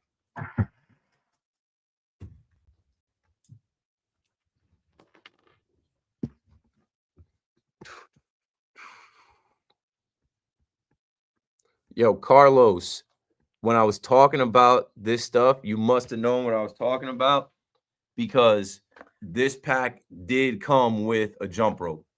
It did. You must have seen it before. I either got it from Target or Walmart, one of those type of stores during the pandemic. It's like an at-home gym. So, yeah, so I'm always like streaming, but I'll be quiet when it's your time to go. And I won't put you on camera either. That she knows So I that- shut. Well, because I forget sometimes when I come in here too, Keith. And I Like, feel who you're talking the to hell is he talking man. to? I'm talking to 14. Well, There's sure that I don't say something that I don't know. 1,482 strangers. Nah, some of them I'm sure I know, but I'm just, doing the internet on top of the radio. Multitask. Yeah, some of these kids don't listen to the radio, but some of these kids will watch the radio show, and I'm the only show that doesn't have like cable running or whatever, so I just figured out a way. You'll hear the ID, that like the ID, and then it goes into the flash, and then you can kind of tell. Okay. I can't remember exactly what it says. I've heard it 9 bajillion times, and I can't remember. But when I hear the ID, I know, and then there's a little bit of the music thing, and I think there's a flash. It's so bad. I don't know. Oh, when you're a veteran and just like. No, because I remember like the old thing, because I grew up on like the Flash, Fan 2020 Yeah. like that. Yes, that. But now, like I don't know, I I don't. woke up to that. So that's like now I don't really think of what it is. It's not the same.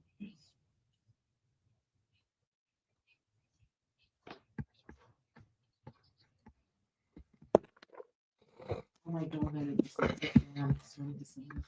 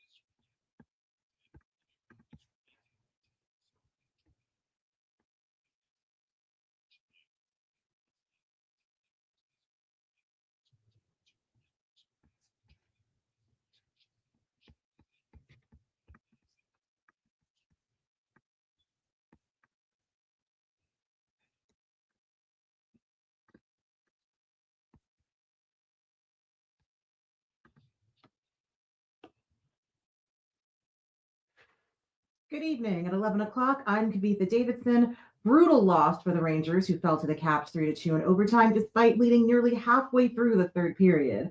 Alexander Ovechkin tied it up at 2 with a power play goal at time 28 in the third, and Rangers nemesis Tom Wilson scored the game winner with just 53 seconds left in OT. With their loss and the Senators' overtime win over the Blackhawks, New York has now fallen out of the wildcard standings. Tough blow for the Devils, who lost Jack Hughes for the season after shoulder surgery. New Jersey has a tenuous hold on third place in the Metropolitan Division, leading the Blue Jackets by just 4 points. And one of the Mets' heroes from last season is gone. Jose Iglesias has signed a minor league deal with the Padres after expressing frustration that he hadn't heard from the Mets during the offseason. Iglesias was called up 2 months into the 2024 campaign when the Mets were 10 games under 500 and helped spark their turnaround, hitting .337 with an .830 OPS and posting a 3.1 WAR in 85 games. He became a viral sensation with his song "Oh My God," which became an anthem played at Citi Field throughout their run to the NLCS. And that's what's happening. I'm Kavitha Davidson.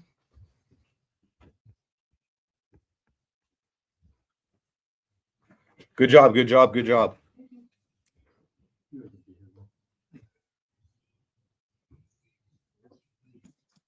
All right, let's get back into the show.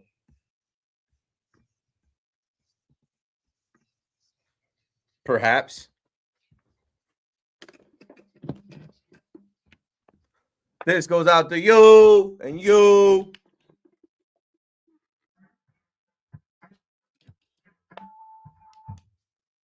All right, let's do it. This is the last 53 minutes I got on the fan tonight. But don't worry, I'll be back tomorrow late. And then we got a Friday 5-hour KM to AM and a little Sunday sauce. Bonus. Sunday, I'll be on at 3:30. So stay tuned for all of that. Dial 888-808-1019 if you'd like to get on the line.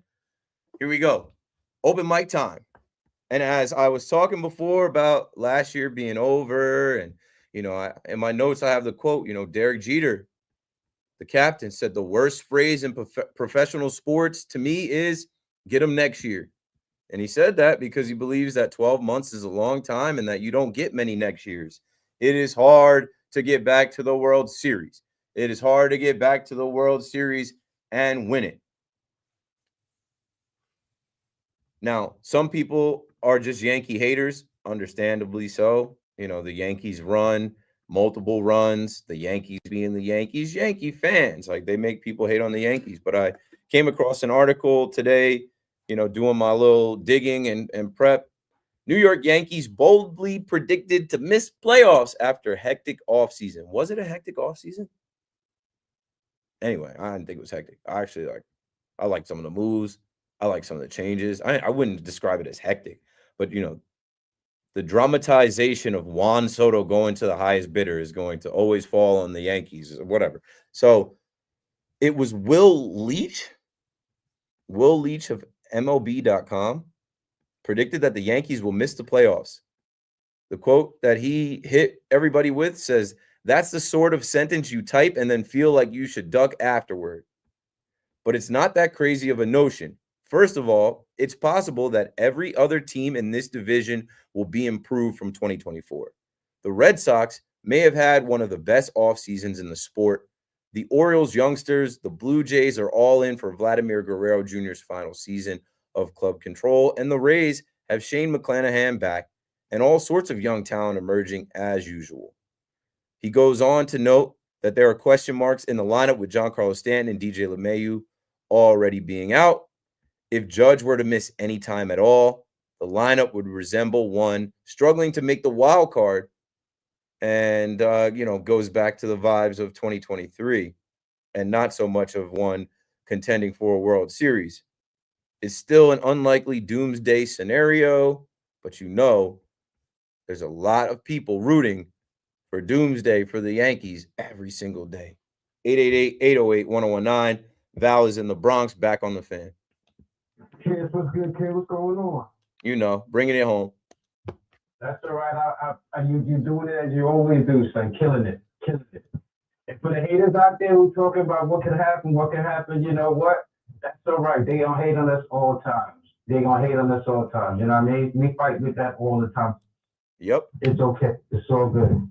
Well, a couple of things I wanted to say real quickly about the Yankees and the Knicks, but before I get to that Jet stuff you're talking about, you know me how I feel, bro. The more I hear about this kid, the more I hear from the kid, the more I see. You had a caller earlier talk about some attributes of his as far as, playing in cold weather and things of that nature, some of the stuff that he saw. I saw a lot of the same things too. I really am hoping that whether it's they trade up for him or he forces us, I'm really hoping this should do it.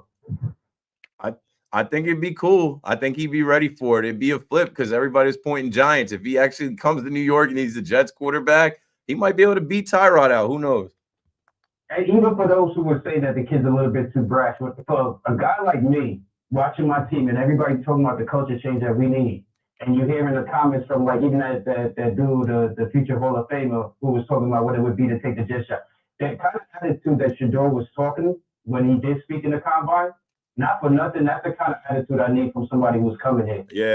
Yeah. You know what I mean? But I'm gonna leave that alone.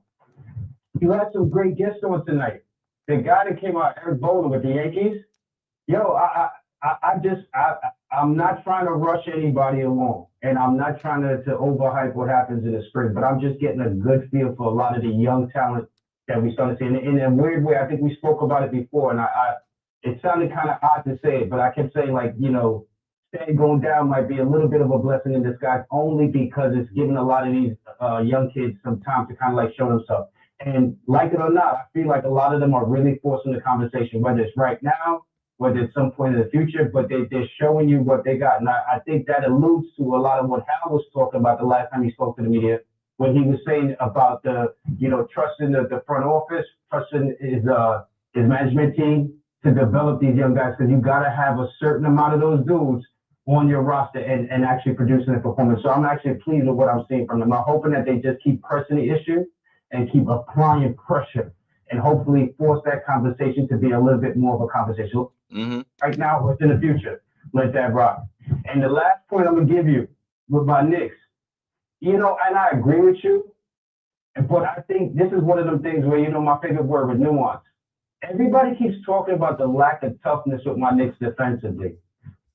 And I have some issues with that because, a lot of what I keep saying is a lot of what the deficiencies that I'm seeing between Anunoby and Bridges sometimes defensively, as much as I want to see more from them, I'm willing to give them the benefit of the doubt because some of that is happening because they're being asked to do so much with all the extra rotations that they have to account for because of what I think was Christian, was the gentleman that you had on. Yeah, Christian Winfield. Yeah, he brought it up too a lot about, some of the height deficiencies as far as, especially down low. And as a result, to try to compensate for that, there's a lot of extra rotations that they're being asked to make and all that stuff like that. And I've been saying it all the time. But the one thing I will say, to that point about the toughness, I don't know necessarily that it's toughness. And I hate to always, because, the roster is different and you deal with what you have in front of you. And I hate to always make comparisons to previous times. But the one thing I noticed, and I don't understand why Tibbs is allowing this to happen, and maybe it's something that the players are doing on their own. But I got the feeling last season and the last couple of seasons, when guys came out on the floor, their mindset seemed almost like they hit the floor and it was, not to coin a phrase from Salah, but that all gas, no brakes. Like they just went hard all the time. And they were, Tibbs had it where until they went into the red, I'm letting them run all out. And then I'd pull somebody in. I do feel, and I don't know if it's them trying to compensate for, what you hear from the minutes police with Thibodeau playing them too many minutes or what have you. But I feel like almost like they're measuring themselves a little bit differently than they did before. You're not getting that, I'm not questioning their effort. And some of that could be alluded to the same thing that I'm talking about with the extra rotations and the fact that sometimes they're a little bit insecure in their movements. They're not doing them because they just know they have to. They're thinking about it and then trying to do it. But there was a certain level of urgency, a higher level of energy when they went at somebody or they attacked somebody. Sure. The thing that I feel like I'm missing this season. And I don't know how to get it. I don't know if it's, everybody keeps alluding to the chem. Maybe that's the part of the chemistry that needs to come where everybody knows exactly what they have to do, when they have to do it. And because last year they used to talk about that. It was almost like how they phrased it. It was like guys on a rope, tug of war. as you pull, the next guy comes up and grabs the next knot. You know what I'm saying? Like, it's not a question where I should be able to, and maybe that's what's stopping it. But I need to see that back because that is contributing. Even some of the slow starts that you get from them in games. And then you see the effort later on when they're trying to come back. I need that all the time. Just run it out until the engine's in the red and you see the RPMs go for, then we'll deal with that. But when you're on the floor, give me everything you got, whether it's 9 minutes, 10, you know what I'm saying? I do. No, I mean, just look at the game last night. Just look at, how they didn't have an answer. Or was it last night? Yeah, last night in the fourth quarter with the Warriors. Like, they couldn't stop them. And it's like, you need more of a, like, slap the floor. That's college. But, like, a lock-in mentality to get stops in winning time. And they didn't have an answer. It seems like a lot of times at the end of these games, if Brunson isn't able to answer offensively and will them to win, it's like they kind of just like let their guard down and it's wraps. Thanks for the call, Val. That was a lot. 888-808-1019. But I mean, going back to what you said about the Yankees, we're seeing a lot of young talent. And even with question marks about the Yankees this year, I think what we're getting out of spring training is, they're going to be all right in the future. And not just like all right, they're going to be better than all right. There are some young, talented players that project to be stars. Spencer Jones and George Lombard are not breaking camp with the team, but they're not going to get traded. They're not going to go anywhere. As much as the Yankees have prospect hugged in the past, like in the next few years, we're about to see a team with Volpe, Wells, Dominguez. Luis Hill will be back at some point. Clark Schmidt is homegrown. Obviously, when Lombard is ready, when Spencer Jones is ready, Ben Rice is already here. Like, you're going to start to look around at the Yankees homegrown path to pinstripes and see they have a team of a lot of players that they drafted and developed. And like, then they should be able to go out and strike for the free agents that they specifically need and not have to, wheel and deal so many trades or, go and try and land the big fish every single time. I'm not worried about the Yankees. They're going to compete and they have enough talent to win the American League again and to win the division. I'm just not underestimating opponents and thinking it's going to just be a easy run. And then going back to what you said about Shedeur Sanders, if he comes to New York, he's ready for New York. He's ready for the bright lights. He's prime time son. This is a kid that's been rich, been famous. He's not going to be affected. And like, maybe Cam Ward is. Maybe Jackson Dart is.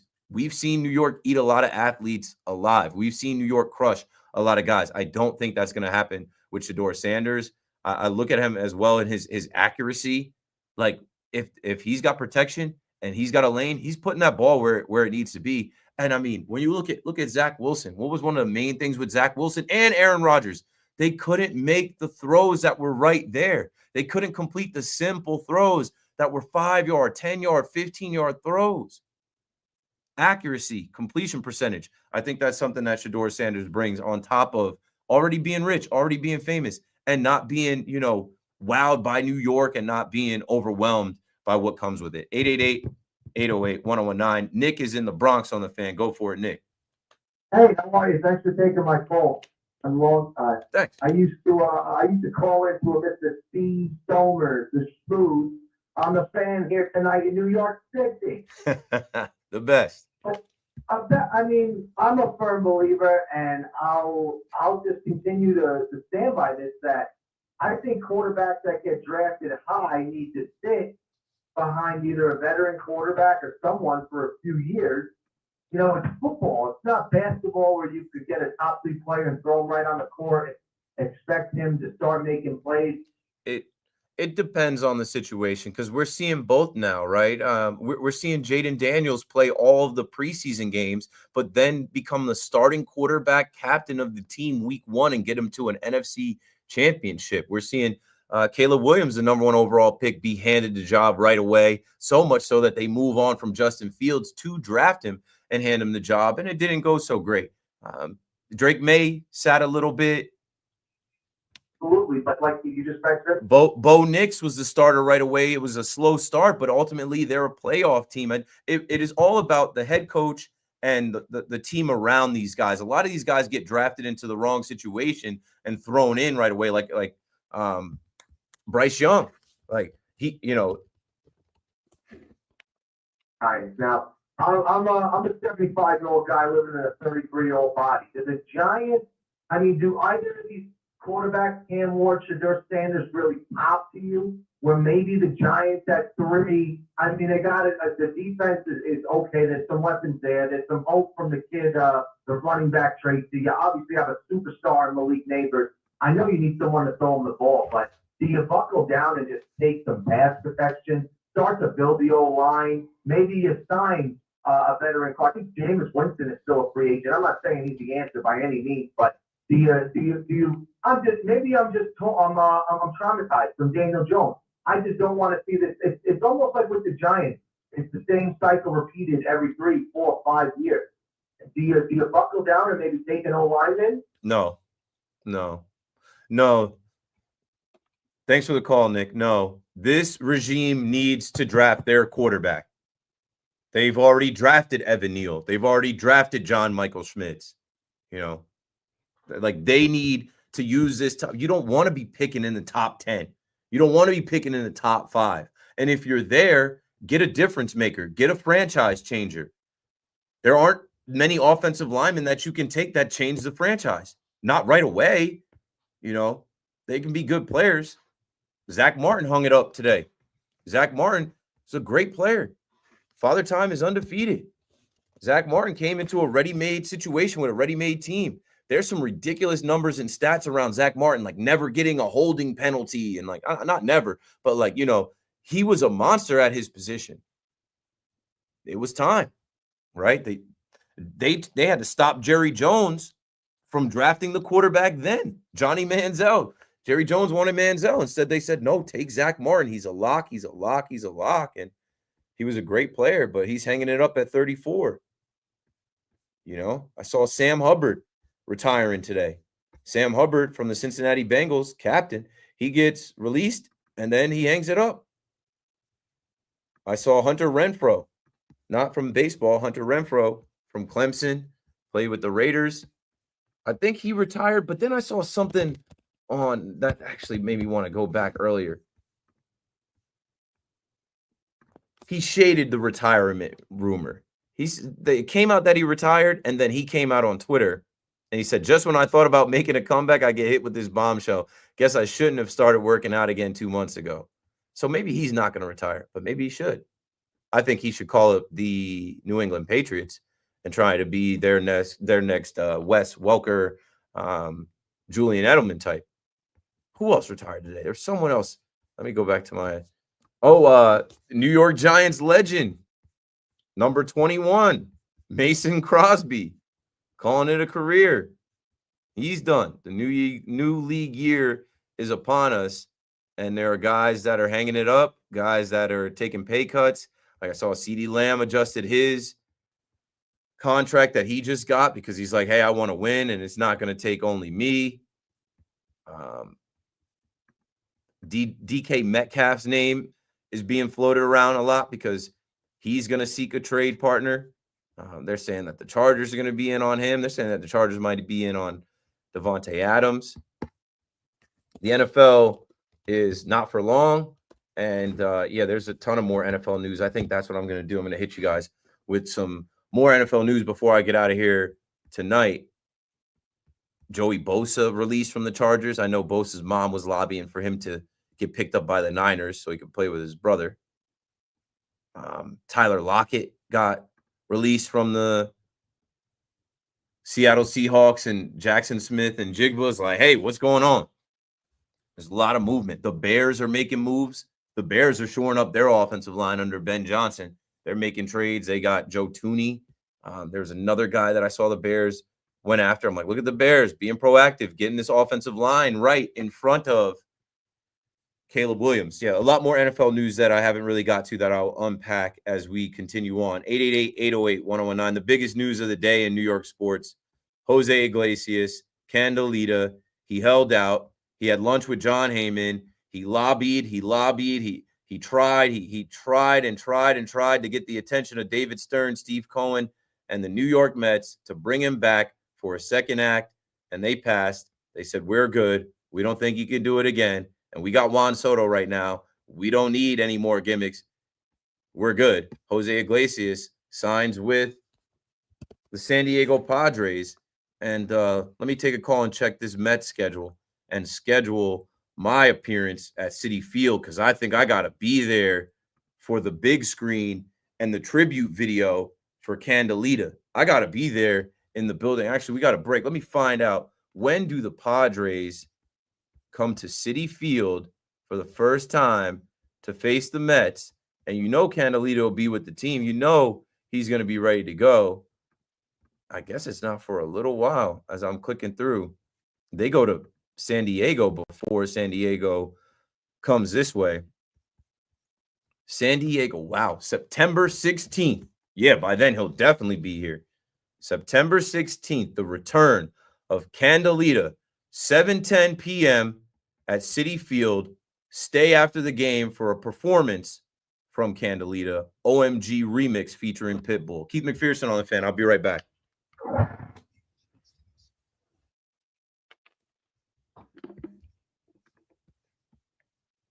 You were correct with Walmart. I'm sure you could Google that, find that. Have you seen Kay's comments about Jay Dom Scout saying he isn't good in center field either? I did, but like I was early on that. I was early on that. I just like it was an easy conversation to have about Jason Dominguez struggling in left field. There's nothing else that anybody can say besides hope he figures it out.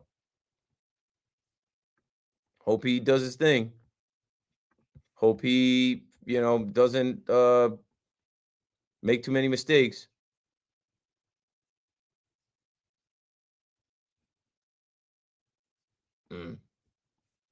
I hate Twitter, bro.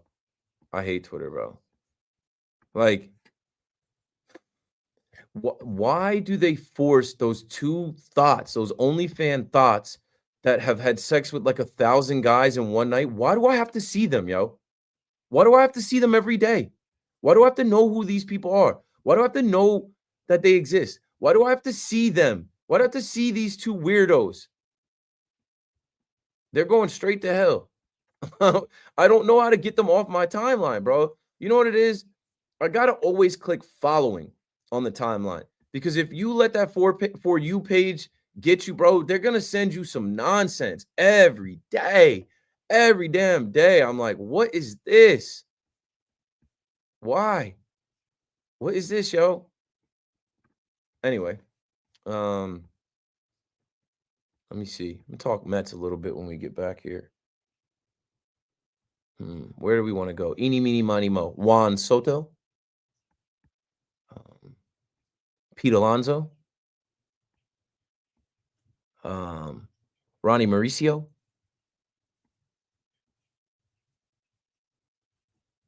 Um, 30. What is this? Yeah, right. That's an article about the Yankees trading Marcus Stroman to the Mets. Why the hell? Bro, I'm actually going to cue that up. Yankees trade pitch sends $37 million all-star to Mets. The New York Mets have suffered multiple injuries to their starting rotation. Like, it's just such a weak article. With Marcus Stroman in the wings for the Yankees, could that be the Met? Could the team be the Mets after the injuries they suffered? Hell no. No. You guys forgot about Marcus Stroman's time with the Mets. They're not making the deal. And the Mets have led MLB in spending for the third straight season.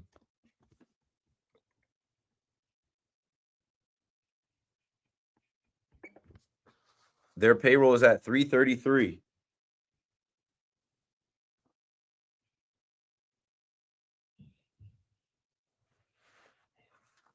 Their payroll is at $333. Actually, let me pull up the Mets, like this Mets house thing that I was looking at before. Mets House NYC. Let me Google this. Mets House NYC.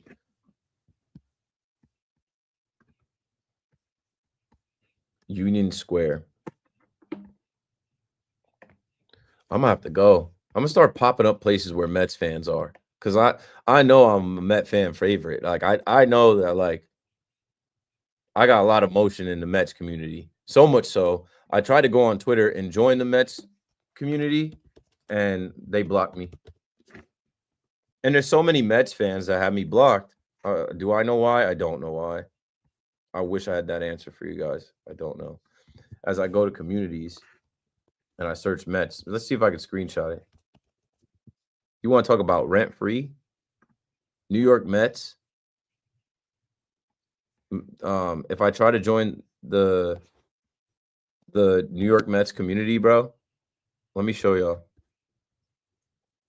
Screenshot.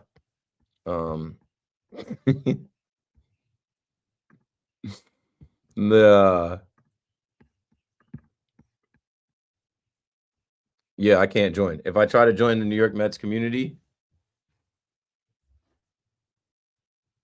damn. Why me? Sorry, you can't join right now. What did I do? And it says, sorry, you can't join right now. You blocked or are blocked by moderators. Why would I block them? Why would I block them? I just want to stay up to date on Mets updates and stuff. Excuse me. Excuse me. Keith, do you think they should get veterans for these football teams or get a draft pick? At quarterback, the Jets have a veteran. They need a rookie. And the Giants need both. Let's see. So, yeah, we'll talk Mets a little bit here.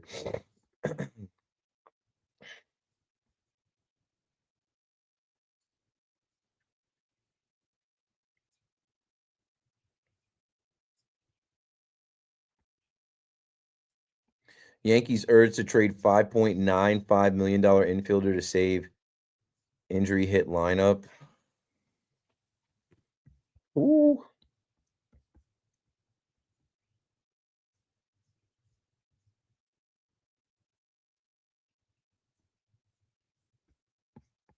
Yeah, nah. New York Mets make first round of spring training roster cuts.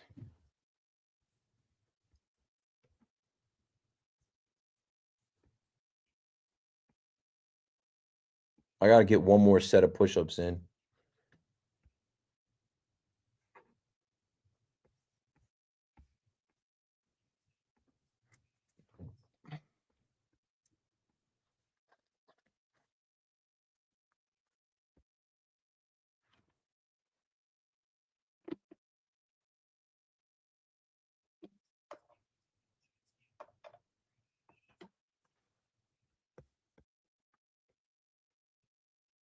Yo, so where heads watching from? Mets mods? Oh, you probably earned that block. I did. Because I'm a expert level troll online. And any opportunity that I get to troll, I'm a troll. Especially with the Mets fans, because a lot of them be in my mentions, a lot of them be in my DMs. But I don't hate the Mets. These are my Mets. Make it happen, Mets. You know, Yankee boy though, so it comes with the territory. All right, we're getting back to the show. Yeah, from the chat, where you watching from?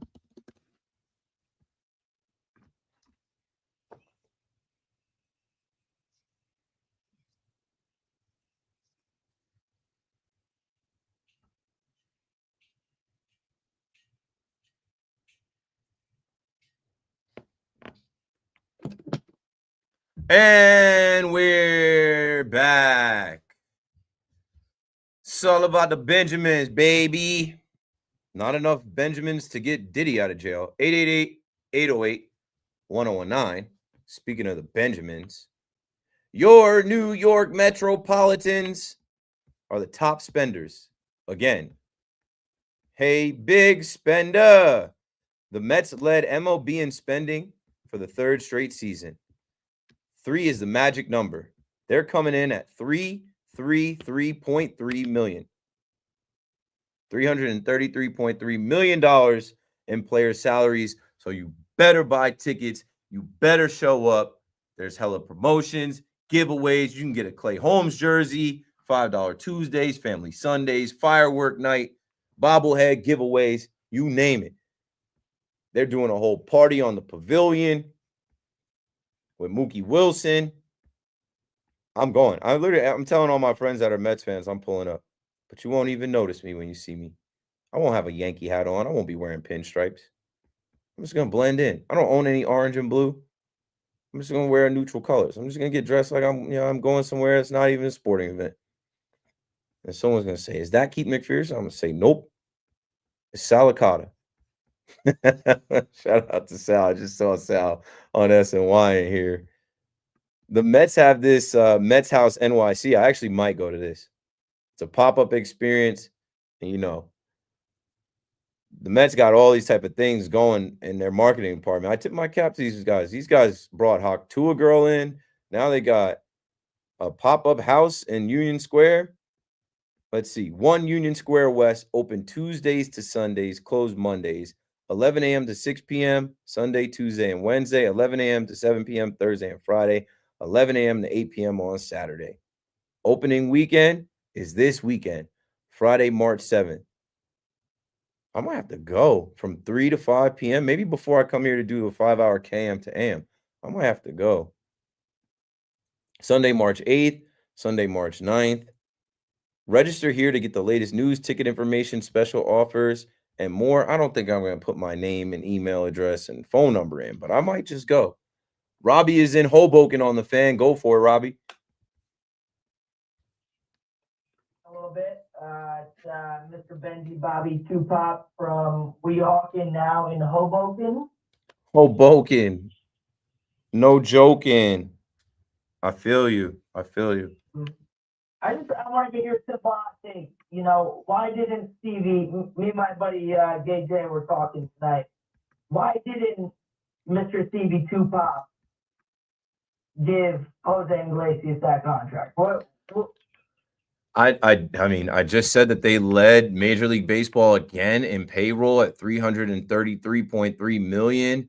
What did Iglesias sign for? $3 million? That would have been $6 million. I know it doesn't seem like a lot to a $20 billion man, but when they were done, they were done. And they weren't going past that, not for him. And then also, I think David Stearns is a numbers guy, is a baseball guy. It was cool last year what they had going on with OMG and Iglesias, but there's nothing to quantify that happening again. There's no numbers that they can point to say, okay, yeah, this guy is worth the spend. It was great last year. Yeah. I think they were ready to move on. They don't think that they can capture lightning in a bottle again, and they want this team to create a new identity outside of Candelita and his hit single. So how significant of a loss do you think this is, like, you know, in terms of defense? Oh, I don't think it's that significant of a loss at all. I think they plan on having Jeff McNeil at second base and obviously Mark Vientos at third, and then Brett Beatty back in the mob. I think it's more of a loss with the hitting, but you know, no 2 years are the same. That's my whole tagline today is last year is over. No 2 years are the same. We can't keep going back to him hitting 337 and you know him coming up big and having a hit streak and hustle singles. Like we just don't know if that's going to happen again this year. And I think they're betting on again Juan Soto. You don't have to worry about if the team's going to hit with Juan Soto in the lineup. Juan Soto is going to produce, and you don't need gimmicks. You don't need a longer lineup, and they have a long lineup without Jose Iglesias. You think we'll be fine at shortstop? I mean, I think Lindor, he wants to play every day. I loved his quote, when they asked him about days off, and him saying that MLB does a great job in scheduling off days when they travel, and like he wants to play every game. Okay, I guess in theory, you don't have a backup shortstop. But Lindor doesn't need any backup. As long as that back doesn't flare up, the issue that he had at the end of last year, I'm sure they have that under control now. Lindor is your shortstop, and he wants to play every day. And yeah, in theory, you don't have a backup shortstop, but they could solve that. They could figure that out if they have to. What do I think is next? Like for a move or adding to this team or nothing? If they didn't go out there and sign Quintana, I would have brought in. Like Quintana, who showed you that he could, I don't know, like at the second half of last year, he showed you that he figured it out and he was solid in the postseason. And like I would want to see Quintana pitch before Paul Blackburn and Griffin Canning. I would have spent the money on him over Jose Quintana, who also blocked some of your young guys from getting their opportunity. And then you also have Jeff McNeil on the books already. I don't think they make another move unless, bearing injury. I don't think that they make another move. I think that this is the team and they're ready. They've made their, their cuts. They sent some guys down. I think this is the squad. I don't foresee another move with Steve and David Peterson, unless they're not David Peterson, David Stearns, unless they need to. I think this is it.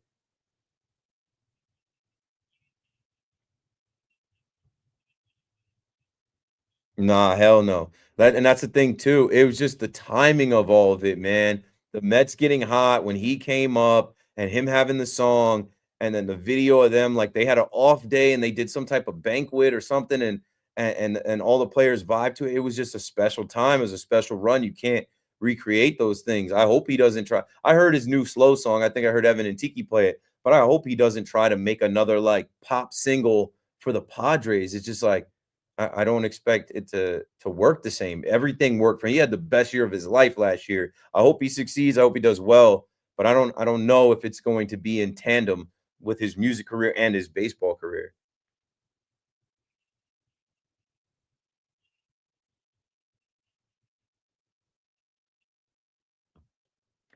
No, don't return it. I mean, you can't return it now. It's a keepsake. It's memorabilia. It's it's something to make you remember the trip to the NLCS. Thanks for the call, Robbie. 888-808-1019. You went on a ride last year. I just saw Big Mac pop up in here, and I know, Big Mac brought this to the table about who had the better season, and it got under people's skin a bit. It ruffled some feathers a little bit. And I saw some Mets fans saying, well, if you think about what the Mets were projected to do and what they ended up doing, they had the better season, which is not true. But like, as far as the OMG, grimace, all of those things, you'll remember that season forever. Things have changed now. This is a team now with Juan Soto on it. This is a team that also has a $300 million contract with their shortstop. This is a team that paid big money to bring Pete Alonso back. This is a team with some other players in between. Like, they're expected to be contenders. They're expected to be winners. They're expected to be big brother, some will tell you. So, like, those fun stories of overachieving are done. Those fun stories of, hey, we weren't expecting them to do. No, now you're expecting them to win a World Series. Every year with Juan Soto over the next 15 years is a year that they're supposed to win the World Series. No excuses. 888-808-1019. There is no just make the postseason anymore.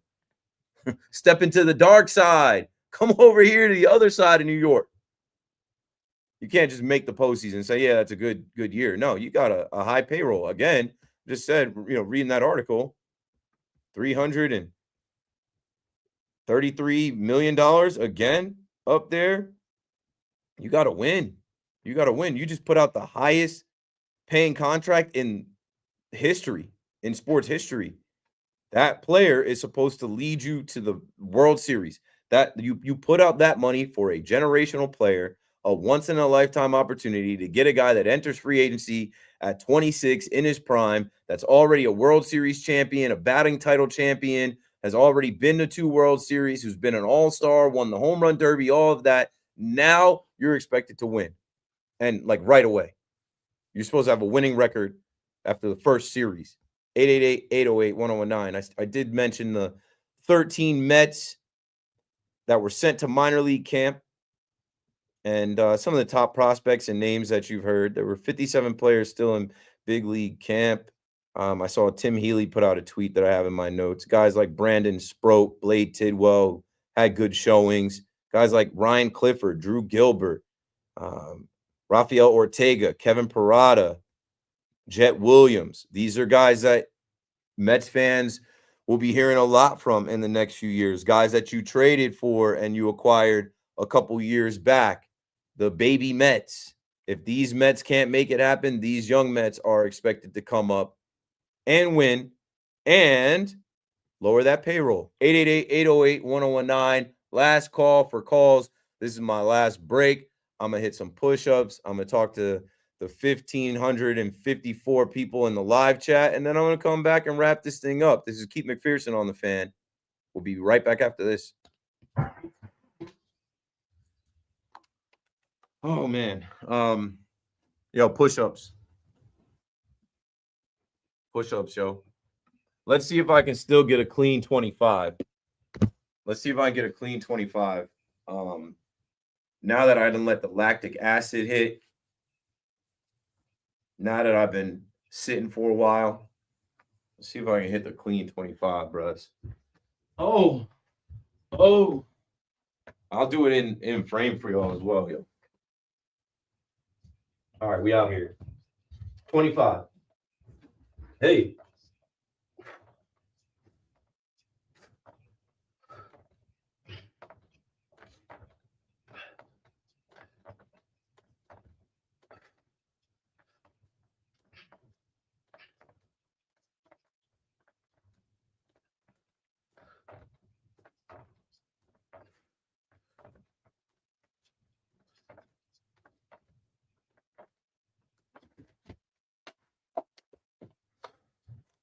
$25 of them things.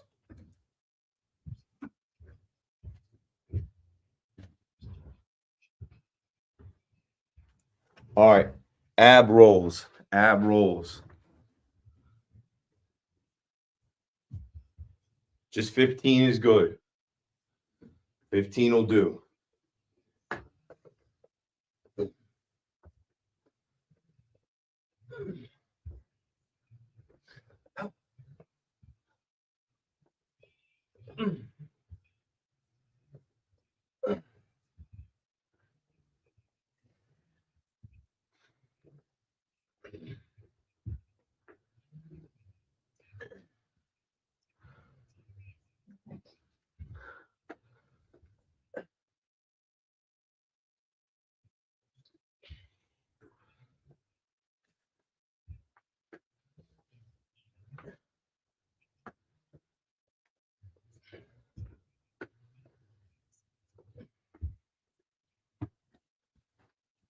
Oh, got me feeling bulletproof. Got me feeling type diesel.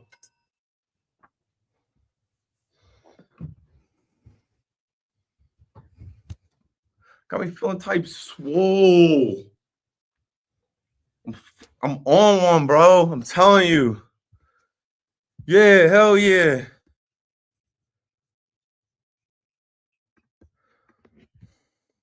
First off, pause.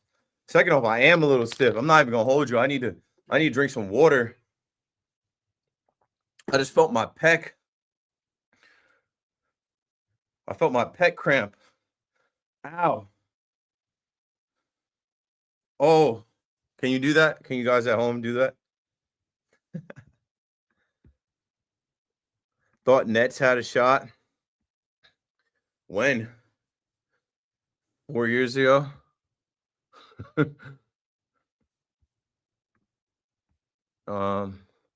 Yeah, let me get ready to go, bro. I gotta drive home. I gotta eat. I'm trying to chase a little 2 bands. Trying to chase a little 2K. I'm trying to chase a little 2 bands. Trying to chase a little 2K.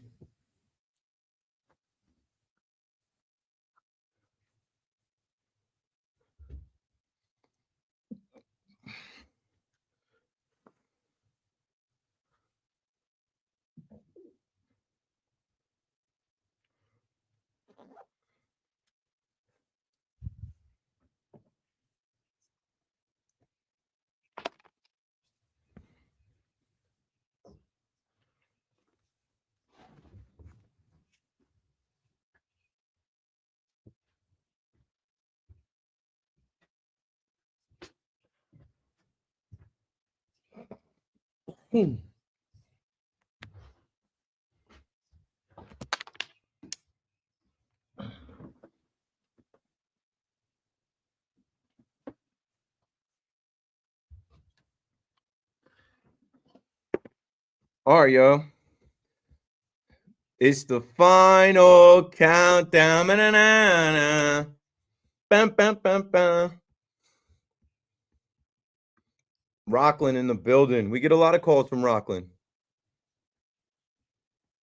Who's your favorite artist in music all time? My Mount Rushmore for hip hop was Jay-Z, Lil Wayne, Drake, and J. Cole, I think.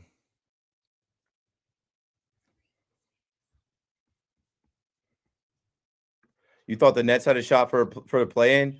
Yeah, so did I. I don't know. Who cares? I'm so defeated with the Nets. It's not even worth talking about, bro. It just doesn't matter. They have a stretch of games here where they're going to play themselves completely out of it. They're going to lose to the Warriors. They're going to lose to the Lakers. They're going to lose to the Cavs. They're not going to make the plan. They're going to be right there where they are at 11. They might even drop further than that. I'm so out. I couldn't care less. I'm talking about the Nets. I just don't. People. Fire? You have regards for Monique. Who? Monique. Who's Monique? Monique from Wens. Sends her regards? She said that to you? Yeah, she's making coffee. Is the white lady with black hair? Yeah, I guess. I'm just making coffee. There's a false alarm. Okay, so it's not a fire right now? No. She's like kind of tall lady, black hair, white lady? No. She's a black lady? I can't tell. Something in between. Darker than me, lighter than me. Is she black or is she white? I can't tell, dude. Monique sounds like a black name. I know. But there's a white lady that works over there that, like, whenever I see her, she says what's up, but I don't know her name. I'm about to be. I'll see you in a minute. Okay, cool.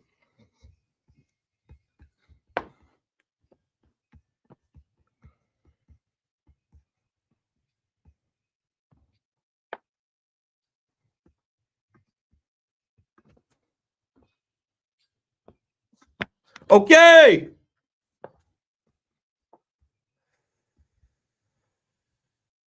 Eight 888-808-1019. If you call now, you might be able to sneak in there. I got a couple calls. Let me get to them. But let me also say thank you for calling. Thank you for listening.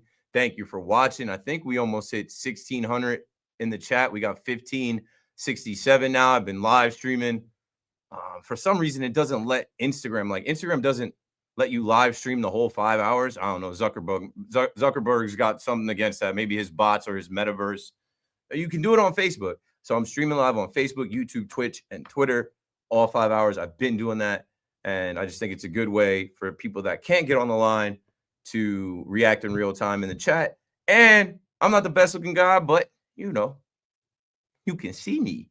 888-808-1019. Jeff is down in Louisiana on the fan. Go for it, Jeff.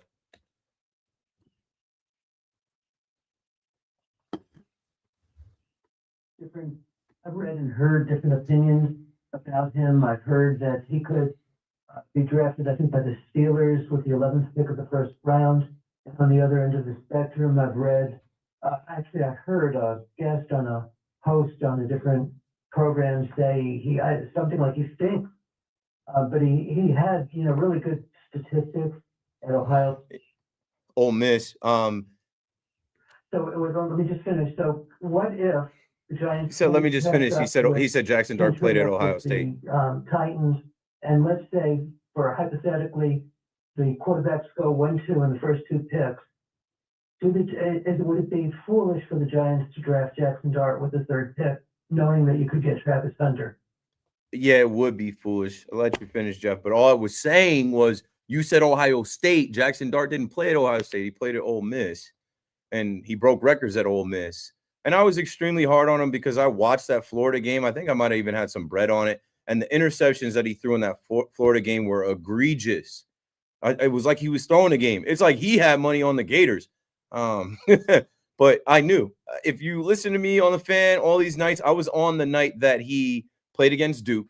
And I told you Duke was down their starting quarterback. I think they were down their starting running back, middle linebacker, because of a bunch of different things from the transfer portal to guys not playing in a bowl game, whatever. So he played Duke. It's Duke. He played a depleted Duke team, and he balled out against them. He put up great numbers. He had one throw that wowed everybody where he was rolling to his left, and he threw it downfield on the run, got them inside the 10 or something like that. I'll say this about Jackson Dart.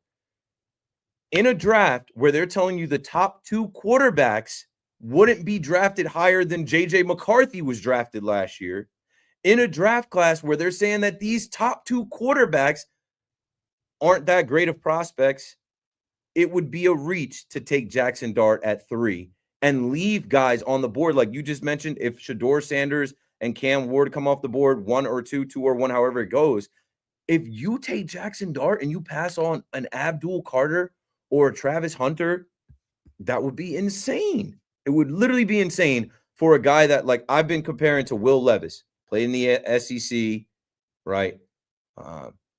Jackson Dart, he's got a hell of a name for a quarterback, but he's just like, the next blonde hair gunslinger like Will Levis, where they're like, this guy's going to be, and, Will Levis was rumored to go in the top of the draft, and then he fell and he sank until the Titans were picking number 1 overall. They've been missing on a few draft picks. They take him. I look at Jackson Dart as a guy that can play in the NFL. I think he's going to need some work. I don't think he's a guy that the Giants should take at 3 overall, maybe at 34 overall if he's there and you don't get a quarterback. But I just think that he's shooting up the charts right now because he's being compared to quarterbacks that they're not even ranking that high.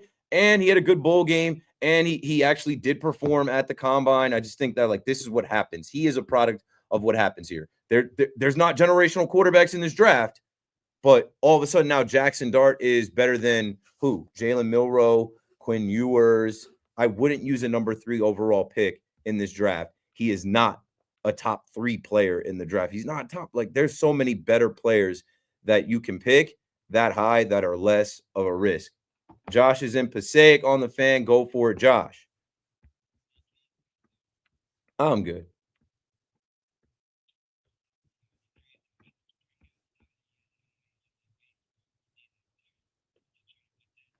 Yeah, it's freezing, it's raining, it's spring, it's not. We got daylight savings time approaching, and yeah, I'm with you. Go on. Brutal with the Hughes injury, and Mark Jones really rough comeback last night. I can't believe they sent Nico Dawes down. He played so much better than Jake Allen. I don't care if he's younger. I think the guy earned the right to stay on the team, and it's not funny to see that. Yo, you got to get a Nico Dawes jersey. You love Nico Dawes. This guy shuts down every single team they played. He gave up, I don't think, more than 2 goals once. And Jake Allen, I'm sure he's solid, but this guy's playing much better than him. We're fans of all the Nicos with the Devils. And yes, you have an option to start, but why knock down a second guy? It just get in my head like, come on, what are we doing here? It doesn't matter what we're doing here now. We gotta get. First, I find the Jack Hughes out for the year, then they gotta find they're sending Nico down to like whatever they call. So what? Jacob Markstrom is back. What does it matter? Jacob Markstrom's got to hold it down, and they're going back to. Yeah, but they're just going back to what they were doing. It was Jacob Markstrom and Jake Allen backing them up. We got bigger fish to fry than Nico Dawes being sent down.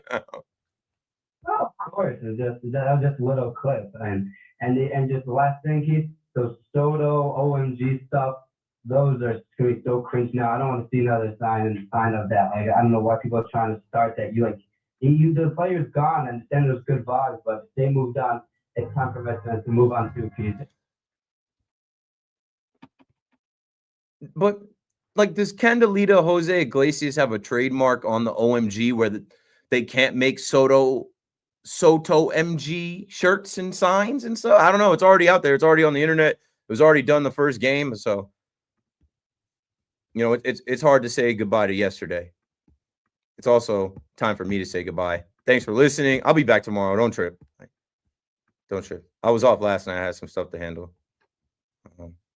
And then I'll do this again Friday. We'll turn up on Friday for sure. I'll have some more guests, and I'll be on tomorrow night. And you know what? You got C-Mac coming up.